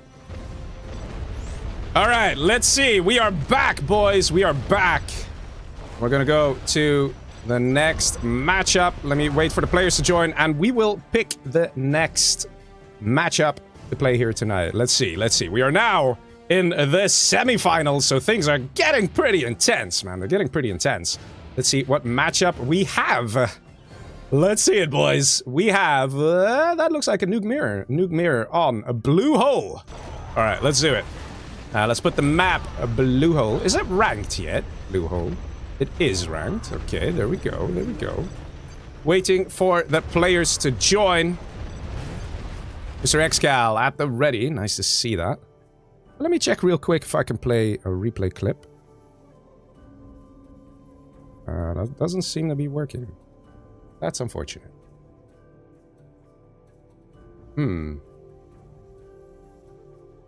Okay. I might need to check something real quick here. Let me go into the replay real quick, just to make sure that the game is working properly. Shouldn't take too long, people. But yeah, the Wheel of Names, for some reason, has done some naughty things. And made my software crash pretty hard there. Yeah, I'm seeing some issues here, fellas. I'm seeing some issues here. Can't activate the control bar. That is not good.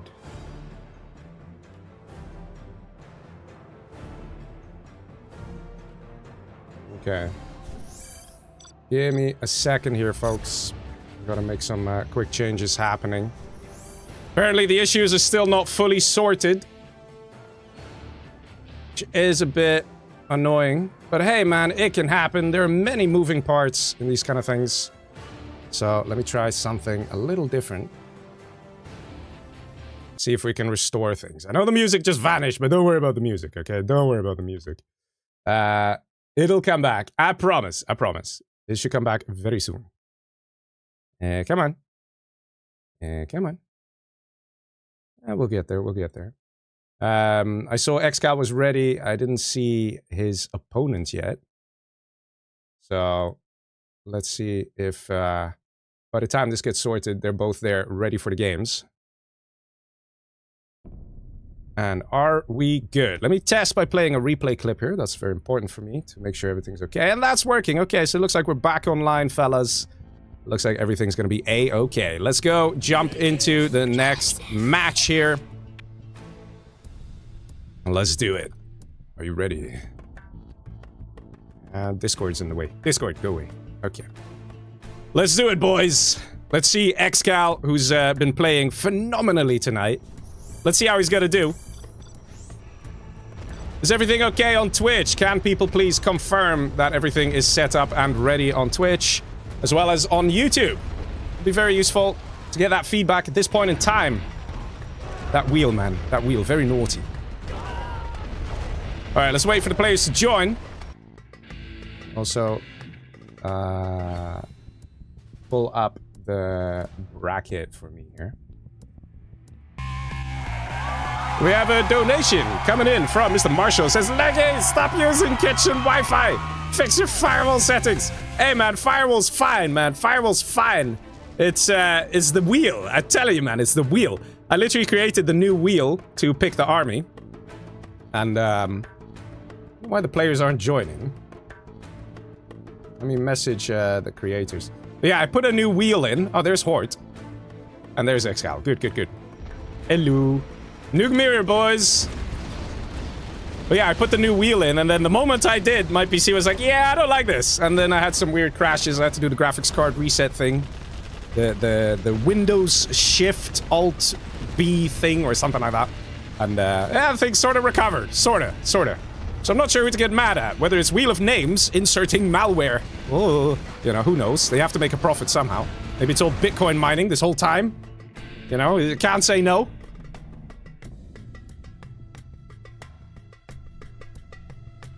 Let's see. Excal's here. Hort is here. Ladies and gents, are you ready for the next match? Let's go, let's go. Ready? Let's go, boys.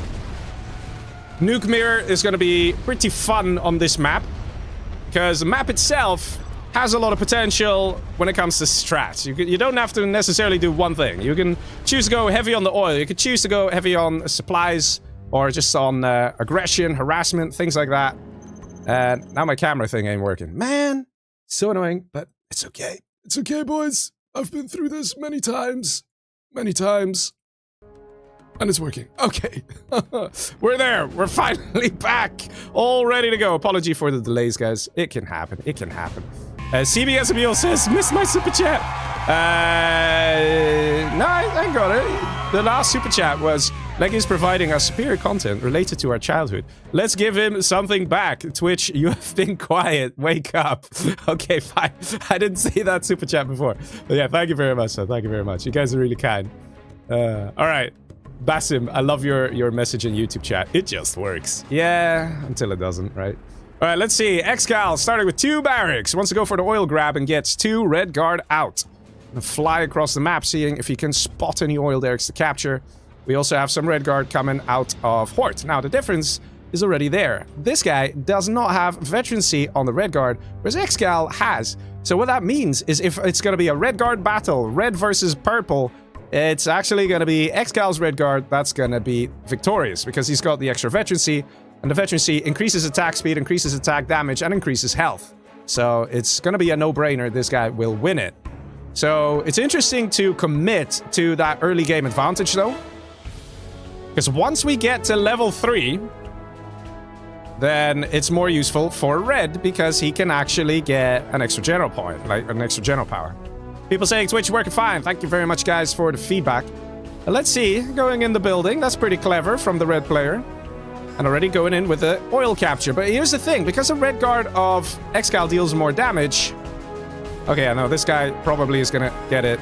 Excal is looking elsewhere. He's busy microing his Battlemaster. So this red guard gets gunned down.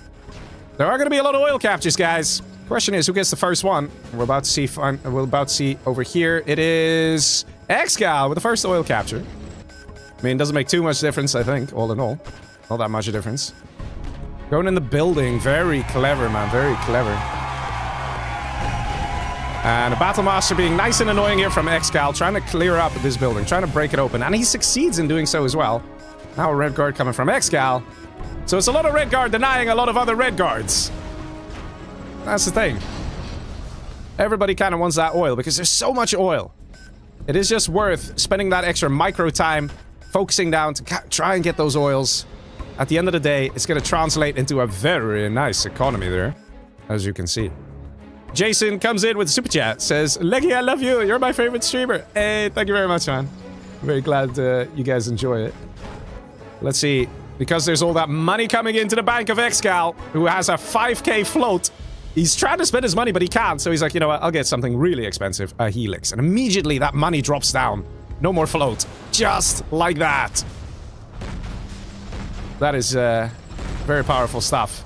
And a Helix will make a lot of difference here in this match. Because if the red player Hort has mostly just Battlemasters, yeah, Helix is gonna absolutely obliterate everything. Because there's no anti-air. And that's always the downside of Nuke General. They never have enough anti-air. So a Helix is just very powerful. Nice mines kicking in, saving the income there.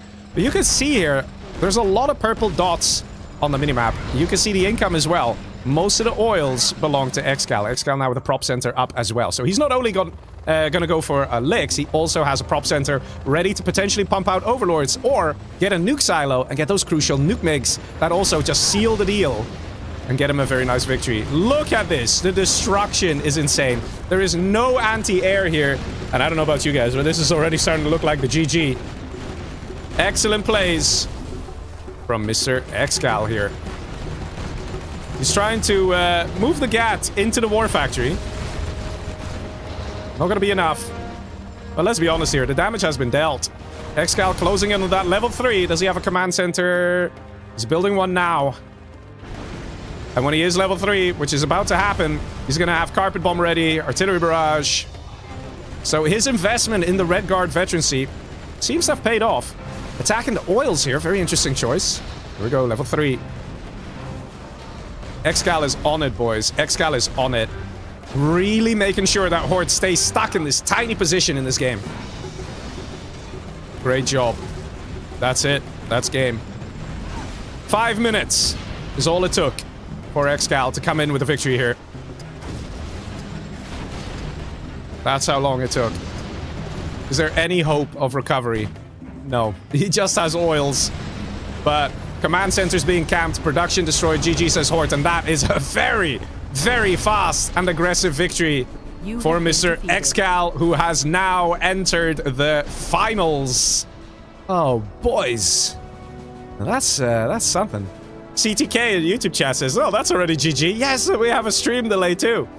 I have to say, very, very nice move here. That Helix, though, look at the damage. Killing so many Battle Masters, clearing the path for Excal's Battle Masters, and then taking out the War Factory as well. No chance for Mr. Hort. Very powerful plays from Mr. Excal. YouTube keeps logging me out. Man, why YouTube? Why you as well? Why you want to log me out? Huh? Oh my god. It's like, Leggy, you restarted your PC. We don't know who you are now. Very nice to play there. That is Excal reaching the finals. So let us pull up the bracket for the last time. Okay, let's see. We're gonna have Ninja versus Timstep. Oh wait, I gotta restart my game. Before I forget, people, before I forget. Like I said, we've had 0 mismatches so far. I intend to keep it that way, right? I intend to keep it that way. But you can see the path the players have traveled. You can see where things are going and things are heading. Ninja and Timstep. We saw Timstep be absolutely ruthless in that very beautiful match against Axiom. Absolutely ruthless. But let's see how Timstep's going to do against a Ninja, who also has been performing amazingly tonight. Let's pull up the Wheel of Names again. Naughty Wheel of Names. Naughty, naughty. Let's see what we get. It is a GLA mirror on Oil Oasis. Oh, boys. You know, I'll be honest, I'm kind of looking forward to a nice GLA mirror. Don't think we've had any so far. Oh, it's Oil Oasis, not Oases. Alright. GLA. What's happening? The GLA mirror. Alright. Finally get rid of the Wheel of Names. And, ladies and gents, are you ready? We're getting there. Definitely getting there.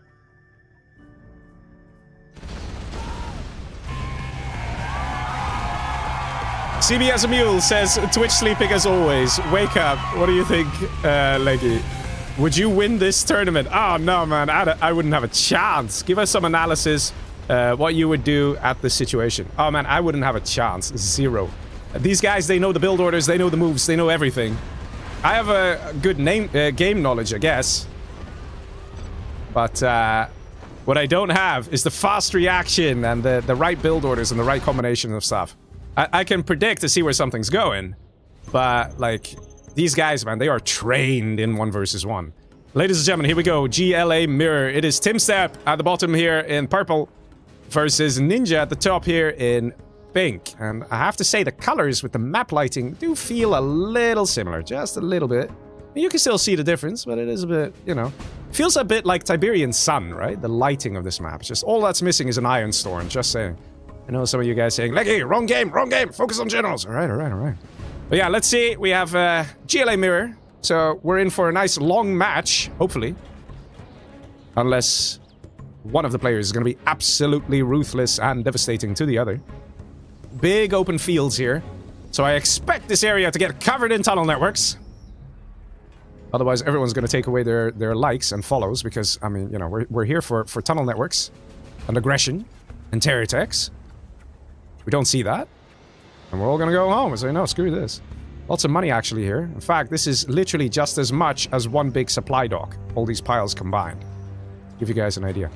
Interesting that there's a tunnel here. Probably to try and deny a terror attack. Which usually, it's the kind of thing like this. A player would do this, right? He'd say, ha, that's funny. He's probably trying to deny a terror attack. But that usually means he himself is planning to do that exact type of attack upon his enemy. See a lot of barracks here. These will be fake barracks, these two. Because fake barracks are nice and cheap. They're only under 25 bucks. They serve as a great way to wall off against your opponent. See the same strat here from Mr. Ninja. Technical flies across the map from Mr. Ninja. Wants to deal some damage to Mr. Timstep. Going straight for those oils. So there you go, people. There you go. Is this a good idea to build a tunnel here? Technical gets in. And just like that, denies one of the oils from being captured.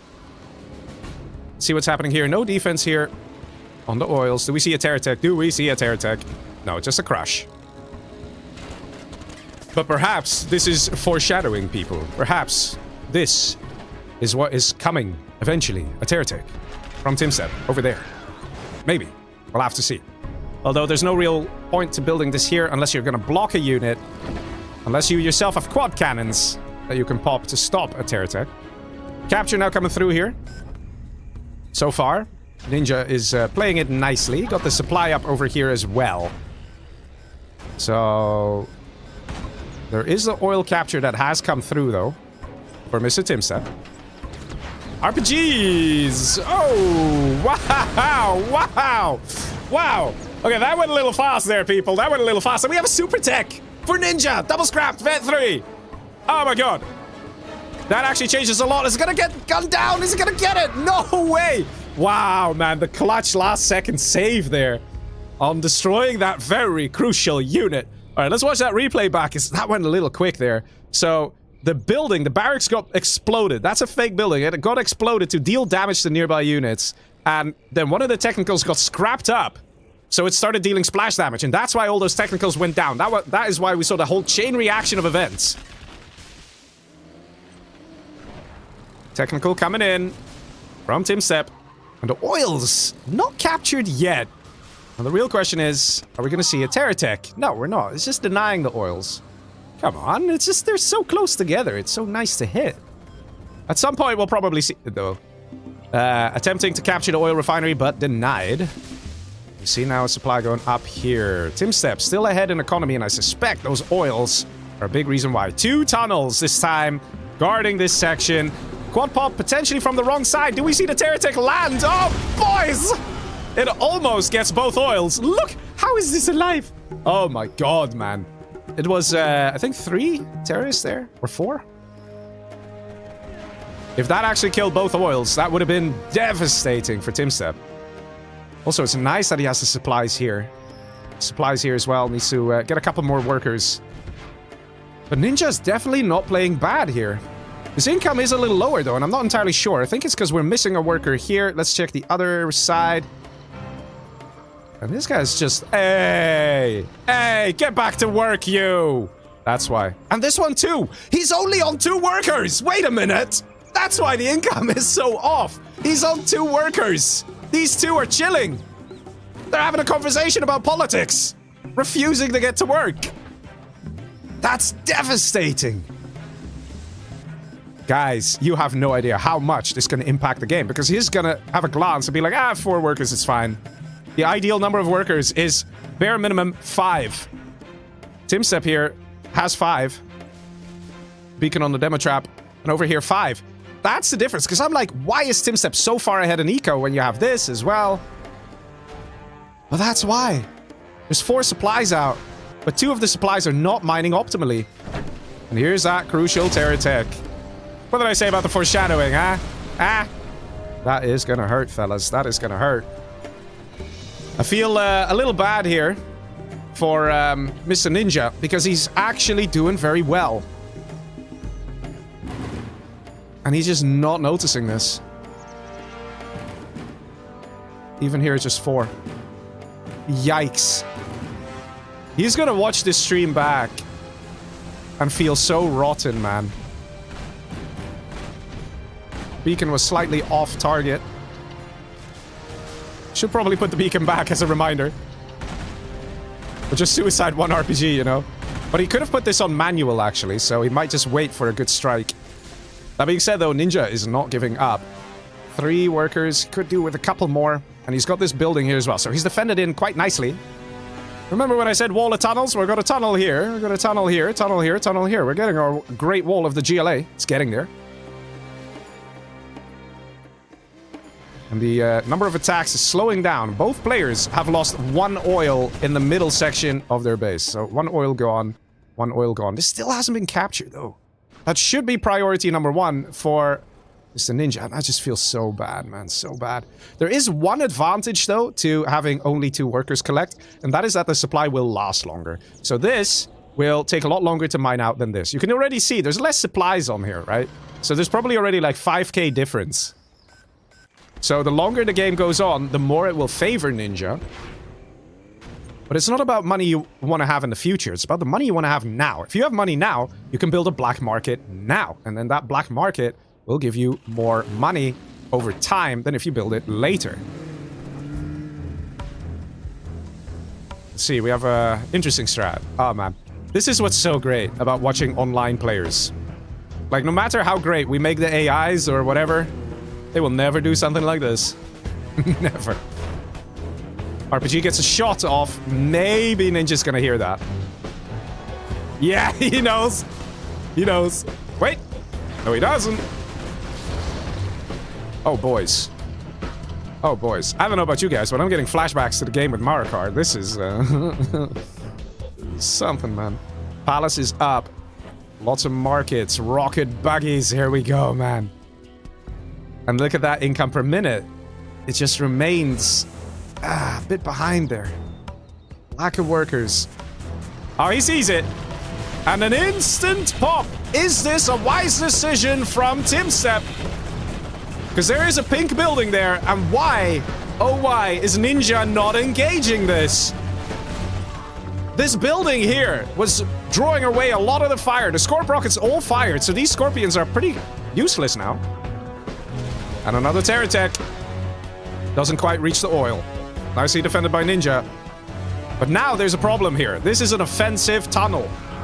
Could argue that the palace that is manned, there are RPGs inside, is actually in an excellent position. It's going to make it difficult for TimStep to push. But TimStep, you don't want to give him that good map control. You don't want to give him that point where he can start doing hit-and-run tactics. He's going to use the rocket buggies, and if he has enough rocket buggies, he can go in, destroy the palace, and that will be catastrophic for Ninja.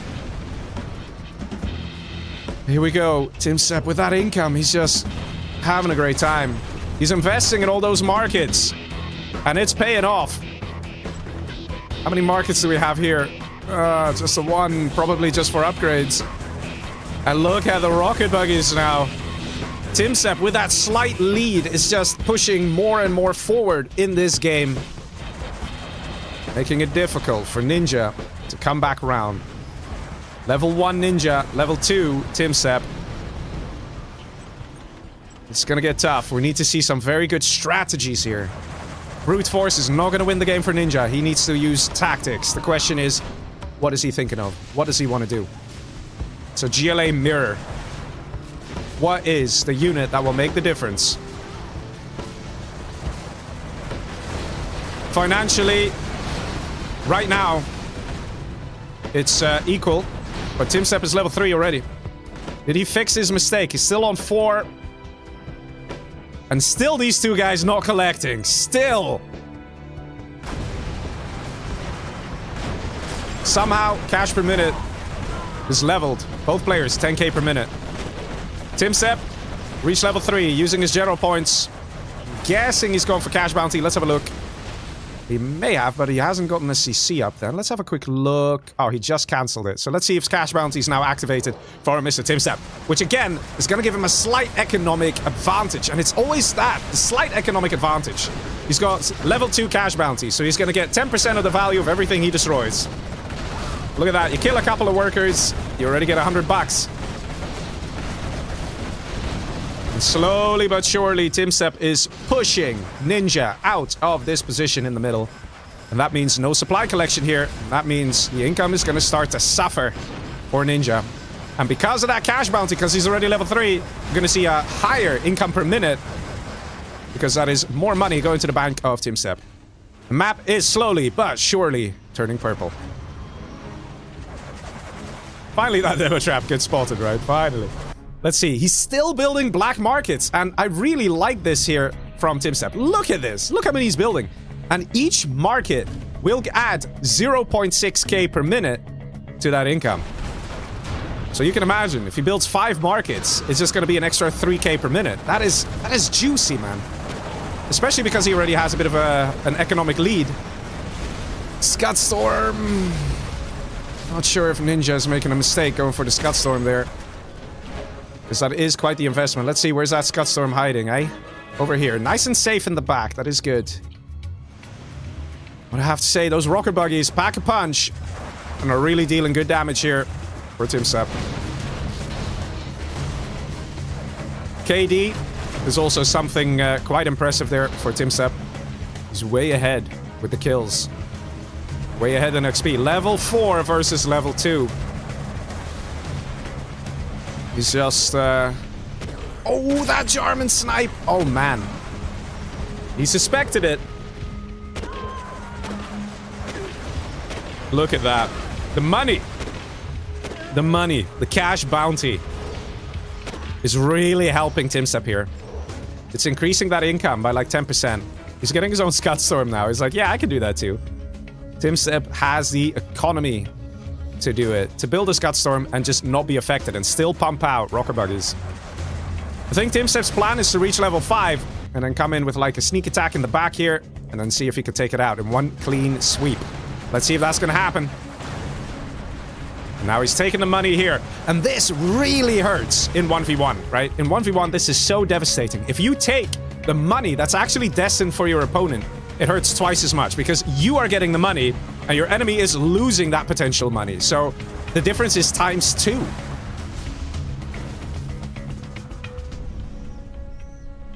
Couple rocket buggies out.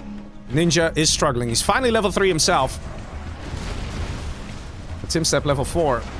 Well on his way to level 5. Rocket buggy battles. AP rockets here.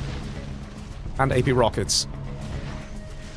The German going in the palace. The German doesn't want to snipe the RPG for some reason. German needs a bit of motivation by the looks of things.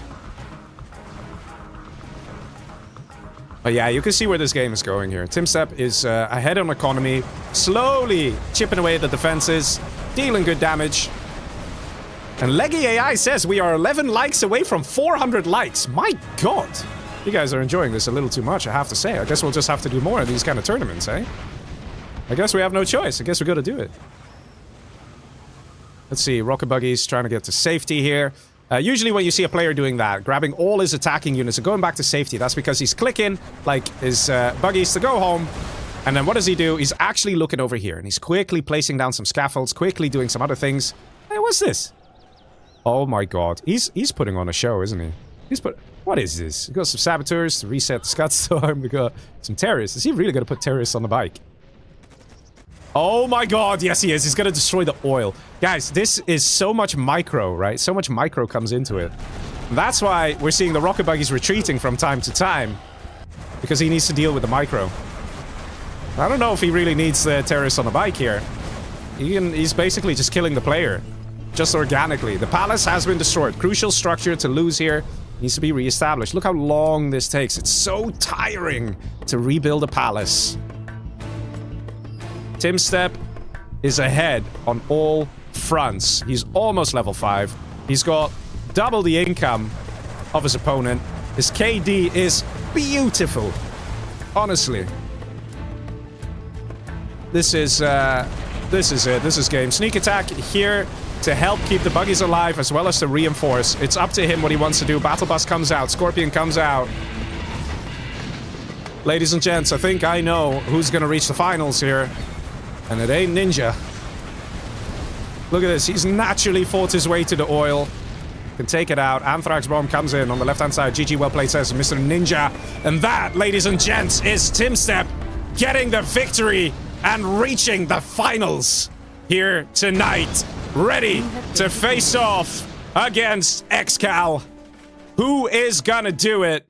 Is it gonna be Tim Sepp, who has shown superb games tonight? Or is it gonna be Excal? I don't know about you guys, but I kind of want to put a little poll out for you all to vote. Think it might be fun. What do you guys think, huh? We do a little poll? Alright, go vote. Go! Vote! Vote, I say! Let's do it. That was quite something. Let me also quickly, very quickly, pull up the Wheel of Names. The Wheel of Names also applies to the finals, as far as I know. So, let me do that. And then you guys can vote in the meantime. We do have a stream delay, so I do have to try and coordinate a little bit with the stream delay. Let's see. Interact. So I think there's only one option, isn't there? We did... Nuke Mirror on Blue Hole. Okay, we did that one. What was the other one? GLA Mirror, we just did. Okay, so does that mean... GLA Mirror on... Yeah. What does this say? Is it really an air mirror? Or for the finals, what do we do? Let me just double check here. For finals, what do we do? Let me just double check. Also, Mr. Darthritis comes with a subscription. Thank you very much. Actually, let me double check here, because this is literally going to be the finals. We gotta make sure we got it right. Let me close the Wheel of Names here. I'm not trusting the Wheel of Names. Bad wheel. Bad. Go away. Not trusting you. Because there might be a separate bracket that I gotta put in the Wheel of Names. And hopefully, Wheel of Names won't crash the stream. Oh, no. Okay, so I think... Yeah, it says for the finals as well. So it is gonna be an air mirror. Ladies and gentlemen, we're gonna have an air mirror as the final match. Oh, boys. That is gonna be intense. We have seen Excal and Tim Sepp going through and brutally murdering everyone in their pots. They are here now. Alright, let's create the little poll. Who will win?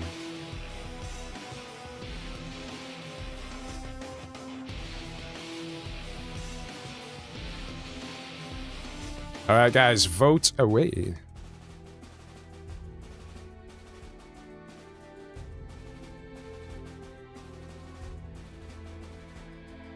Excal and Tim Sepp are definitely top 3 in the world. So it's not surprising to see both of them reaching the finals. Ladies and gents, let's do it. Let's do it. An air mirror. Air mirror. My god. Still waiting for the players to join here.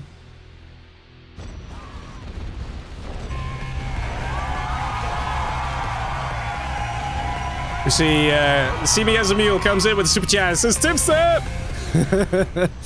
Let's see it happening, boys. See it happening. It's gonna be good. It's gonna be good. You guys ready? Oh, they're ready. All right, they're ready.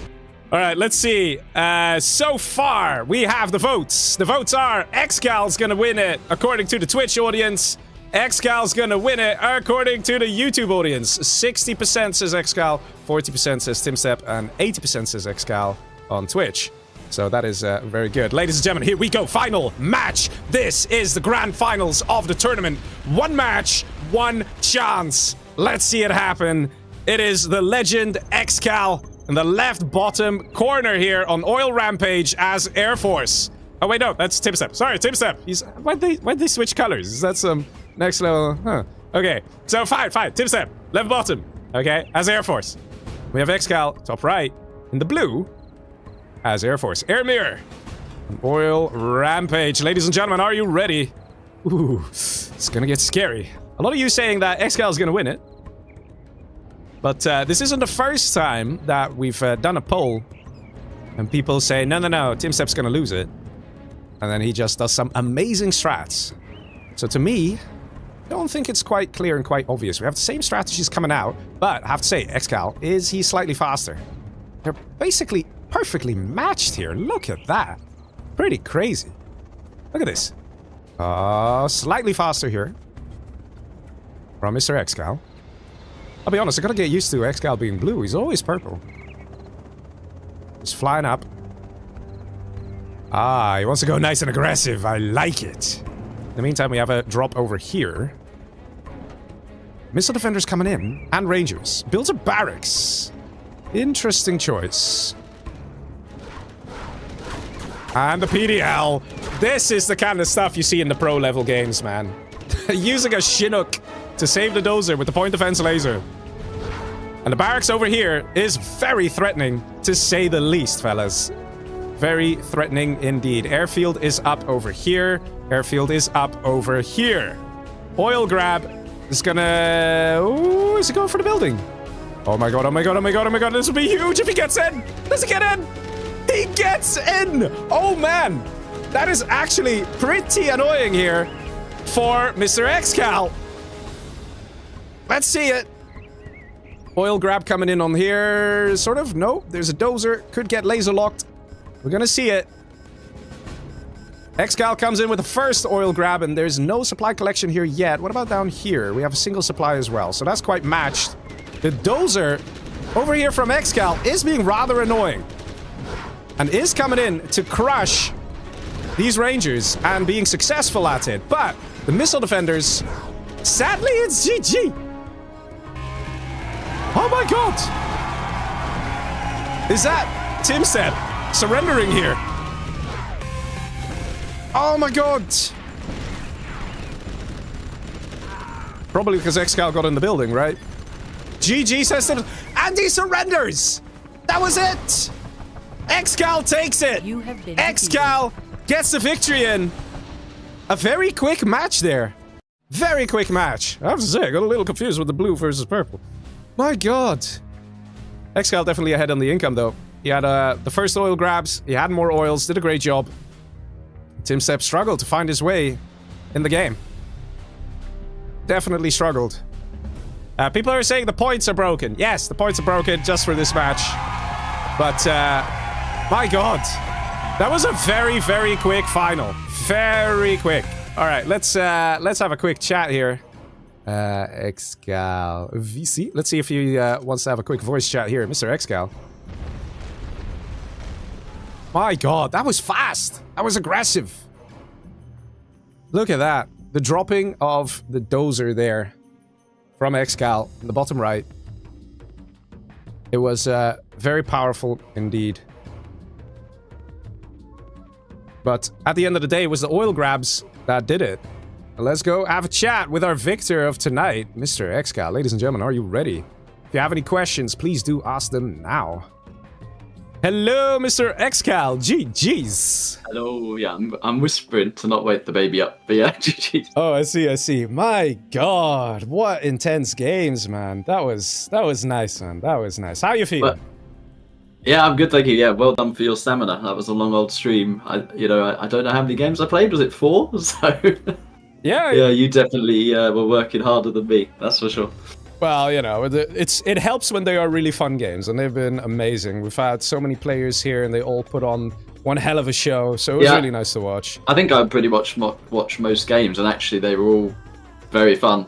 Yeah, the China Mirror on Sovereignty was really good between Eric and Horton. I think that was really good, that one. Yeah, that's so true. Yeah, a lot of good games. Yeah. Yeah, it's true. My God, did you think you would reach the finals? Out of curiosity. I always back myself, yeah. So, yeah. But you never know in one game. I think anything can happen. And although I think the matchups are fairly balanced, they're not 100% balanced. So I think, for example, Staz against who did Staz lose to? Killer. I think GLA is better there. Yeah. So I think there's little things like that. But yeah, overall, I think really nice matchups and maps and very fun. Yeah, it's true. But the problem, I guess, of the format is if you play just one match, the most fair way would be if everything is just, you know, mirrors. But, I mean, just mirrors also a bit, yeah you know. Bit bland, yeah, bit vanilla, yeah. Yeah, so I don't know. I think it was fun. I think it was nice. I think a lot of players did a good job. Nice strats. What did you think of your opponents?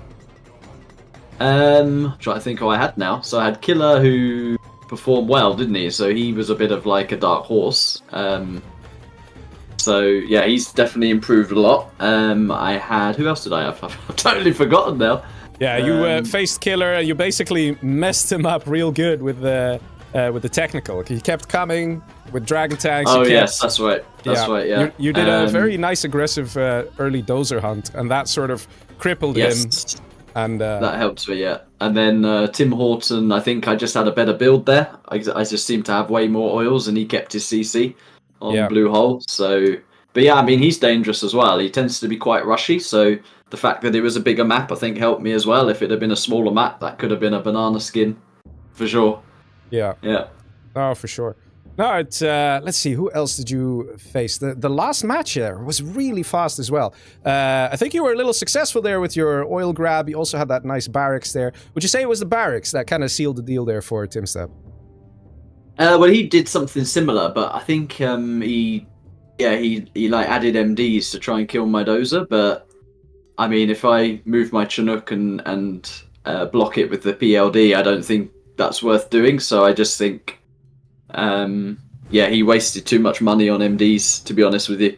Yeah. And when you're spending all your money on barracks and rangers, I think that makes a difference. So I think that was literally it. As he said, it's good game, sadly, is what he said. I think he knew that his build kind of failed. Yeah. Yeah. No, but still, it was very nice. The tournament, I mean, you know, it's maybe not the largest prize pool that sometimes will happen, but for a game of a nice 0 hour, you know, not too many matches, I guess, you got a nice $50, right? That's still nice, right? I also think historically the best of one can kind of be won by anyone, because in literally in a one-off game anything can happen, whereas if you have like a best of 15 or something, usually I think the favourite wins in terms of your higher ranked players. But I think we've seen a few shocks in this already. So like Killer beating Stas, for example. True. Yeah. You know, Aksu nearly beat Tomstep. That was really clutch as well. Like, and that would never happen in like a best of 11. So I think that's another reason the best of one's quite exciting. Yeah. True. That match was insane, man. That was another good one. Yeah. that and the China Mirror were probably the standout games, I think, of this tournament. Yeah. Yeah, they were really nice. Also, the one of Timstep versus Ninja, I really... Did you see that as well? That unfortunate moment with Ninja, just had two workers in his worker line just standing still. Yeah, that was... Because he actually had better map control, but it's amazing how much difference that actually makes. Yeah. Yeah, no, he really had a... even the other supply, he only had 4 workers instead of 5. And I think he actually had more income if he had, you know, utilized those supply collections better. It's just very unfortunate that happened, I guess. But yeah, you're right. This is what happens if you only have one match you can play. If you make a mistake like that, you know, you might just get eliminated. Yeah, we've seen it before, yeah. Lots of shock results, so it's pretty fun, the best of one. Yeah, it is. Yeah. Well, congratulations, good sir. And thank you. I hope you have a nice rest of your evening. Thank you. Congratulations. And thanks for streaming, and thanks to Joker and Nickname. Yeah. Yeah. All right. See you, man. Take care. GG's. Good night. Bye. Bye. Good night. And that, ladies and gents, was the winner of tonight, Mr. Excal. I asked you guys in the polls, who do you think is going to win it? And the majority of you said Excal, and you heard it from the man himself. He suspects that Timstep just didn't quite have the build order exactly fine-tuned there, and that is what allowed Excal to get the victory. But it was still very nice battles, very hard fought.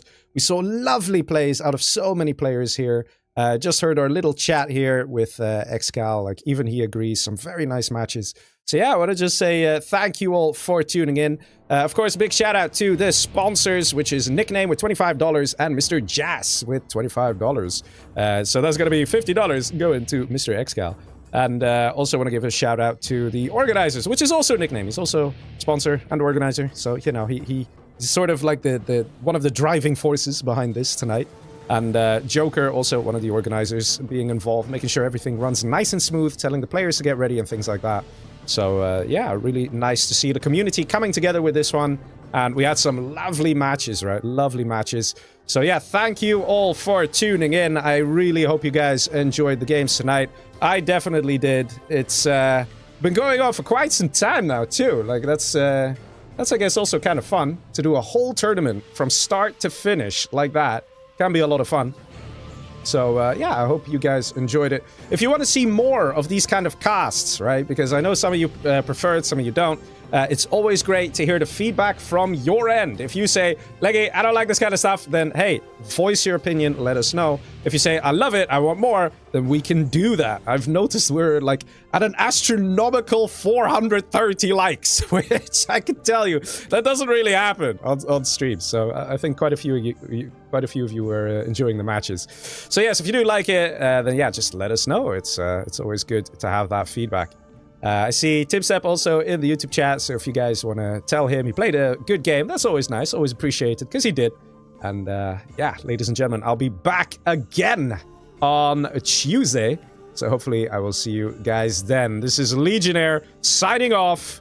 Good night, everybody, and see ya.